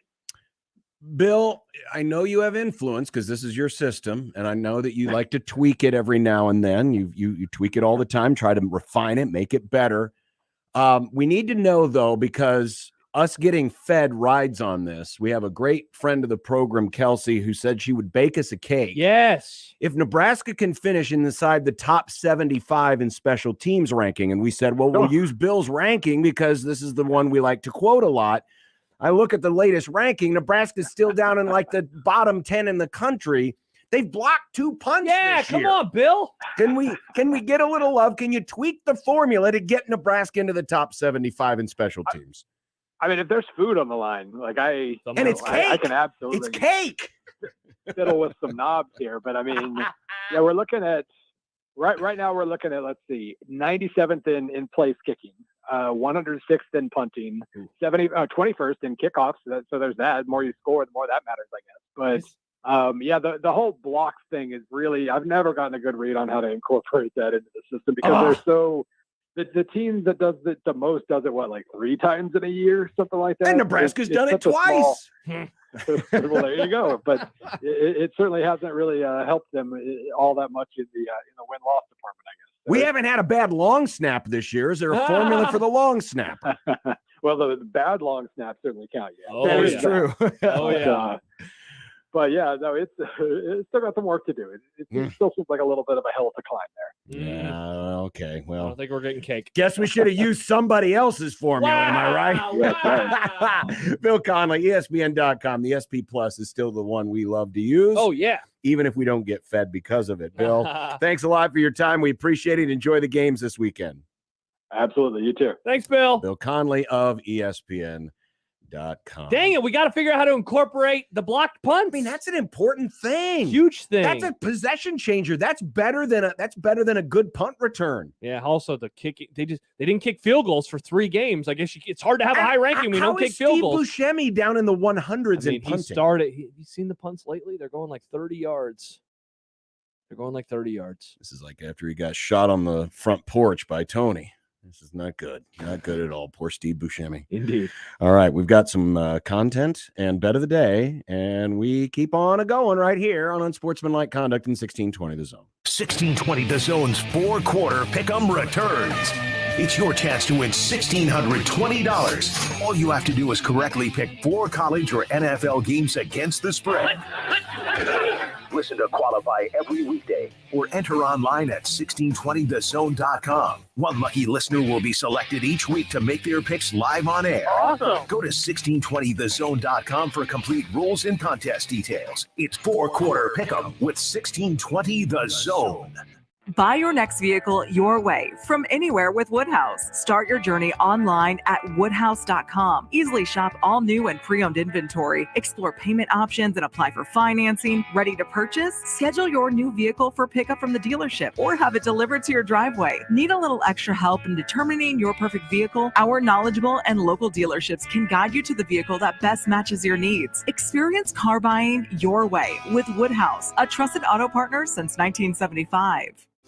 An estimated 80% of Americans aren't getting their recommended daily amount of physical activity. It's time to move and keep moving, America. And when you need help, physical therapists and physical therapist assistants are by your side.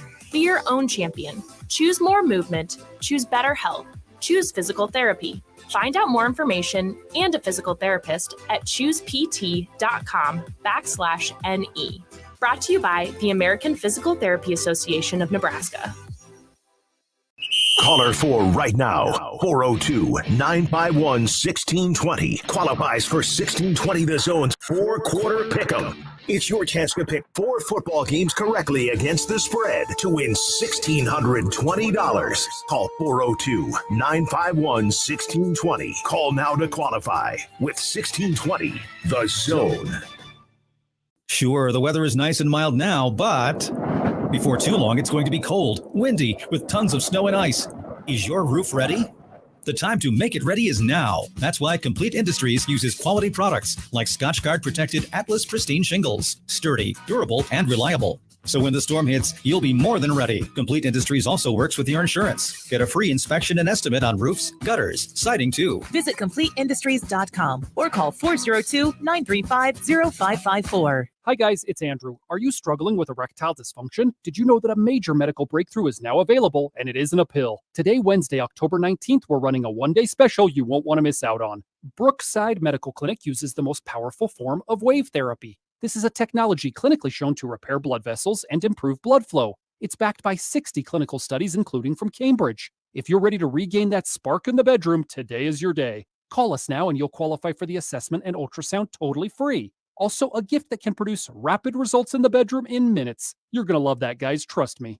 And today only, we're offering 5 tune-up treatments to our patients free. This is unprecedented, worth hundreds of dollars, but call today and qualify totally free.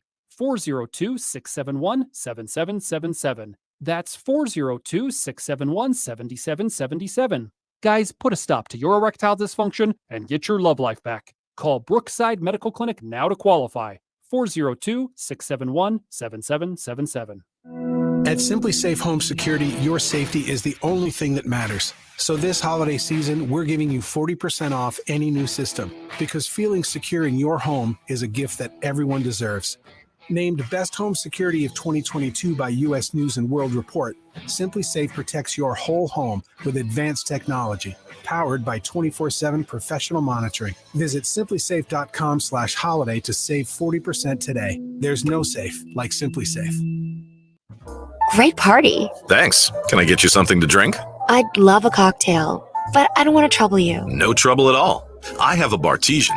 A Bartesian? The Bartesian home cocktail maker. It's like a coffee maker for cocktails. It freshly mixes your favorite spirits with a cocktail capsule to create the perfect drink every time. What's in the capsule? All the premium juices, bitters, extracts, and mixers for the drink of your choice. Wow. I'll have a margarita, please. Coming right up.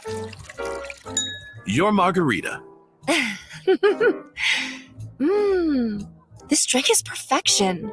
Get premium cocktails at the push of a button with the Bartesian Cocktail Maker. And with over 50 drinks to choose from, like Cosmos, Old Fashions, Martinis, and much more, everyone gets their favorite drink. And right now, buy a Bartesian and get your first 6 cocktails free when you go to Bartesian.com/drinks. Go to BARTESIAN.com/drinks for your free cocktails. That's Bartesian.com/drinks. John Bishop and Josh Peterson. You don't need that cake. I'm going to eat your cake. It's Unsportsmanlike Conduct on 1620 The Zone. Look, I made you some Unsportsmanlike content. Unsportsmanlike content. Unsportsmanlike content. Content that's unsportsmanlike. Please, let's start some unsportsmanlike content. Woo! Content. As heard earlier, Trev Alberts said he anticipates the 2023 Big Ten football schedule being released in the next 7 to 10 days. Will Nebraska open the season with a battle versus Minnesota, or will it be different team? Bonus question, will it happen on a weeknight? Gee, I wonder who wrote this question. Nick did. Nick always writes the questions for Unsportsmanlike content. That's what I do. That's a good question because originally that's what because Nick wrote it. If you recall, this schedule was supposed to start with Minnesota, and there was a strong lean towards it being on a Thursday night. Because that's what they've been doing lately with conference openers, like Penn State, Purdue this year. Now Nebraska will have a new coach, a new permanent coach, so there'll be an interesting story. I think it will open on a Thursday night. I don't know if it'll be Minnesota. It might be Illinois. Well, here's the thing. So Minnesota. Well, wait. If it's Illinois. It's Illinois. It's a road game. It's a road game, which would make sense. And Minnesota would also be a road game because it's 2023. Sure. So that's why I think it will be basically find all the road teams that they will play in the division. Wisconsin is another one. It will be one of those three teams because it just does not seem like Nebraska wants to do a weeknight opener or a weeknight game, rather, even on campus. So I think it'll be one of those three teams. I think they'll stick with Minnesota. So I think the season will begin on a Thursday night. Which it's just so funny how this team hasn't had a quote unquote normal opener in since 2019. That was the last normal traditional opener. And that was the one normal one over the last 5 years. So yeah, Thursday night against Minnesota up in Minneapolis. Charles Barkley says the Lakers have taken all the joy out of basketball from Russell Westbrook, and it's time for the team to move him. Is he right? Definitely time for them to move him. I don't know if they've taken the joy. He hasn't seemed like a joyful player a whole lot over the last couple of years. But if this team is going to... Well, it's because he's been with the Lakers. He's only been there in 1 year, John. This is only year 2. Well, last year was Houston. That was 365 days. That's a long time. They got to move him. They got to move him, especially if they want to have any sort of success this year. So, yeah, I agree with Chuck.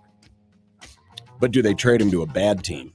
And then even more of the joy gets sapped away. I mean, he's making millions of dollars. He should deal with it. Maybe he wants to win a ring. Well, he needs to be a better player then. Stop shooting the ball 100 times a game, Westbrook. The man still does triple doubles on a semi-regular basis. Yeah, he's not efficient at all. He's a horrible efficient player. How can you be a horrible and an efficient player? No, he's a horribly efficient player is what I meant to say. I forgot to add the L to Y. Oh. The Lakers lost the not quite opening night to the Golden State Warriors, who had their banner. Best not quite opening night. Yeah, everyone else is opening tonight. Doesn't baseball do the same thing where one team will play, like the Royals and the Mets that one time? Yeah, I didn't like it. What is that? Put everybody on the same day. It's still opening night. Anyway, the not opening night, who had their banner raising ceremony before the game. Weird. Admit it, you had to think about it first when you were trying to recall who won the NBA title last season, weren't you? Oh, and the rest of the league is their opening night tonight, too. So the actual opening night. This is the only reason that this question was asked, just to do this opening night. Can't believe Josh wrote this question. What a weird question. No, I didn't have to think about it because I'm not an imbecile. Nobody knows who won the title last year. I know who won your stupid baseball title last year. That's because baseball's the national pastime. America's pastime, John. No, I didn't have to think about the Warriors. I actually had to think about it for a second because I was like, oh, that's right, the Warriors. It was like 2 months ago. It wasn't even that long ago. And that shows you how memorable it was. It was very memorable. It was not a memorable final. Yeah, it was. Steph Curry was awesome. Remember, he was really good. Great. Someone always has to be awesome in an NBA Finals. Wow. These last three questions, you just want to poo-poo all over one of the great sports that we have in America. I didn't poo-poo on Formula anything. One. I was talking about Charles Barkley and the joy of basketball. NBA. I wasn't poo-pooing on anything. I was giving Russell Westbrook some credit. What? Okay, ask another question about the NBA, Nick. Why? Keep doing it. Ask more questions about it. Like the next one. Things got so contentious yesterday at the NFL owners' meetings that Jared Jones told the Patriots' Bob Kraft, "Don't F with me." Jones was then the only owner who voted against opening up a new contract talks with Commissioner Roger Goodell. What the F is going on? I think it's the lack of a true opening night in the NBA. He was really frustrated, and maybe he wants the same thing to happen in the NFL. Sure. Why Jones do we have is a in Dallas. Thursday game? Where was Dallas last night? The Mavericks didn't play. Put the Rams and Bills on Sunday with all the other games. Bob Kraft's NBA team played on opening night. Jared Jones's team didn't. Yeah, well, they should. They probably were win very triggered. They should win a championship. In all Wouldn't it seriousness, be fun though if the NBA might as well just ignore this question? Okay, They should Back to have opening everyone night. open on opening night and do roundabout coverage. That'd be cool. I'd watch that like Red Zone. I mean, that'd be better than watching the Warriors and the Lakers. Wow, look at you being a big hater. Well, the Lakers suck. Well, yeah, they do, but the Warriors are good. It was a close game for a little yeah, bit. that's like saying we're going to open the NFL season with the Rams, I agree. That was a horrible football game. You walked right into this one, John. Worst third place team in the NFL, by the way. Jared Jones is owner of. Third place. They're in third place. Oh, you're talking about in their division. Look, Jerry has been pissed at Goodell for a while now. I don't think this is a surprise at all. But the fact that he's the only one. He is the only one, and then he goes after Bob Kraft. He did the same thing a couple years ago, though, too. I think he's mad. He's just mad all the time. It has to do with his bonus structure. Yeah. And Jerry's wanting more like concrete, benchmarks. Mm-hmm. And listen, I'm all for, saving $1 here or there, but the NFL makes so much money these days. They can all get paid $1 billion and still have money left over. Yeah, they can afford it. There is one team in college football that hasn't thrown an interception. Would you like to guess who that is and who their quarterback is? One team in college football. Oh, I know the answer to that. Please don't hijack this for basketball again. Is it LeBron James? No, I think LeBron's thrown an interception this year. Well, I know who the answer is, so I'm not even going to guess. Of course, it's Adrian Martinez and the Kansas State Wildcats. Man, here's a take that I have. They're going to beat TCU this weekend.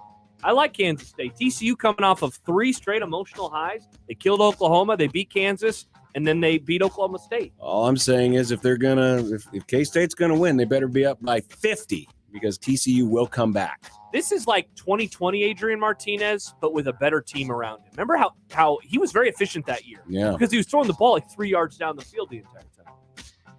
Do the Patriots have a Mac Jones problem? This was asked by the big lead this week. Do they?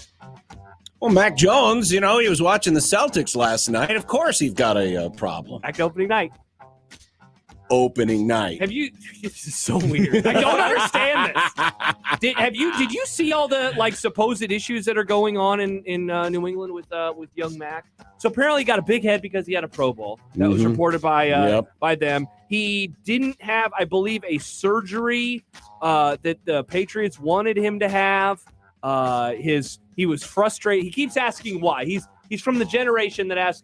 He's a young 20-something-year-old. Every 20-something-year-old asks why. Why won't you play me? Well, right now, you're hurt. Right now, old Bailey Zappi is zapping all of your mojo away, Mac. Nice.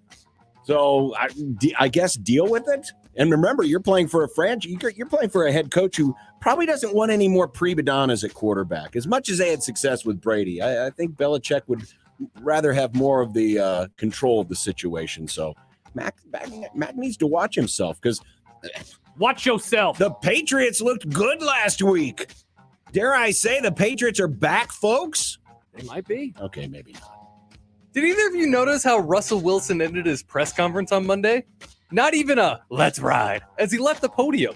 Is the catchphrase done, folks? Of course he didn't say "let's ride" because he would have said "let's ride" and then he would have got on his horse and ridden down to the Pepsi Center to watch the Oh, wait, the Nuggets didn't play on opening night. I'm proud of you for continuing. That's tonight, right? All the way for to the Nuggets. end. It is. Apparently last night, though, only 4 teams got an opening night.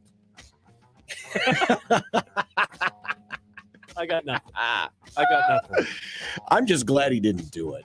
I want him to do it all year. Well, that's my new favorite thing. The depressing one was after they lost to the Colts. He's still in uniform. And I don't know. That's right. And I know some Nebraska players have done it too. I think it's a goofy look. I think it's a show me look. I'm a football player. I'm still all wrapped up in my feels, and I got my. Go into the locker room. Take a shower, Stinky. Take a shower. You don't have to come out right away. Mm-hmm. And then as he said, let's ride, he's saying it as he's walking off the podium. The mic barely catches it. Yeah, because I think he said, as he left he said Broncos country into the mic, and then he walked away, and then let's ride. That's right. It's pathetic. That's right. I guess it's not going to continue. Sad. It's not going to continue. But you know what is going to continue? NBA opening night. Woo! All the other teams are playing. Is there any national TV? Is it a? Mm-hmm. Yeah, there's games on ESPN tonight. Do you have this feeling? Soccer, do you have this feeling like I do? I, as you know, I'm not a huge NBA guy. What? But I will watch when they're on TNT. I don't like watching ESPN. I don't like the ESPN coverage as well. And did you notice notice the studio set that they had the boys in at halftime? It looked like they were in a closet. No, it was they were up in the balcony, like way up, and looked like in a suite in Golden State. Yeah, and they were really close, and so they had a curtain behind them to keep the the obnoxious fans who were doing googly eyes into the camera. Yeah, but the desk was smaller than the desk we work on, and you got 7-foot Shaq, and you got 300-pound Barkley, and all these guys. Those are massive humans. Oh yeah, it looked like they were in a tiny little room. You watching the NBA last night? I was watching for Charles. You watched more NBA than I did because I don't have the Turner channels on Fubo. Sad. Yeah. Well, speaking of the NBA, thanks to LeBron, Josh did not win his bet of the day. Yeah, I pushed. Jackass. He made 2 free throws with a second left in the first half to split. I was so mad. Because the whole first half, I'm feeling really good. Like, oh, this is great. Not a whole lot of points. Free throws, more like paid throws. Well, yeah, LeBron gets paid a lot for those free throws. He does. And the bet of the day is next on 1620 The Zone. Live from the Host Coffee Studio, this is 1620 The Zone. The madness haunted house will terrify you to your very soul. Come your pants all over the 2 acres of fear at Pioneer Trail Orchard. Scream for 30 minutes until you can scream no more. Follow us on TikTok and Instagram. fearthemad.com.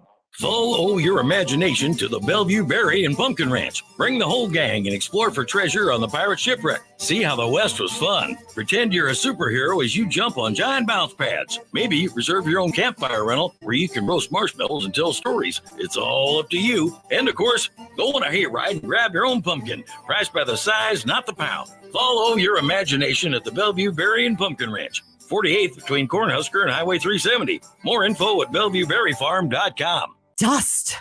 It's in the living room, the bedroom, and the bathroom. It's also in your lungs. Let's fix that, shall we? Duct Defense Midwest offers a comprehensive system that cleans, disinfects, filters, and purifies the air. They'll make your home healthier and improve the life of your HVAC system. So improve the health of your home and everyone in it. Go to cleanairradio.com right now for a special air duct cleaning offer for Zone listeners. Cleanairradio.com. Your neighborhood is more than blocks of buildings. It's the people who live there that make it special. At Union Bank and Trust, we're not just creating home loans, we're making neighbors. We're not just small business lenders, we're small business shoppers. We don't just live in your community, we help you build it. Because our people are your people. Visit ubt.com/neighbor to learn more. Union Bank and Trust, member FDIC. I'll second guest dinners with friends because they can be interrupted by diarrhea, gas, bloating, stomach pain, or oily stools. It turns out I have EPI, or exocrine pancreatic insufficiency, which means I'm missing the enzymes needed to digest food. My doctor prescribed Creon, pancrelipase, an oral prescription medication that replaces pancreatic digestive enzymes. Creon treats EPI due to cystic fibrosis, chronic pancreatitis, pancreatectomy, or other conditions. Creon may increase your chance of fibrosing colonopathy, a rare bowel disorder. Tell your doctor if you have a history of intestinal blockage or scarring or thickening of your bowel wall, if you're allergic to pork, or if you have gout, kidney problems, or worsening of painful swollen joints. Call your doctor if you you have any unusual or severe gastrointestinal symptoms or allergic reactions. Take Creon as directed by your doctor and always with food. Do not chew capsules as this may cause mouth irritation. Other side effects may include blood sugar changes, gas, dizziness, sore throat, and cough. These are not all the side effects of Creon. Creon is the #1 prescribed EPI treatment. Ask your doctor about Creon for EPI and visit creoninfo.com or call 800-633-9110 to learn more. That's CREON info.com. It's Halloween at Genesis Health Clubs. Join with no enrollment fee, no contract, and save 20% per month every month. Omaha, it's the spookiest time of the year, but starting a new fitness routine doesn't have to be scary. Genesis is transforming fitness here in Omaha with our fully remodeled Cass, West Roads, and Terra Plaza locations, plus new locations at 132nd and Center and Midtown Crossing. Come see our just finished luxury remodel at 84th and Q with all new finishes, equipment, and amenities for the best fitness experience in Omaha. Whatever your fitness needs, Genesis is here to help every step of the way, and there's nothing scary about that. This Halloween, join Genesis Health Clubs with no enrollment fee, no contract, and save 20% per month every single month. But hurry, this offer will end before you have a chance to count your Halloween candy. It ends on Halloween and won't extend. Come to Genesis and get in the best shape of your life so you can handle anything those zombies, werewolves, and vampires throw at you. Go to GenesisHealthClubs.com before Halloween and get no enrollment fee, no contract, and save 20% per month every month. This offer will not extend. It's unsportsmanlike conduct. We're pretty cool guys. We are pretty cool guys. We're pretty cool guys. On 1620 The Zone. And you know why I'm laughing, don't you? Now, it's time for the Unsportsmanlike Conduct Bet of the Day. Just a little bit under where some folks would like to see this one wind up. Brought to you by nobody. You gotta be kidding. Really, we don't have a sponsor. Sorry. All right, it is time for the bet of the day. As we just mentioned at the end of Unsportsmanlike Content, LeBron James was a jerk last night. He made a couple of free throws, and thus your boy had a push. John and Nick were both losers. Nick had a parlay that included the Lakers to win. John had the Padres. As we talked about today, they lost 2-0. Give me tonight my Western Conference final champions, the Denver Nuggets. They're on the road in Utah. They traded away all their good players. Nuggets minus the 7. And it pays the juices minus 1. As you know, tonight is opening night in the NBA. I'm going to do a cross sport parlay. Oh, give me the Grizzlies at home against the Knicks. Hey, bing bong. And the Cosmonauts. Oh, Comrade John. Plus 138. As we all know, I love basketball opening night. It's my favorite time of year. Isn't it great? It's so wonderful. good, right? I'm going to put out the basketball tree, and we're going to have the basketball tree. Yeah, the basketball tree. Gonna put the Jordans on the top of the tree. Yep. You hang the Jordans from the top instead of the star. You only do that on opening night. Only on opening night. It's an opening night. Just on October 19th. Give me the Jazz, the Heat, and Bing Bong the Knicks plus 1033. Oh, you jerk. Throwing bombs to try to get out of this hole. That's the bet of the day. Iowa. And that's the program. Tomorrow, it's Thursday, a complete recap of NBA opening night. I can't wait. It's going to be great. We will have Robbie on. We'll have Robbie on. Yeah. Robbie will be able to give us all of his takes about all the teams that opened their seasons. I wonder what his basketball tree looks like. It's probably good. Oh, the Lula Stars. The Lula Stars. That's right. He texted Happer apparently this morning. Happer said he woke up to a text from Robbie at 6:30 with his list of the Lula Stars and explanations for why he had the Lula Stars on said list. Yeah. So that'll be tomorrow. Robin Washington tomorrow. Eric Edholm. And Eric Edholm. Talking about the NFL. Which is not having their opening night. No, it's week 7. Yeah. Oh, wow. All right. That'll be tomorrow. Have a great rest of your Wednesday. Bye. 1620 The Zone's 4-quarter pick'em returns. It's your chance to win $1,620. All you have to do is correctly pick 4 college or NFL games against the spread. Listen to qualify every weekday or enter online at 1620thezone.com. One lucky listener will be selected each week to make their picks live on air. Awesome. Go to 1620thezone.com for complete rules and contest details. It's 4-quarter pick'em with 1620 The Zone. 1620 The Zone. Traffic. From the Burton AC Heating, Plumbing, and More Time-Saving Traffic Center. Heads up, a crash on northbound 680 at Maple still has the right shoulder blocked and is causing significant delays you want to avoid. Northbound